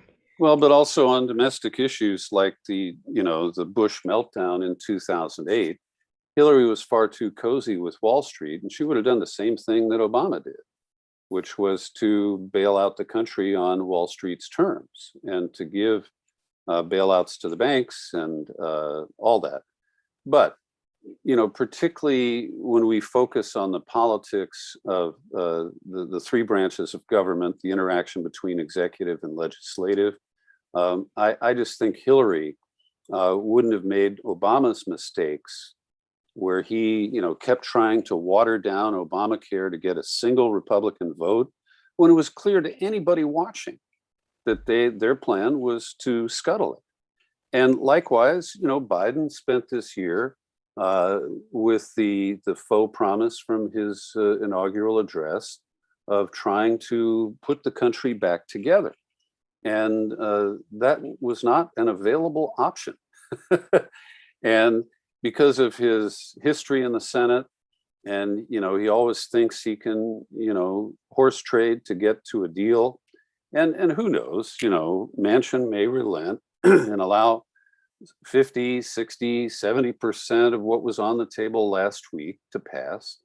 But at that point, again, we will have lost the battle over voting rights, which is so fundamental. And so I see us slipping further and further down. You really believe that Biden wants to pass Build Back Better? He thinks so. I mean, he's still talking that way. He's trying to save face. And, Manchin at some point should come to the realization of what is at stake. And he already got all the coal stuff taken out. He killed most of the climate provisions. He should be satisfied, but he's not. And then we get to Kyrsten Sinema over the filibuster, and it really leads me to. What would your reaction be if Merrick Garland, our Attorney General, launched an investigation into Joe Manchin's business dealings and his daughter? I'd be I would support it, but I'd be very surprised.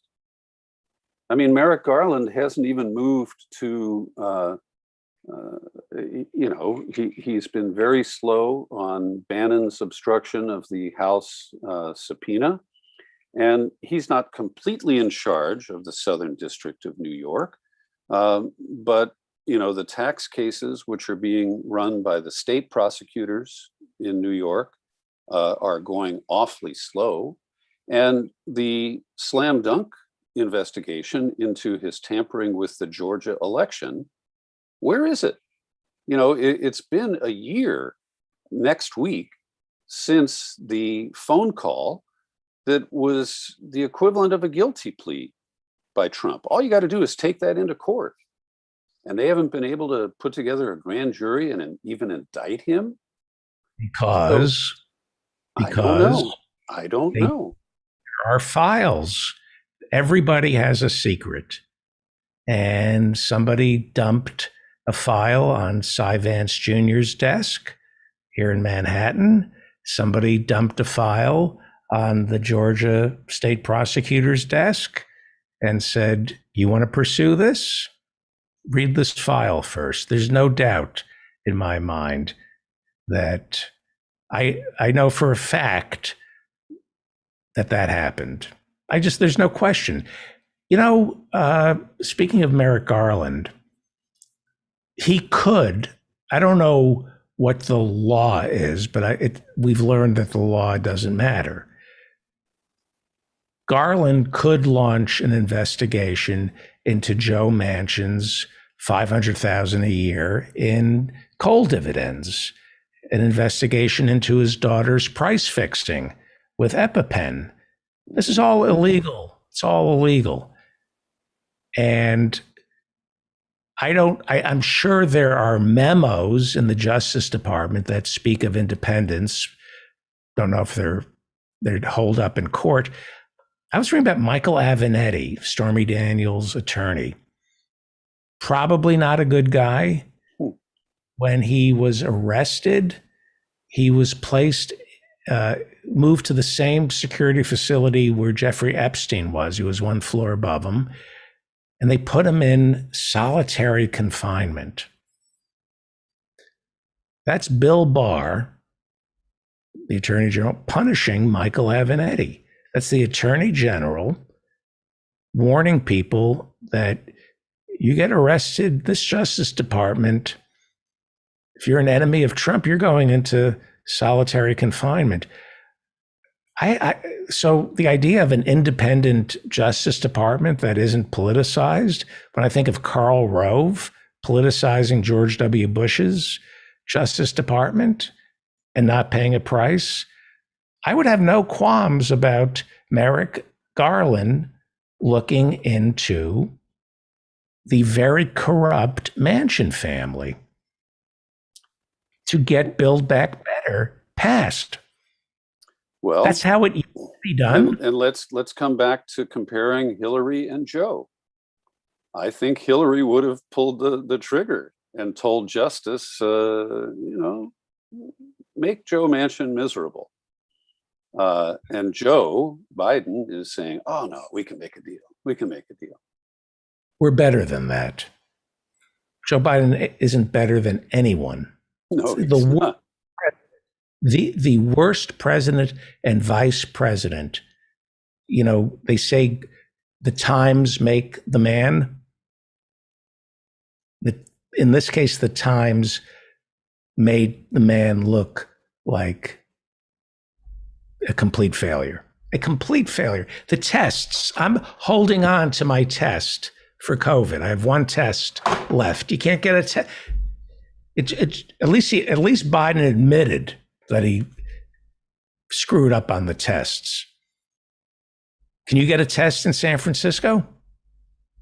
They're in short supply, but our little village here in Marin County has a tent on the property of the town hall. And yesterday there were 35 people lined up for a COVID test. And if you want the results within 12 hours, you have to pay $200. But if you're willing to wait 3 days, it's free. And those are PCR tests, which are more reliable than these home tests. Who gets the money? Who gets the $200? The vendor. Oh, it's a public-private partnership. Right, yeah. And my nephew, our Christmas plans were truncated because my nephew had a case, not a positive diagnosis, but he actually had COVID. And it developed, about 10 days ago. And at his sickest point, he took a home COVID test and it came out negative. And 2 days later, when he was starting to recover, a PCR test came back positive. So, these tests, it can be helpful up to a point, but they're not super accurate. Well, let me say they're not all that reliable. I'll put it that way. Right. Professor Marianne Cummings, say hello to Peter. I'll give you a formal introduction in a second. If you just want to make sure you weighed in on all this. Hi, Marianne. Oh, yeah, I've been listening. Yeah, I was interested in Biden's statement. I just kind of glanced over some headlines before he left for his Delaware retreat or his retreat someplace. He basically stated something to the effect of, it's up to the states how to handle COVID. And it's like, these guys have basically had the same approach as the previous administration. And it's not surprising because they're under the same pressures, get people back working as soon as possible. No interest in a sort of welfare state that would keep people home and not make them bankrupt or subject to homelessness when they got out of it. All this last year and a half, all the legislation was basically massive transfer of wealth from the bottom to the top. And the inequality is just increased. And so you're left with people who, are even more tenuous. And the fact that it took another Omicron, another wave of COVID to save people from having to resume their student loan payments. So we're just going to be crossing our fingers and just praying for another wave of the plague to strike so that some humane policies remain in place. That's accelerationism that happened once with FDR, where things got so bad that we brought in Social Security. But, he couldn't get us health care. He got us Social Security. Mm-hmm. Well, I would like to end with just one more observation about continuity between Trump and Biden. And it's most glaring in foreign policy. But Tony Blinken's role in heightening tensions with China instead of rolling back Trump's emotionally based tariffs and trying to actually normalize that relationship is one example. The continuing persecution of Julian Assange for releasing information that was gleefully published by major media outlets when it was seen as being in their interests and they could win Pulitzer prizes for it. In an editorial a week ago, the New York Times, for the first time that I've seen recently, did an editorial about journalists in jail around the world. And they closed their piece by acknowledging that Assange is being wrongfully pursued. He's not even an American citizen. He has never operated in this country in order to violate our laws. And, Biden is continuing the same policies, even escalating by trying to appeal the British decision denying extradition. And this, is a critical issue related to freedom of the press and accountability of government. And the very media outlets that should be, raising holy hell and running fund drives and telethons for Julian Assange barely pay his situation lip service. And that was a fairly remarkable change on the part of the New York Times. Yeah. Peter B. Collins, thank you, as always. Peter B. Collins, go to peterbcollins.com for a treasure trove of interviews and conversations dating back about 10 years. About 10 years. Yeah. Thank you, sir. Thank you. And Happy New Year to everybody. I'll be happy to come back next week. Marianne, great to see you. Nice to Great see you. news. I'll see you next week. Thank you very much. Professor Marianne Cummings joins us. She is a physicist and an elected official. She was elected Parks Commissioner of Aurora, Illinois. And you're in Michigan today. Right. Merry Christmas. Hope you had a great Christmas. You always come loaded for, I was going to say bear, but that's horrible. I read that I've been trying to read the business pages because might as well find out what's causing everything on the front page. Might as well start. 72% of corporate CEOs are afraid of losing their jobs in 2022. 72%. The stock market, I'm told, is at record highs, but the way these indexes are weighted, it's really 5 companies that are pulling the S&P 500 up. The other 495 companies are not doing well. They've racked up record debt, like $17 trillion in debt. Corporate America is not doing well. It's a handful of like 25 companies that are doing well, and the rest are suffering.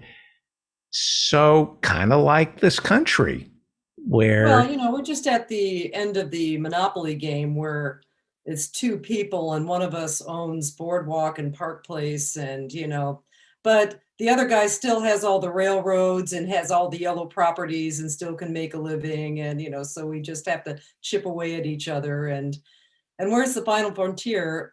My problem with capitalism, even as a kid, I kind of perceived this problem that unbridled growth was never a thriving situation.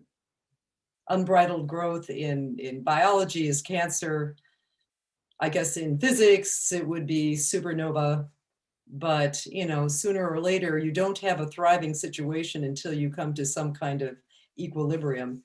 And we did have equilibrium, and it was an experiment that worked so well that faction that was defeated to get to that place, that is the bankers and the oligarchs who were defeated partially anyway by the New Deal, which the biggest damage, because they were still rich, but the biggest damage was it gave the lie to all of their assumptions about how the world worked. That yes, you didn't have to have a bank crash every generation. We went almost 50 years, amazingly, anomalous in the entire history of this country, even before the country, of no major bank failure. And the first sort of canary in the coal mine was the 80s with the savings and loan. As I pointed out, to be fair, I've always liked Jimmy Carter, but I was a little surprised to find out that it was Jimmy Carter who signed into law that bill that deregulated savings and loans. So, it is just a few people making money for a few people.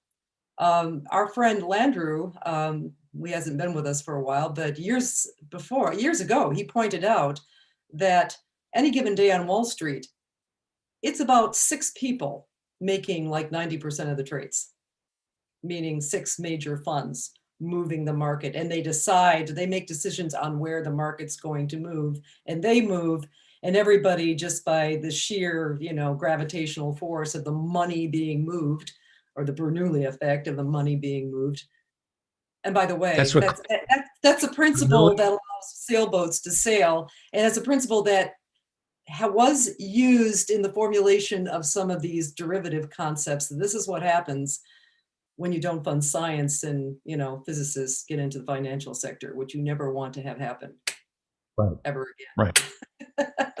But I mean, it's crazy. And, like the nuns taught me in grade school, it literally is a house of cards. It's just, our economy is just basically a shared confidence in the essential value of the system and the government as represented by these little pieces of paper and these little coins. And everyone trying to make economics into physics is just kind of constructing an enormous hoax, as far as I'm concerned. But, the thing that amazes me is you can say anything about the economy and nobody has the vocabulary to correct you. For example, this is the only place you're going to hear this, and I repeat it all the time. They tell us the Dow Jones Industrial Average, if you buy stock, you will average 11% since the turn of the 20th century. Since 1903, the stock market has averaged 11%. It always goes up. You've heard that, right? The aggregate. It's not the same companies, though, but yeah, in the aggregate. What they don't tell you is that the stock market is measured by either 500, but I'm talking about the Dow Jones Industrial. It's measured by 30 companies. And when those companies go bad, they're removed and replaced by a better company. Like General Electric had been in the Dow Jones Industrials for like 100 years, and then it turned to shit. So they replaced it with, Facebook. So of course the Dow Jones is going to go up year after year if you only have winners in that basket of 30 stocks. It's why charter schools learn that. The charter schools only gravitate to really ambitious kids. God forbid you have some kind of learning disability. They don't want you. So their tests, charter schools should test better, and they don't. That's how bad charter schools are. Well, actually, cheating has been a business model for the charter school system. Altering students' grades on standardized tests has been a business model for some of the charter school systems. Yeah, that's, we successfully, and by we, I mean John Lash, had successfully, because he was on this East Aurora School Board, he successfully fended off a charter school coming in and taking some of the school budget to make a charter school. And because at the time we had this Bruce Rauner, this billionaire Republican, and he had formed a committee down in Springfield to go around the wishes of local school boards. regarding charter schools coming in, and John helped organize all through the state to fend off against that, because that's kind of what John does. No job too small. But yeah, I mean, it's a shell game, and any system that is kind of based on definitions of a ruling class, you can try to be quasi-scientific and make up things like the unemployment rate, or the CPI, or the gross national product. But every time, or inflation, anything like that, and any number, as somebody mentioned earlier, any number, any metric you come up with in economics is going to be gamed, even if it starts out being kind of an honest assessment. If you establish that as the measure of how well you're doing, that those numbers are going to be gamed.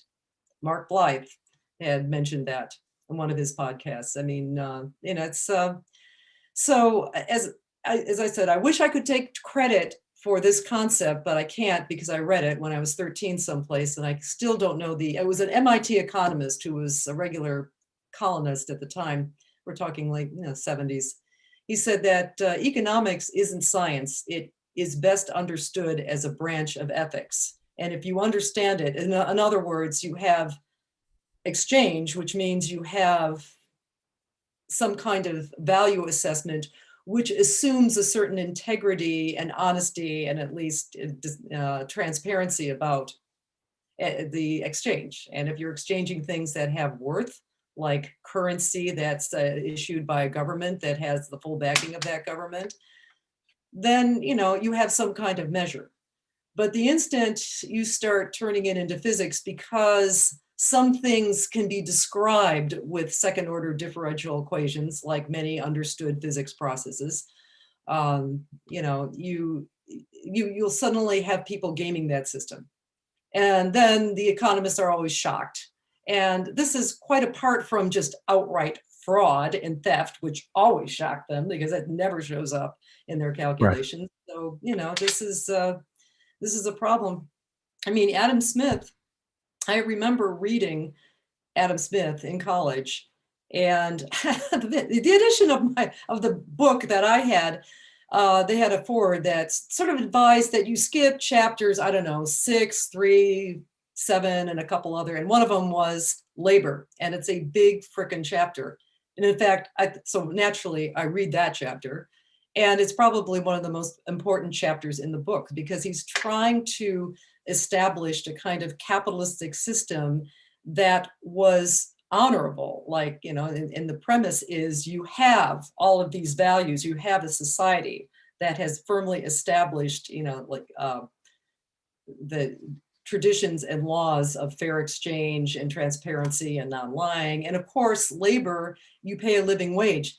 I mean, he insisted you cannot have an economy unless workers are paid a living wage. He says, because presumably slaves in India are given enough to eat and they're properly sheltered and clothed, otherwise they wouldn't be able to function, so on and so forth. Even Henry Ford knew that. Well, he understood a model where the money would cycle around. It's like if you pay your workers enough to buy your products, you're going to get that money anyway, but it's going to go through their hands, which is this famous acceleration term, where the multiplication factor comes from, which is, for somebody who was kind of trying to train myself in physics at the time, that's kind of like, okay, where is the conservation current in all this? Well, there isn't. Well, the conservation current, the real current, is people are motivated to put effort and then they create, and people are motivated to build something or figure out a problem or do something at all because they're going to get something represents worth, represents the ability to get clothing or housing or food or a nice life, etc. Right. But all those rules are gone. We're still in a culture where normal people are just so exposed to the elements. And it's kind of obvious, became obvious this week because I've been in hospitals a lot, not me myself personally, but with friends and now with family. And both my friends and my parents are well off, have excellent insurance, but even they are dealing with headaches put in place by the insurance companies. And, you know, my mother can write a check for $150, $200 copay. No problem. That is no problem for her to go in. And it's like, it's a problem for almost everybody in my neighborhood. It's just, and my parents are really wonderful people, but I think they don't acknowledge how vicious the system is. And if you want to segue into talking about Democrats and Republicans, I think we're hitting our head against the wall because we still want to somehow believe that Democrats are a better option when they are the enabling option of this vicious system. If it were all Republicans and they're hideous, there'd easily be a resistance, and there was. There's a resistance when Trump was in power. There was a resistance to a lot. There was Black Lives Matter. There was, I mean, it's not that this stuff wasn't going on before. It was always going on, but somehow it had an ugly enough face at the top that people were really motivated. And now that is all. And we've been told by our leaders that no, you know, we've got to have, quote, discipline, which I thought was a hilarious way to put it, and vote for this guy who's obviously sunsetting and, you know, against everything we stand for. But, you know, this is the way we get what we want. And I think it's dawning on people that this may not be working out. Anyway. Yeah. And how worried are you about the Democratic Party's inability to save democracy? Oh, that. Because it won't be the Republicans. I mean, I stopped worrying about that when they failed catastrophically in 2000. Right. I mean, Right. There was a coup that went on right before our eyes, and there was zero ability from the Democratic Party. I mean, there was no resistance. It was almost like this is a gentleman's agreement, and you know, and then 4 years later, like John Kerry, I mean, he didn't even go out and speak to his supporters that night, that election night, and he wasn't concerned. I was just like, I was sick. I was physically ill, thinking we can't get rid. Surely this was 4 years ago was an aberration. We can't get rid of these guys now. And the next week, he and Teresa went off with Maria and Arnold on a ski trip.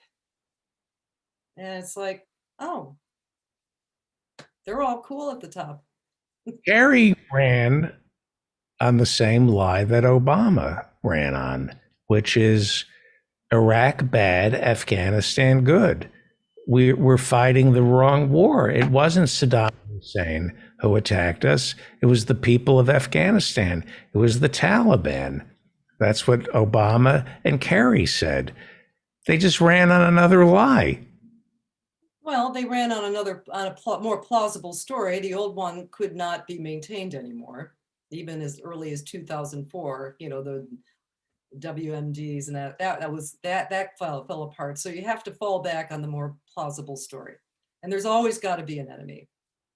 You know, and the reality is, I mean, even in high school, I was kind of coming to the conclusion that we have no real enemies other than the ones that we're actively creating and provoking. And this was when the Soviet Union was still, you know, a threat, a toe-to-toe threat with the United States. But, you know, it just seemed to me that, no, I don't think it's even the Soviets are the enemy. They don't want to destroy the world. I mean, who wants to destroy the world? Well, I don't know. The billionaires seem perfectly cool with destroying the world. I mean, literally destroying it, as long as they're on top. So Who's our enemy? China? Really? China's our enemy now. It's crazy. I mean, it's, but there's always got to be, you know, like we'll always be at war with Oceania, you know, that kind of thing. And it's, and I wish that smart people smarter than I could see through it, but you know, you're emotionally, it is emotionally hard to disentangle yourself from assumptions that you've been comfortable with. and a game that you have excelled at. You know, many people have, it took a long time for people in Washington to get good at what they do. A lot of effort, a lot of energy goes into that. So to tell somebody that, well, the game you've been playing for the last 20 years, that's basically killing us. You have to play a different game. Who's going to give up? Who's going to give up that power? Who's going to give up their entire, you know, everything they've worked at? That's hard. Right. Have you seen the Adam McKay movie, Don't Look Up, on Netflix? No, I want to do that, but we've been watching The Mandalorian, me and my parents. Oh, okay. That's so adorable little baby Yoda. I mean, that, of course, that show is going to be a winner. It's actually kind of interesting. It's a good Let's talk about. but I know the whole thing. And by the way, I've been reading reviews of it, and from what I know, there's one of the best things about the old TYT was What the Flick, and I used to watch that all the time. And was it Alfonso Durante and Ben Mankiewicz and a couple other people. And well, they've now reconstituted as Breakfast All Day, and they reviewed it. And oh my God, I mean, they're almost a parody. I mean, they're like characters in this movie, from what I understand of this movie. They're just harping on a point. What are they doing? They're just so unsubtle. They're just hitting us over the head with this. Whereas, like, yeah, Dr. Strangelove, yeah, that was like grim, but at least they weren't hitting us over the head with it. I'm going, really? I mean, in every single fighting in the war room. Remember that line? There's no fighting in the war room. There's no fighting in the war room, but almost every scene when you were at the army base with General Jack D. Ripper, oh yeah, that's subtle. There was a little, they had the army motto, you know, peace is our profession. Even when the guns are going off, you know, peace is our profession. Right. Billboard in the background. I mean, I think these guys, I mean, except that they might run into copyright laws. I mean, I'm thinking that Adam McKay could use excerpts from that review as a trailer for this movie. I mean, because it's just, it perfectly encapsulates the mindset that the movie appears to be, you know, targeting. So I've read many articles about it. I'm looking forward to watching it. Story. It's an amazing story. Sure it is. It's an amazing. Well, it involves our space agency, of course, and we are now totally privatizing space completely. I was reading about NASA, the International Space Station, in about 5 years will explode into our atmosphere. We're going to get rid of it. And from then on, the only way to get into space is through SpaceX, through Musk or Bezos or some other country. If you want to be a space tourist, or if a government wants to get to the moon, they're going to be using private enterprise. They have privatized space. Not good. But the Webb Hubble, I call it the Webb Hubble telescope. Remember Webb Hubble? I remember the Hubble. I think Webb was a mystery, but I got my ass to bed on Christmas morning to be with, you know, Saul and friends, and on the after office hours, and watch this takeoff. And it was successful. Very successful. Yeah. This is going to be a telescope behind the moon, right? This is like in an orbit, and what are we going to see? What you're going to see is like an infrared spectrum from deep into space as stars that could possibly have planets, which appears to be all of them to first order. And these are incredibly sensitive instruments. And what they're doing is they're mostly centered in various slices of what we call the infrared, which is heat. And the reason for that is, even though a star's radiation is like millions of times more than the radiation from any of its planets, even large, in most of the electromagnetic spectrum, In the infrared, it's only like, 100 to 1,000 times more. And that, that with the instruments we have is enough to be able to detect, with enough sensitivity if planets have atmospheres, if it's an atmosphere that has oxygen, if it's an atmosphere that is close to the Earth. So it's going to be, I suspect that, in 6 months' time, there's going to be, I might have to rewrite the lectures I once gave on an astrobiology course that I was teaching with another faculty member at Northern Illinois. It's going to be spectacular. I mean, it's going to be great. What is, so are we going to learn what we already know, or is there going to be something? Well, we're certainly going to learn, like one of the big mysteries, or one of the big questions in biology, is whether is how universal is DNA, because that's the basis of all life on this planet, is DNA, RNA. Is that something that just naturally arises everywhere in the universe, or was that just an accident that happened here? And what those are amino acids? DNA? Well, DNA is 4 amino acids, but it's the double helical structure of that makes it so robust and so able to mutate. I mean, a part of what allowed life to mutate was the occasional radiation, the occasional chemical explosions. I mean, I think the biggest extinction event of all life was about, I don't know, 100 million, maybe it was 2 billion years ago, when most life was anaerobic at that time. And then some of these microbes started spitting out a substance called oxygen. Right. And then it wiped out most life, and all the rest of the most of life had to go deep underground and in the crevices, and as the atmosphere got more and more full with oxygen, and it was a massive extinction of these anaerobic little creatures, and then it was aerobic creatures took over the planet. Do we know have we seen oxygen, the presence of oxygen?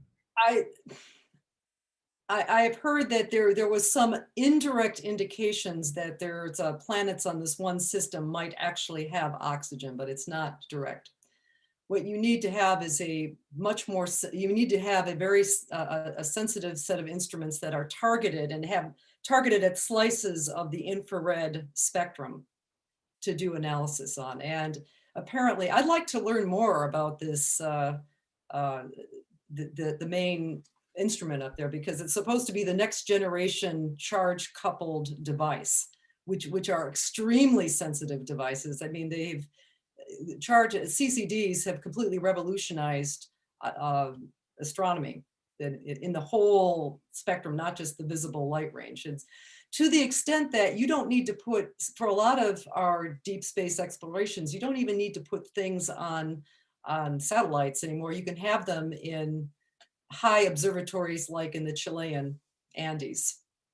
And we are so good at just even correcting for atmospheric distortions and aberrations. But in this case, though, because we are dealing with a small bumps on a much larger spectrum, in other words, we're looking for the small bumps from the planets on top of much larger background spectrum from the stars they're orbiting, that we have to put it out into space. There's a nice little lecture. It's called the Lagrangian points, and it has to do with a sort of local potential wells of gravitational forces. And the equations are, I wouldn't teach them I wouldn't go through them with freshmen, even freshman physicists. I wouldn't go through them with anybody right now, because I'd have to sit down and go through them again myself. But it's and there's several locations between the sun and the Earth and on the Earth's orbit, and one called the L2 point beyond the Earth, on the dark, literally on the dark side of the moon. And it's by the way, well beyond the moon's orbit around the sun, around the Earth. And that point is where it's eventually going to head out to. So that's 1 million miles away. And that's going to be it's going to be very easy to keep the instruments in that orbiter stabilized in that little that shallow gravitational well out there. So we can't have people going out and repair it if something breaks. And of course, there's been all kinds of hilarity on the Twitters and the Facebook. Like I think the funniest one where I saw it backwards, a sort of blurry backwards image, the first image from the James Webb Telescope. There's this blurry image with the letters backwards that says, "Remove before flight." Oh no. Right. Wasn't the Hubble telescope at first a disaster? There were things that I don't know the details, but yes, there were things that were wrong, that were not properly vetted on Earth, and then they weren't working, but they were able to send, because it's in near orbit, they were able to send up some people to fix it. I just don't know the details of it, but right. But that was amazing. That's kind of fun. I mean, that was a fun, very heroic kind of episode. And but that's not going to be the case with the James Webb Telescope, and because because the ideal place is like 1 million miles from Earth. That's not going to be an easy trip to make. One stupid question about something like the space shuttle, which we've discontinued. That couldn't make it to the moon.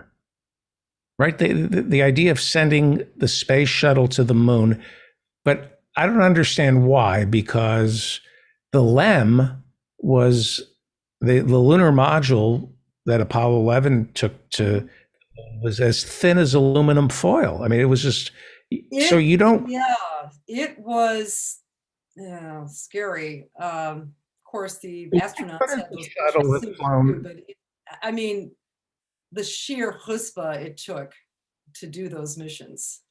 I know.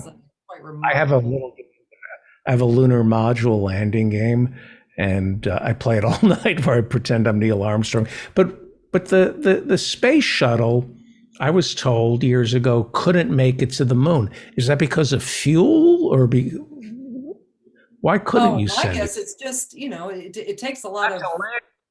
Not to land on the moon, but to just orbit around.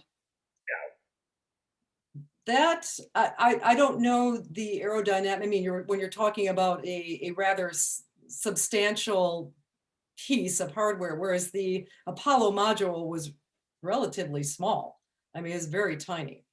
I mean, in comparison, and to try to maybe just the fuel consumption or just the risk that it would take. I don't know how much thrust you need to go to the moon once you're in orbit.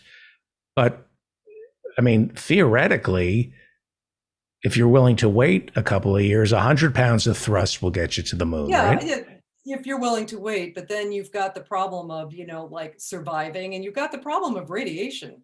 I mean, that's the biggest problem is, how do you properly shield and, I guess I must confess, I'll do that the next time I do a lecture on space, on astrobiology, and maybe have a special lecture on space travel and why creatures such as ourselves haven't gotten to us yet and may never get to us unless we discover wormholes. Because they've been raiding. Well, it's been, space is not the place, man. I'm sorry, apologies to Sun Ra, but it's not, it's a very inhospitable environment for us to spend any length of time on. It's not a place to raise your kids. Yeah, I've also heard that. Although I haven't read, there's a book called the Martian, and it was a movie, but I want to read the book first. I hear the book is actually quite good. I mean, technically very good about what it would take. Radiation will kill us on the trip to Mars, right? Could, or maybe not kill it. Look, you can survive quite a bit of radiation. I mean, you might not live as long as you would, but and if you're not reproducing afterwards, hell, you're much more robust than most of the electronics. Let's put it this way. That's what I like to think. In the vacuum tubes. That's why, when they shot down a MiG, a Russian MiG over Japan in the 70s, they were stunned to look at the controls, and it was all like vacuum tubes, and people were kind of chuckling about that until somebody pointed out, those tubes will survive a nuclear blast. None of our electronics will, so anyway, but sure. One little message to our Marxists: we beat the Russians to the moon, but they beat us into space. They were orbiting around space a year or two before we did. They launched Sputnik, and Khrushchev lost interest in landing on the moon. We were competing against the Russians. We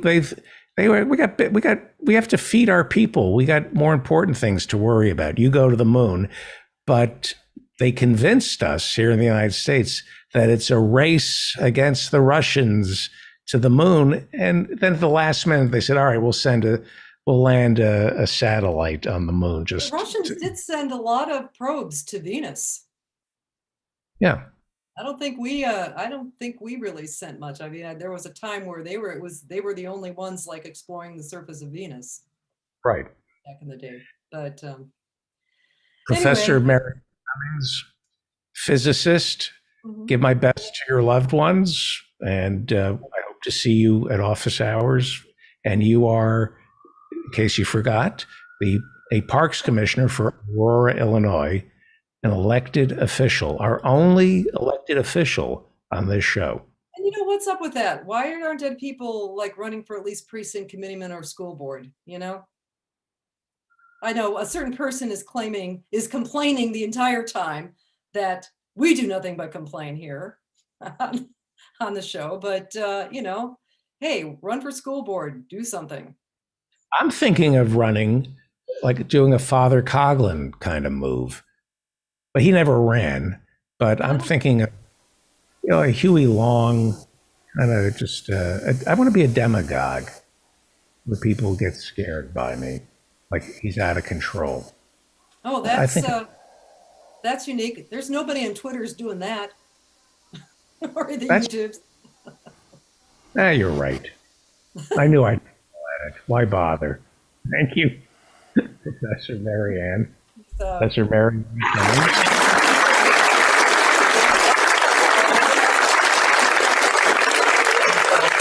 Professor Mike Steinel joins us. He is the band leader of the David Feldman Show. He would be nothing. Last week he was celebrating this holiday they call Christmas, but we didn't have Professor Mike Steinel. He's a jazz trumpeter, composer, educator, member of the University of North Texas Jazz Studies faculty from 1987 until 2019, author of 3 highly acclaimed books on jazz: The Essential Elements for Jazz Ensemble, Volumes 1 and 2, Building a Jazz Vocabulary, and his latest is Running the Changes.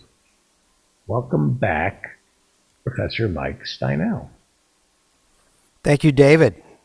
How are you doing? The Lake House is your detective novel? Yes.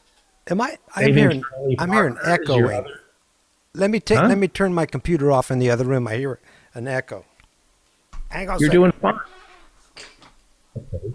While we're waiting for Professor Mike Steinel to come back, why not go pick up Song and Dance, the Mike Steinel Quintet featuring Rosanna Eckert. It's out on Origin Records. Go to MikeSteinel.com for more information. You're listening to The David Feldman Show, DavidFeldmanShow.com. I'm back. There, I vamped. I'm back. Merry Christmas. Merry Christmas to you, David. Did you have a good one? I ate 6 Cinnabons. Oh, my God. But that's all I ate. They go right to your ass. Don't you know that? They go right to your ass. I just I don't even. Hey, I heard Liam. The bun in my buns. That's right. God, it was great to hear Liam. That was a great segment last week. I really enjoyed it, even though he crapped all over the length of my songs, I guess. But that's okay. I love Liam. I love Liam. He's great. Dr. Harriet Fraud said something. This is from a Mark. Okay. She said, "You're building something really fantastic, and that means people will try to undermine it.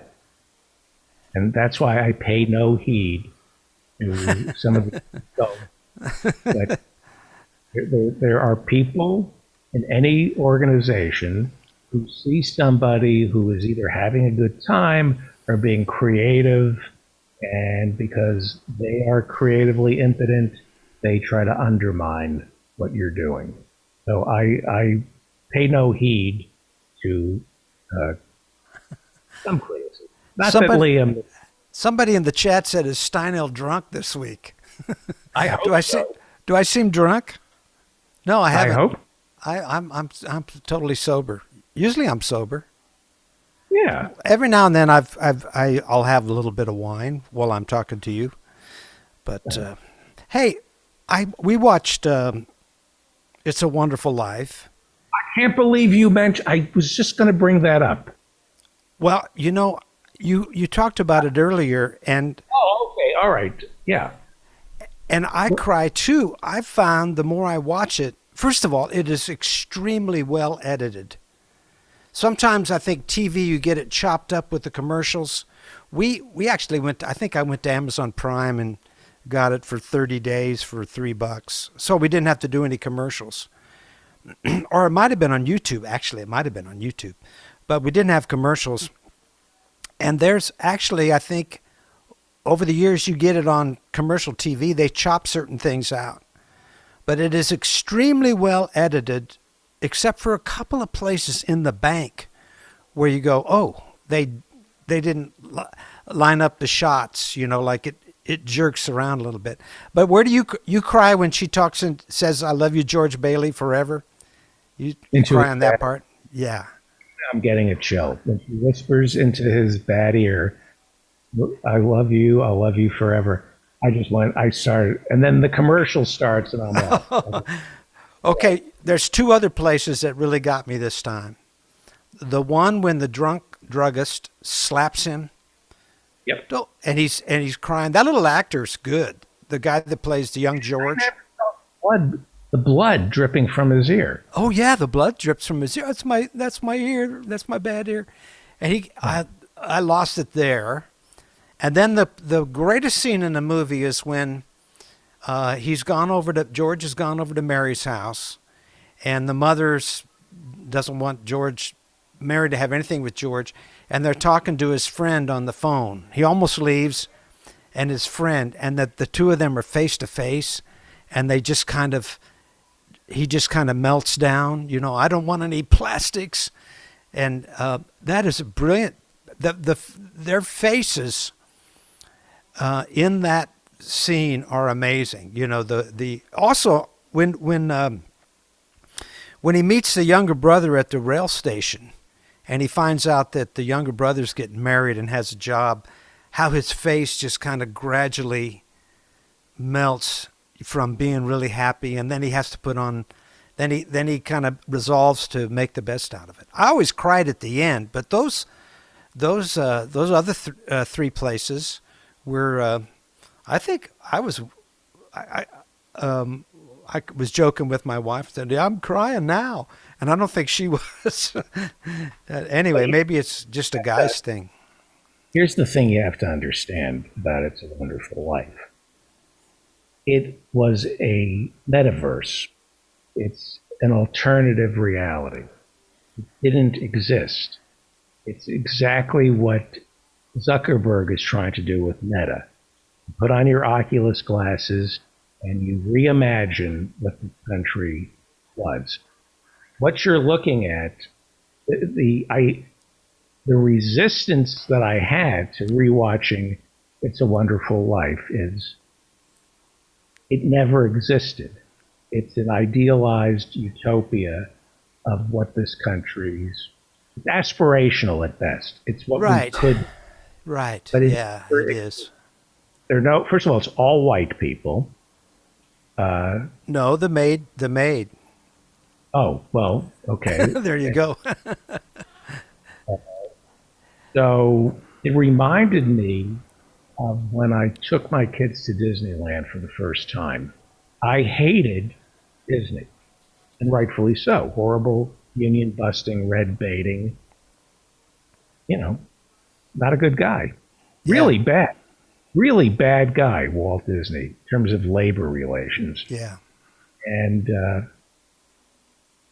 but once you have kids, Disney is a good babysitter. And you it weakens you. And you go, well, he's a mixed bag. My kids, I don't want that. And the first time I walked down Main Street, USA with my kids, I got a lump in my throat. And it's Missouri, it's Missouri in, I don't know, 1870. And then I go, well, hang on for 1 second. This never existed. This isn't what the country used to be. This is one of Walt Disney's fevered dreams of. Yeah, but those are isn't all fiction like that pretty much? Yeah, but idealized. You get Make America Great Again. You get people believing. Oh, I know. Yeah, that's right. Nostalgic for something that didn't exist. It's reactionary. That never existed.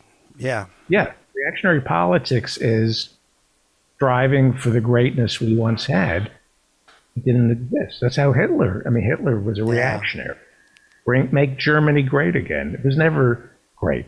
So, yeah, but It's a Wonderful Life is, it's a great movie. It wasn't successful for years. Matter of fact, they screwed up on the copyright and it went into public domain, I think. Somebody bought it back.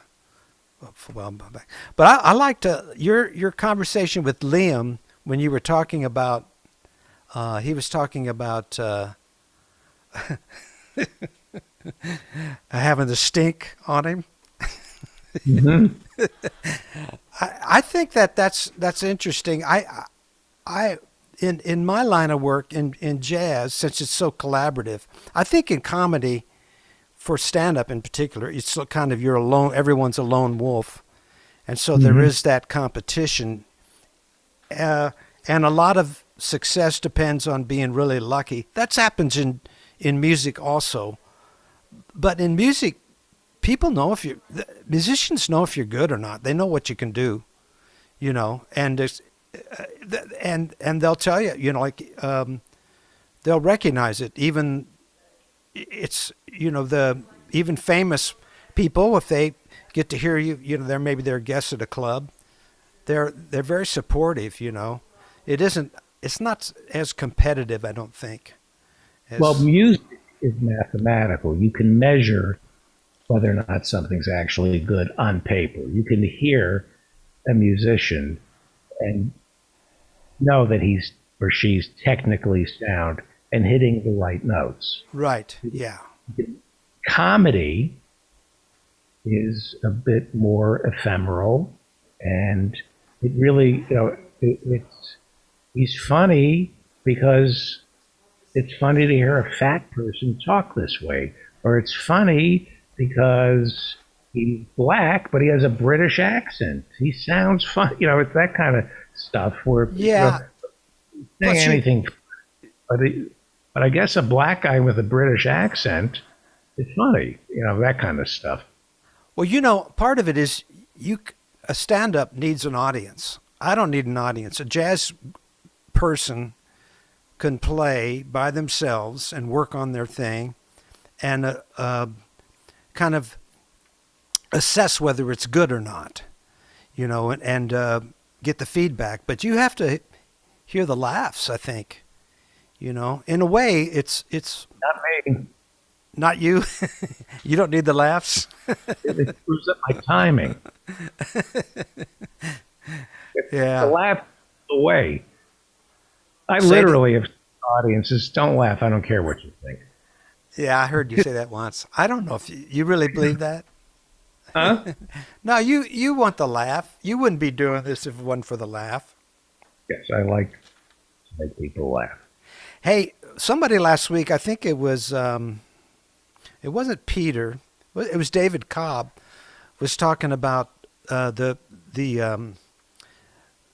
nation being on the brink of another civil war, and there was an article in I printed it out. It's in the other room, but something like 43%. You know Zogby, the poller Zogby. You've heard of the Zogby poll, haven't you? Yeah. He polled 43% of America polled thinks there might be a civil war in the and only 14% said there's no threat of that. But the big problem, then it goes on to say this can't happen here. And one of the reasons is we don't have a geographical thing. But I thought it'd be a funny premise for I think a TV series or a civil war breaks out.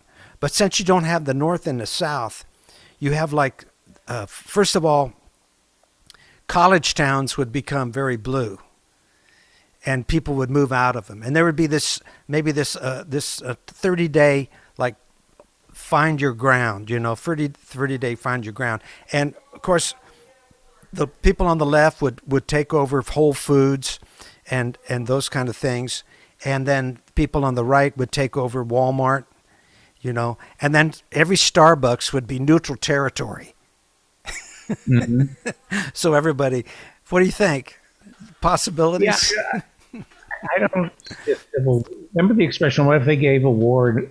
They had No a one war. came. No. Yeah. Remember that? Yeah, of course. I think the Civil War in the United States. We're too lazy to get off our fat asses and fight for anything. Only 1% of this country is in the military. We're not gonna. People aren't gonna. It's just not gonna. Anyway, famous last words, right? Yeah, well, I thought John Ross was asking you to imagine the wackiest. That was pretty good today. I caught that. Well, how bad do you think that? You live in Texas, so when I think of a far right takeover of America, where anybody can carry a gun, where it's anti-vaxxers, anti-mandates, anti-abortion.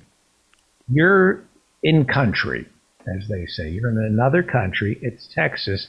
And yet, the greatest leftists, the greatest progressives also live in Texas.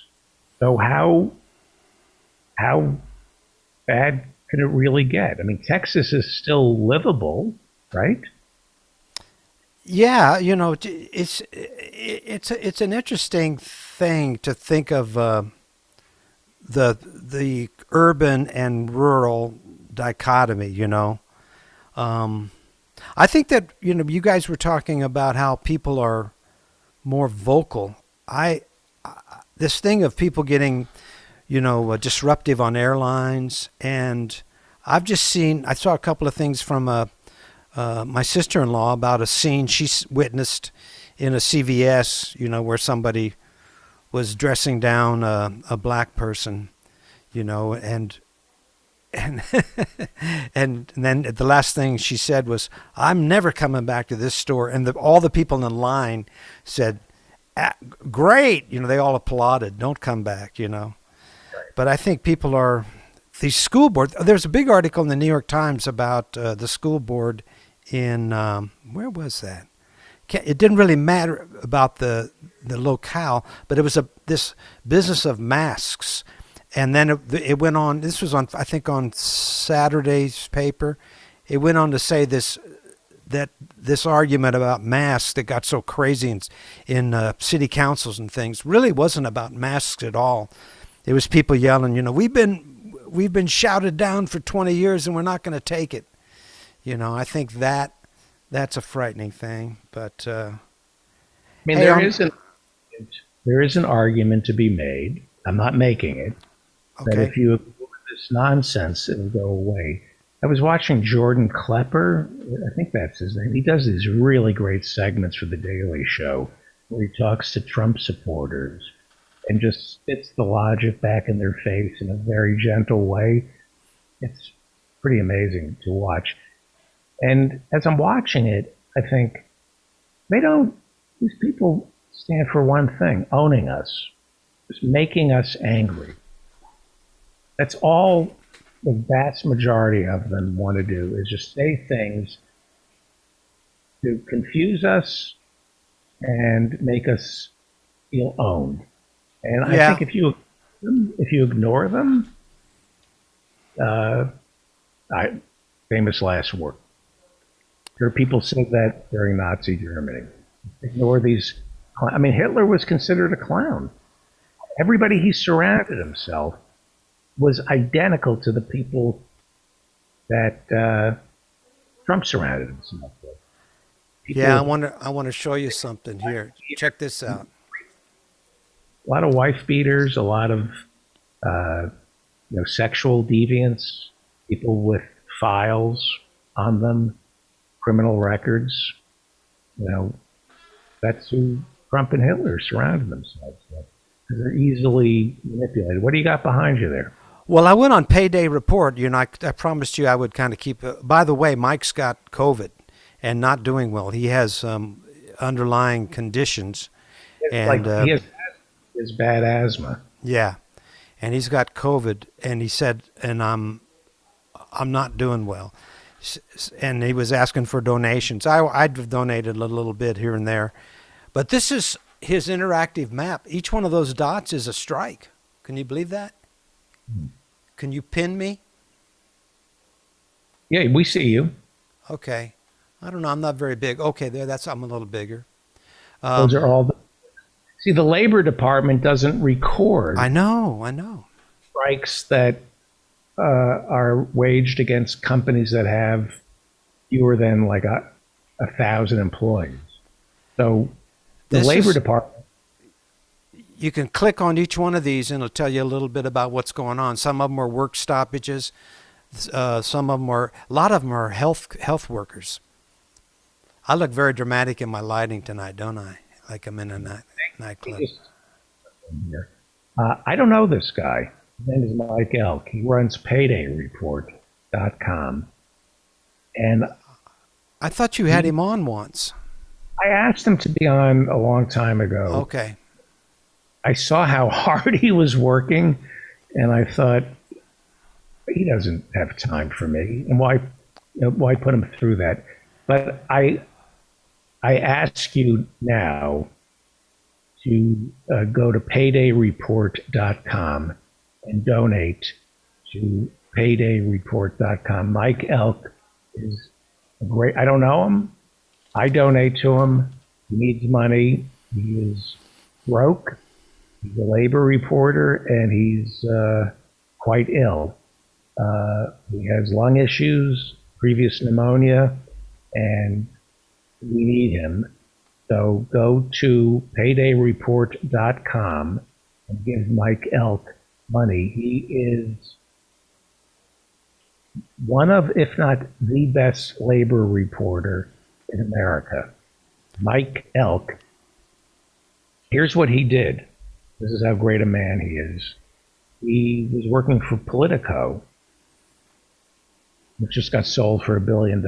He helped try to unionize Politico.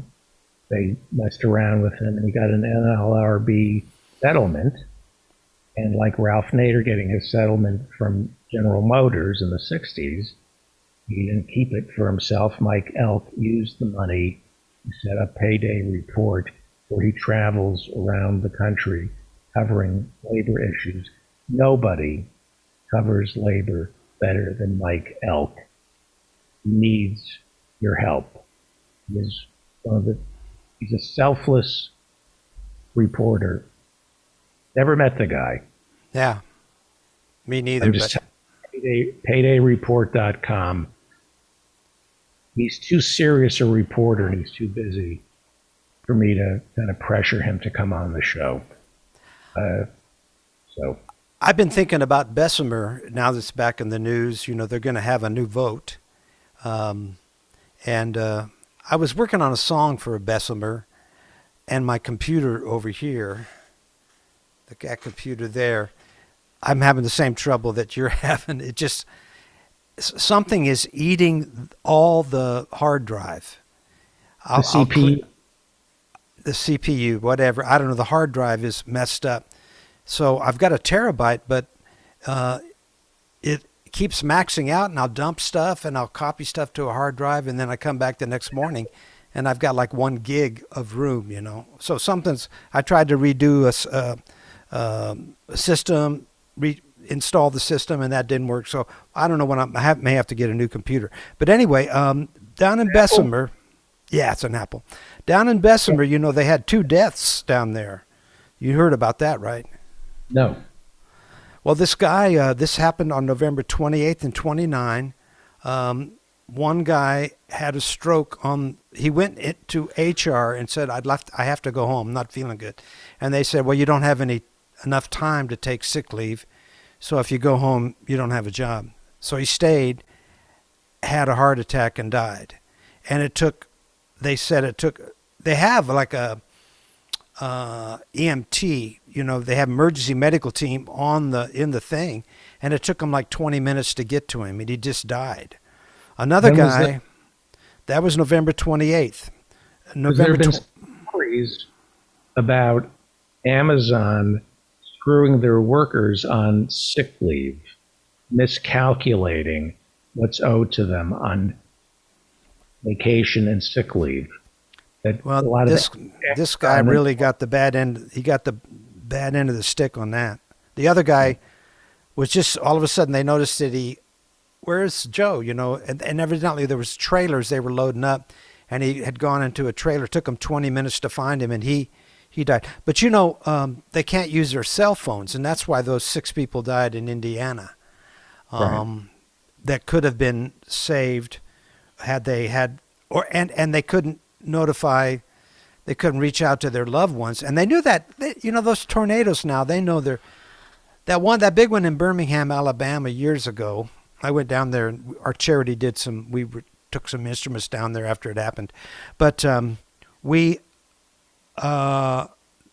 they knew all day long that was coming, you know, and people had plenty of time to find, you know, it was just this big storm cell that was coming at them. But this last one was even worse, I think, in terms of its size. But Emily, I'm working on a Bessemer song, and I might have it ready.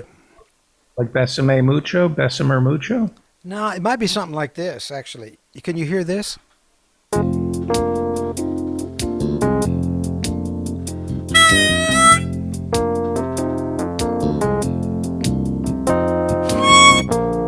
Wrong harp on.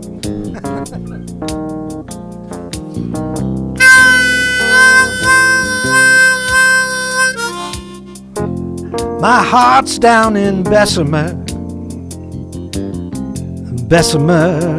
Alabama, standing with my brothers and my sisters to show Mr. Bezos that we give a damn. Down in Bessemer.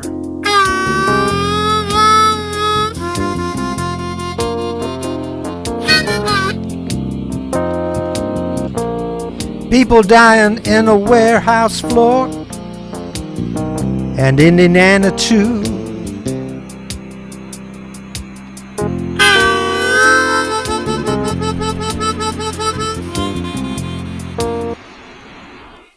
You know what's weird? When I play, it starts to go on my end. Do you hear that on your end? Oh, it sounds great, but I have a similar problem on another show that I do using Zoom. There's something, yeah. But that sounded great. I'll work on it. I might actually do something more like more thoughtful, like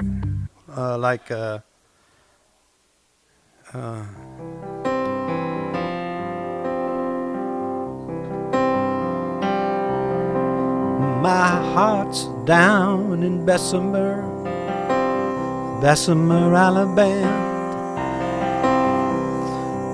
Gonna show Mr. Bezos that we give a damn about our brothers and our sisters dying on the warehouse floor.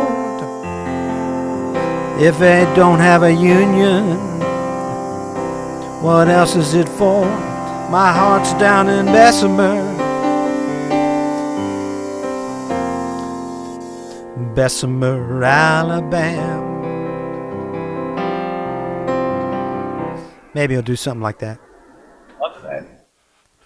As Harvey J.K. says, if you're not talking union, you're talking shit. Yeah, and that's why I brought that map up, because I think, Alan said, yeah, there's a little more in that discussion last week with those two guys who I love. There was kind of, well, the unions aren't doing nothing. Well, they're all over. Little unions are doing stuff, Starbucks in Buffalo. Kellogg's, 1,700 workers. Yep. Caterpillar, Right. I think. Yeah. Yeah. I was going to write a Kellogg song, but they resolved because I think Alan was starting a boycott of Kellogg's. There was PDA of, Progressive Democrats of America, of which I'm a member, sent a thing around saying, boycott Kellogg's. So, but I think they went ahead and settled. So. That's good. Hey, I sent you a golden oldie. Yes, I see it. You want to play it? Sure, let's play it. Okay. And I did write some lyrics for this has a Liam McEnany, because he was talking about the stink. Actually that song was supposed to go for like this. I got the stink on me. I'm Liam McEnany. I got some funky old stank, 'cause my career's in the tank. I got the stink on me. You'll make fun of that one. But that was real. That could be his theme song, and it'd be very short. Yeah, it would be fun to bring him back. Unfortunately, he would shit on you. No, that's all right. It's all good natured. I know. He's so funny. He's a funny guy. I wish him all the best. He's got a lot of. He's a busy man going to school. That's good. That's good stuff to do. It's fantastic. It's fantastic. I'm really that's his conversation about going to USC. By the way, we have played Who's Afraid of Catherine. I love that song. Our booker reached out to her, as I keep requesting, but what are you going to do? So what you're going to play is Something Died in My Garage, which goes along with the stink thing that Liam was talking about. Let me just make it. I want to ask, I saw on the YouTube channel that somebody said it sounds like we're underwater. So let me ask the people who are watching us right now. Really? Is that true? Does it sound like we're underwater? Let's just see. I'm nervous how does it sound in the Zoom room? Oh, someone said, yes, the sound is funky. Really? Sounds better on Zoom.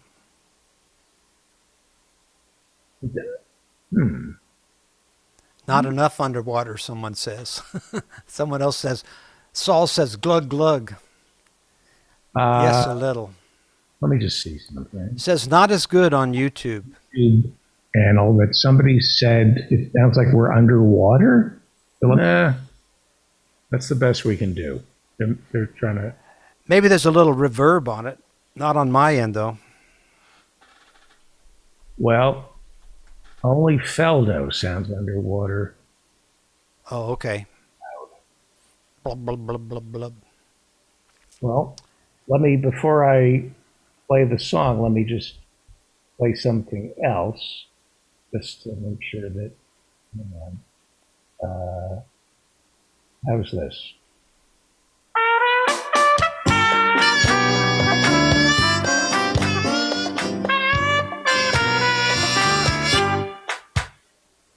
Misky and Kay That sounds good on my end. How did it sound to you?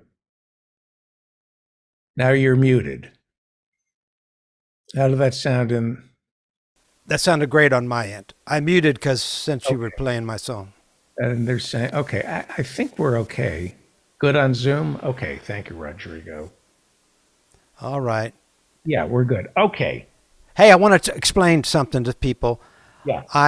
A good friend says, "Hey, that song you did, something died in my garage. You pronounce garage with one syllable." And I said, "That is the correct way we do it in Kansas."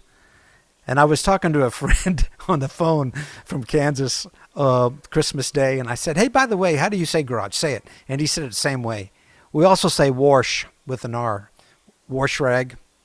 Gonna grab a wash rag. I like that. Yeah, I'm gonna grab a wash rag and go to my garage, not my crotch. What's the capital of the United States? Washington. Washington. Yes. Okay. That makes sense. A golden oldie. Okay. Mike Steinell.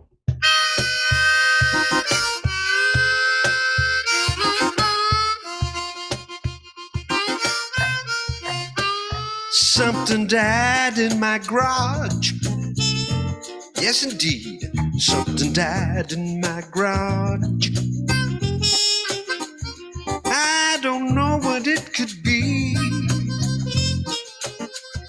It's a mystery to me. It might be a possum. It might be a raccoon. It might be my crazy neighbor who plays a bassoon. Something died in my garage. That's right. I alerted my entourage.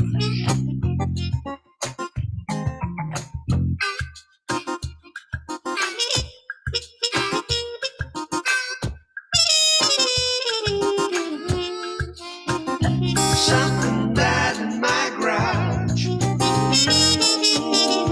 Something died in my garage.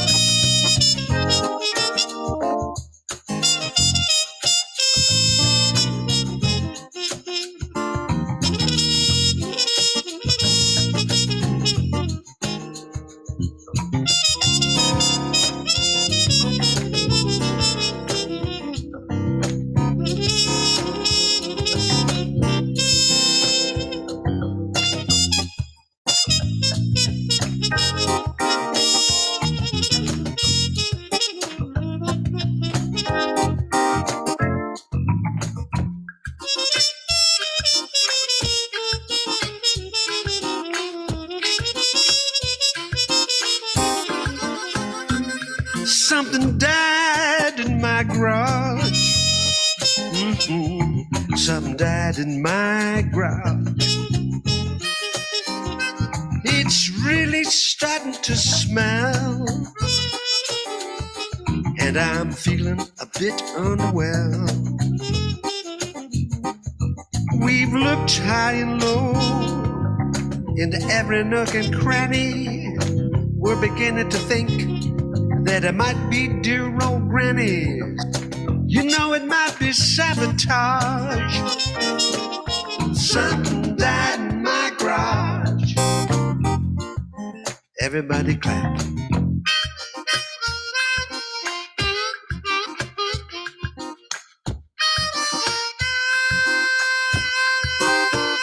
Something died in my garage. Something died in my garage.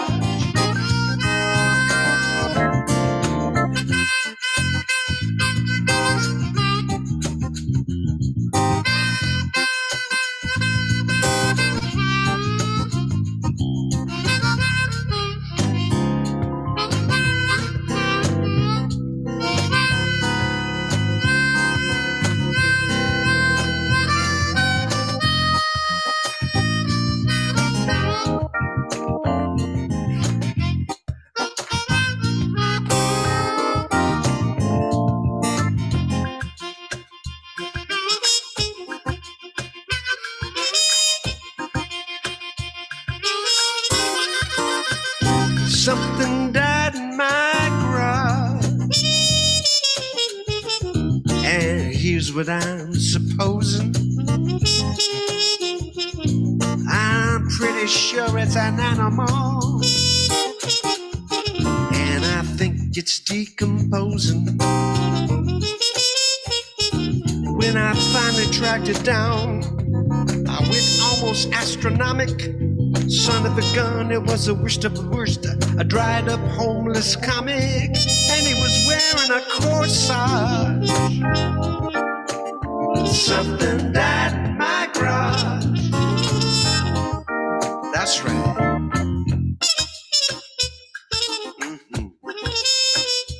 Wow. Something died in my garage. Something died in my garage. Something died in my garage. Amazing. Something died in my garage.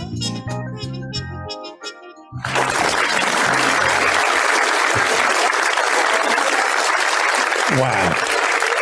Mike Steinel, Professor Mike Steinel, is a jazz trumpeter, composer, and educator, member of the University of North Texas Jazz Studies faculty from 1987 to 2019, author of 3 highly acclaimed books on jazz theory,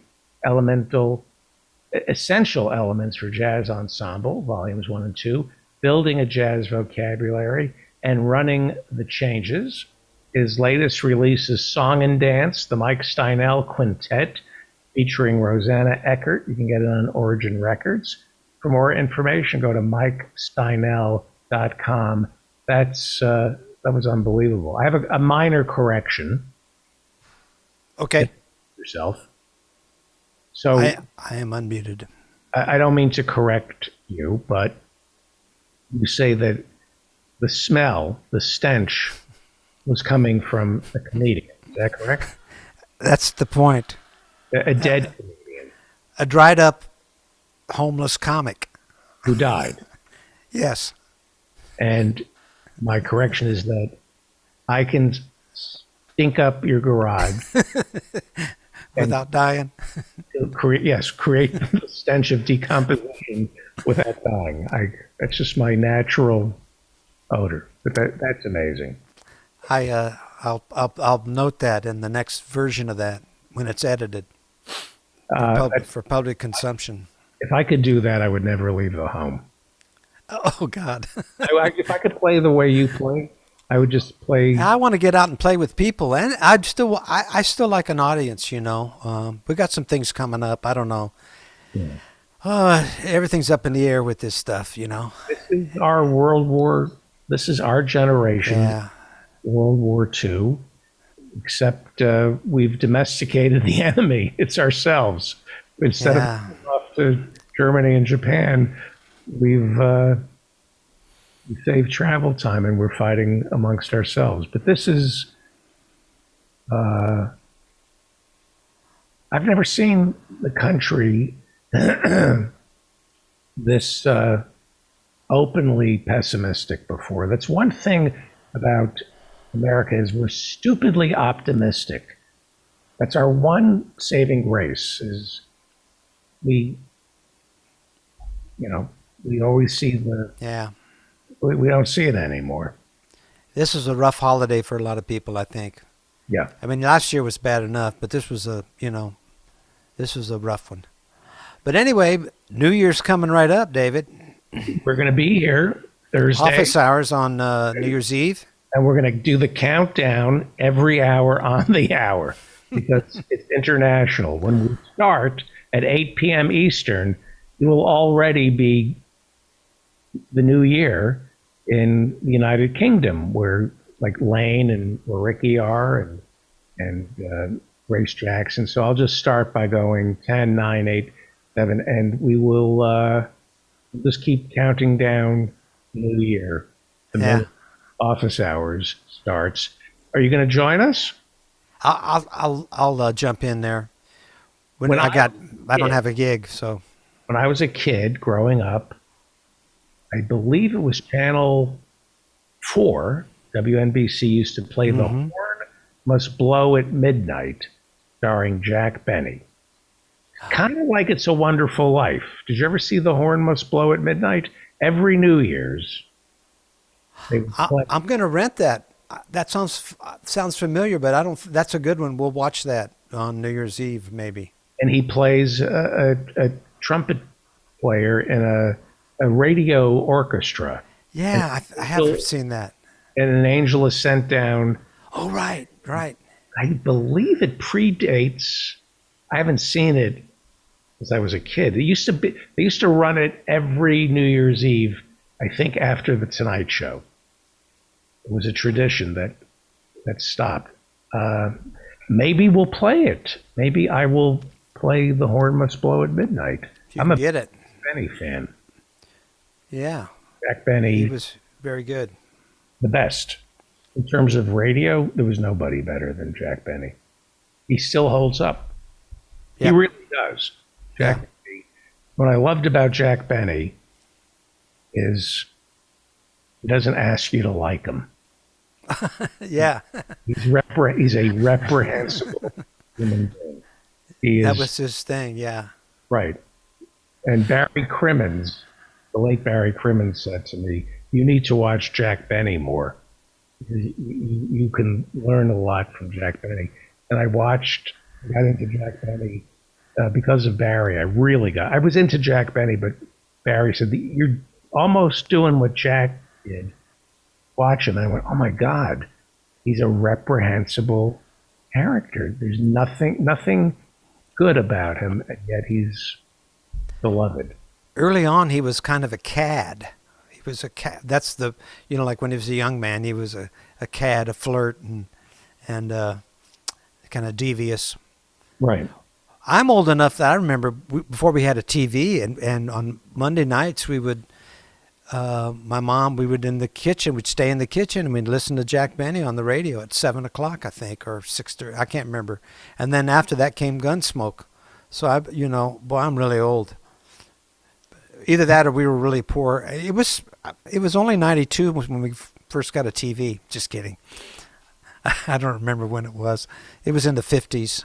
I'm 70. So I think we had a TV by the time I was 6 or 7.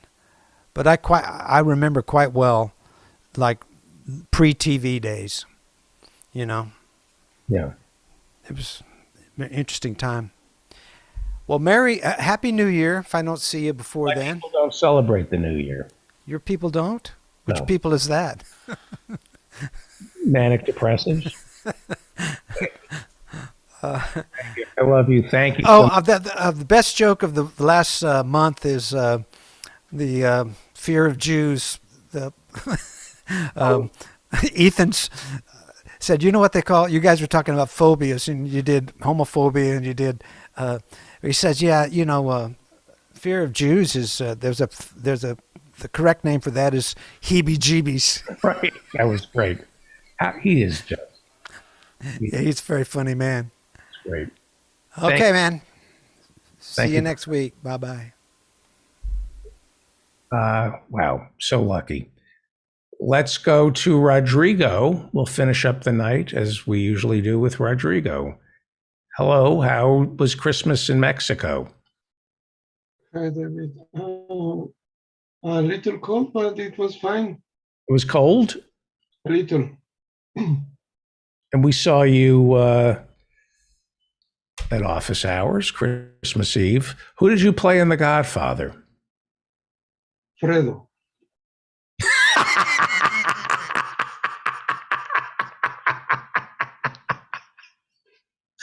Yes.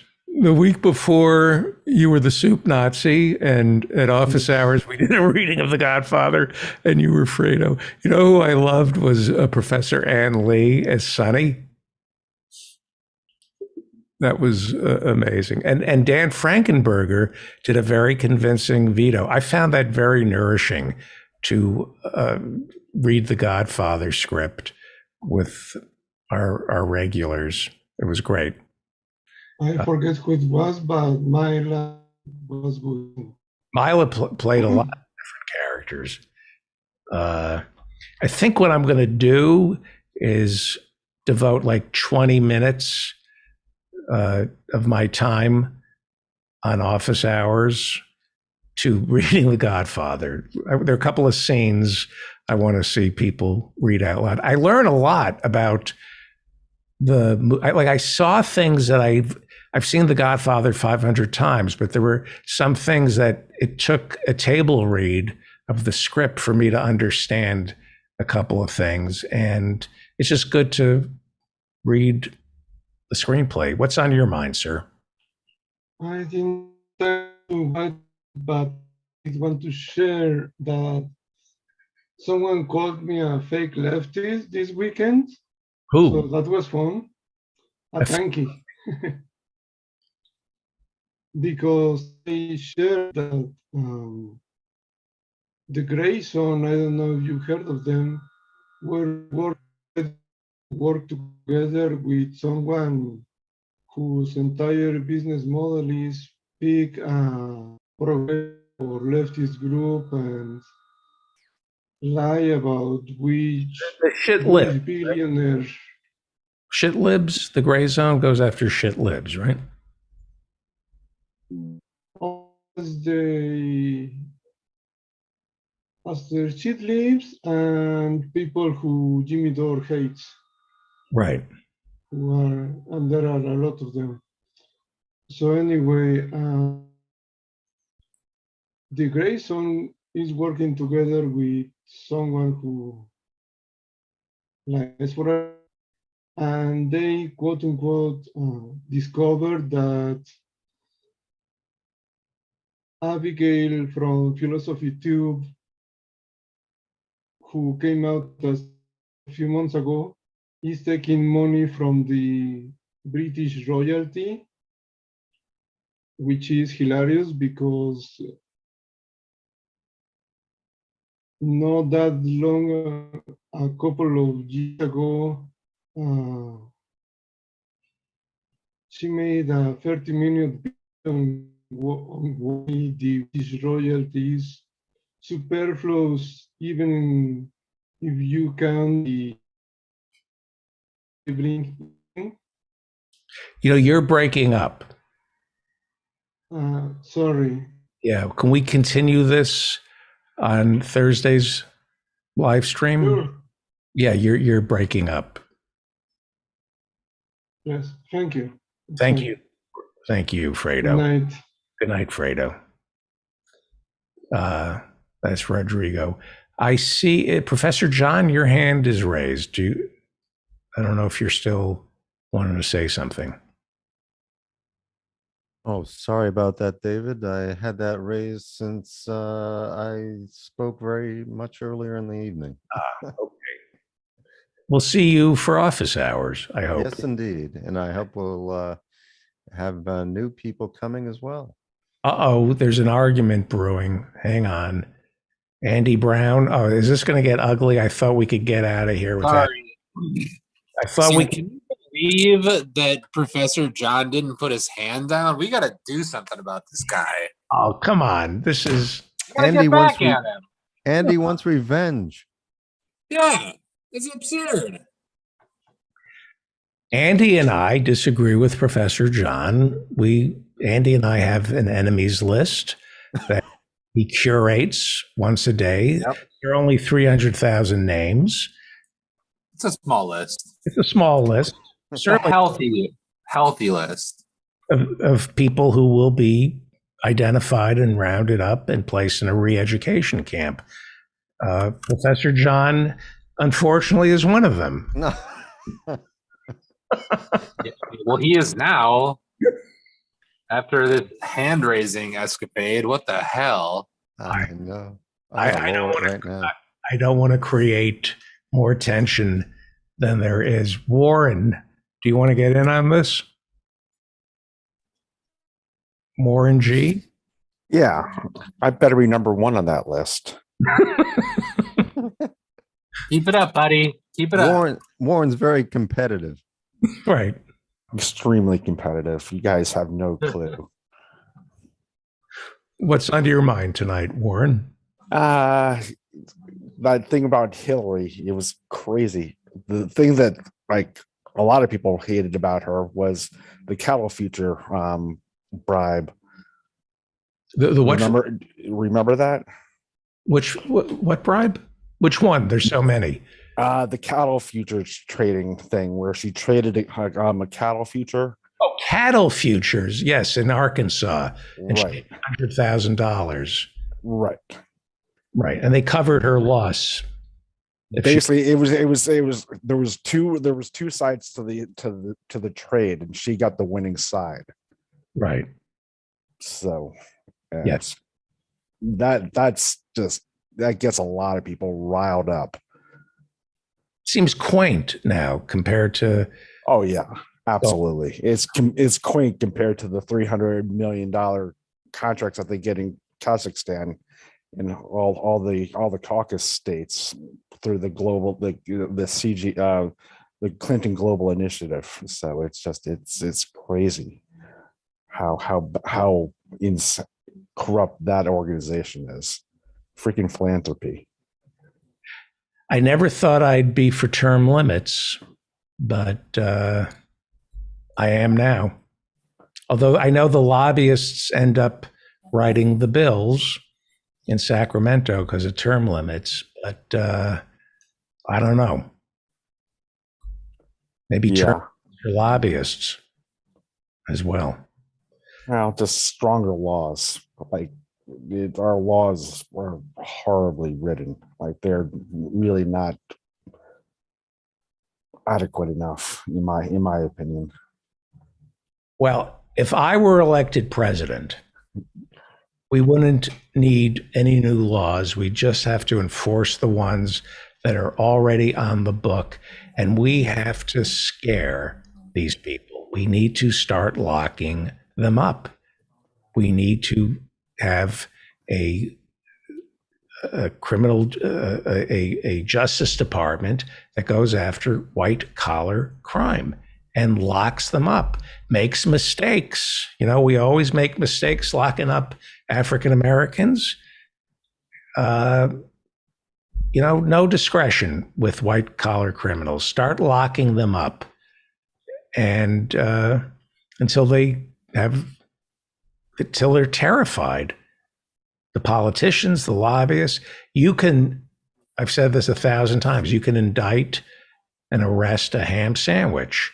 Let's start locking these people up. You need a proactive attorney general. Yeah, Garland is not doing his job, in my opinion. Yep. What does Silicon Valley say? It's better to ask for forgiveness than permission. That's the way I want our Justice Department to treat white collar criminals. Sorry, sorry you had to spend 5 years in prison, Jeff Bezos. Sorry, you were innocent. Oops, we goofed. Well, that's the thing about Bezos. I highly recommend Chuck Collins's book, all about the global wealth hoarding industry. It's a global industry. Yeah. Yeah. What's it called? Chuck Collins is the Oscar Mayer heir. He's a heterodox economist out of Boston. He has an institute up there someplace, and he's really good. I'm not sure what the book's name is, but Chuck Collins is definitely the guy that shows what's all the stuff is about. Like the investigative journalist, the Pandora Papers that just came out, they use his book as a starting point. So, but they're also really good. All right. Does he drive the Oscar Mayer Wiener movie? Yeah, I think so. I think he does that. Question: Who used to drive the Oscar Mayer Wiener mobile? Which Speaker of the House used to drive the Oscar Mayer Wiener mobile? You don't remember? Newt. He was a Republican. Yeah, Newt. No, not Newt. Huh. Okay. Danny Hastert. Anybody you. want to guess? Anybody want to guess? John said Hastert. No, he used to drive a kid named Oscar Mayer to his wiener. I don't know what that meant. People That was a forget. good attempt. Yeah, that's late. Dennis Haster's a child molester. Seriously, child molester. Dennis Hastert, former Republican Speaker of the House. It was Paul Ryan. Paul Ryan used to drive the Oscar Mayer Wienermobile. I thought it was Theodore Sedgwick. Who's the that? sixth Speaker. He was the sixth Speaker of the House. How don't you know this, David? The sixth Speaker of the House was Theodore Sedgwick? Yeah, Sedgwick. Might have Edie's, been like a wiener mo horse or something. I don't know. I'm not a comedian. neither am I. How about something funnier? All right, we're going to wrap it up. Let me mute everybody. Thank you all for showing up today in the Zoom room. If you would like to sit in the virtual studio audience and meet better people, go to my website, sign up, and don't forget to sign up for office hours. Follow us on Twitter and Facebook. And Payday Report, Mike Elk, send him money. We need Mike Elk back in action. Go to Payday Report and give money to Mike Elk. Subscribe to the show wherever you get your podcasts. We're on every platform. We have a YouTube channel, which is growing. I think we have more than 6,000 subscribers. So subscribe to us on YouTube. That's one of the best ways to share your favorite segments on the show is through YouTube, because we do a timestamp. Like if you want to share the Harvey J.K. segment, you just click on the timestamp and then hit share. I want to thank all our guests. Let me see if I can remember who they are. We started at 6:30. Pete Dominic. Don't forget to listen to Stand Up with Pete Dominic. Great podcast. And then at 7, we had Howie Klein, followed by John Ross, followed by Dr. Harriet Fraud, then Mark Breslin, then I'm going to go with Peter B. Collins, then Professor Marianne Cummings, and then Professor Mike Steinel. I think I covered everyone. I think I did. That's our show. We are doing our last show of the year on Thursday. Please come in. Please come to the recording. Go to my website to join us. I'm David Feldman. Remember to stay strong, and protect the weak. It's time right now for the David Feldman Show. He's talking politics and comedy too. He'll tell a dirty joke, he knows quite a few. He's just a lefty from way back. He's a union man with an Emmy for writing. Some days he's mad and he feels like fighting.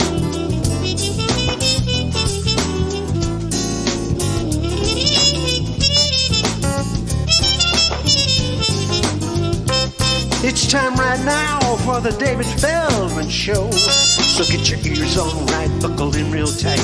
He's got a lot to say and he's coming your way.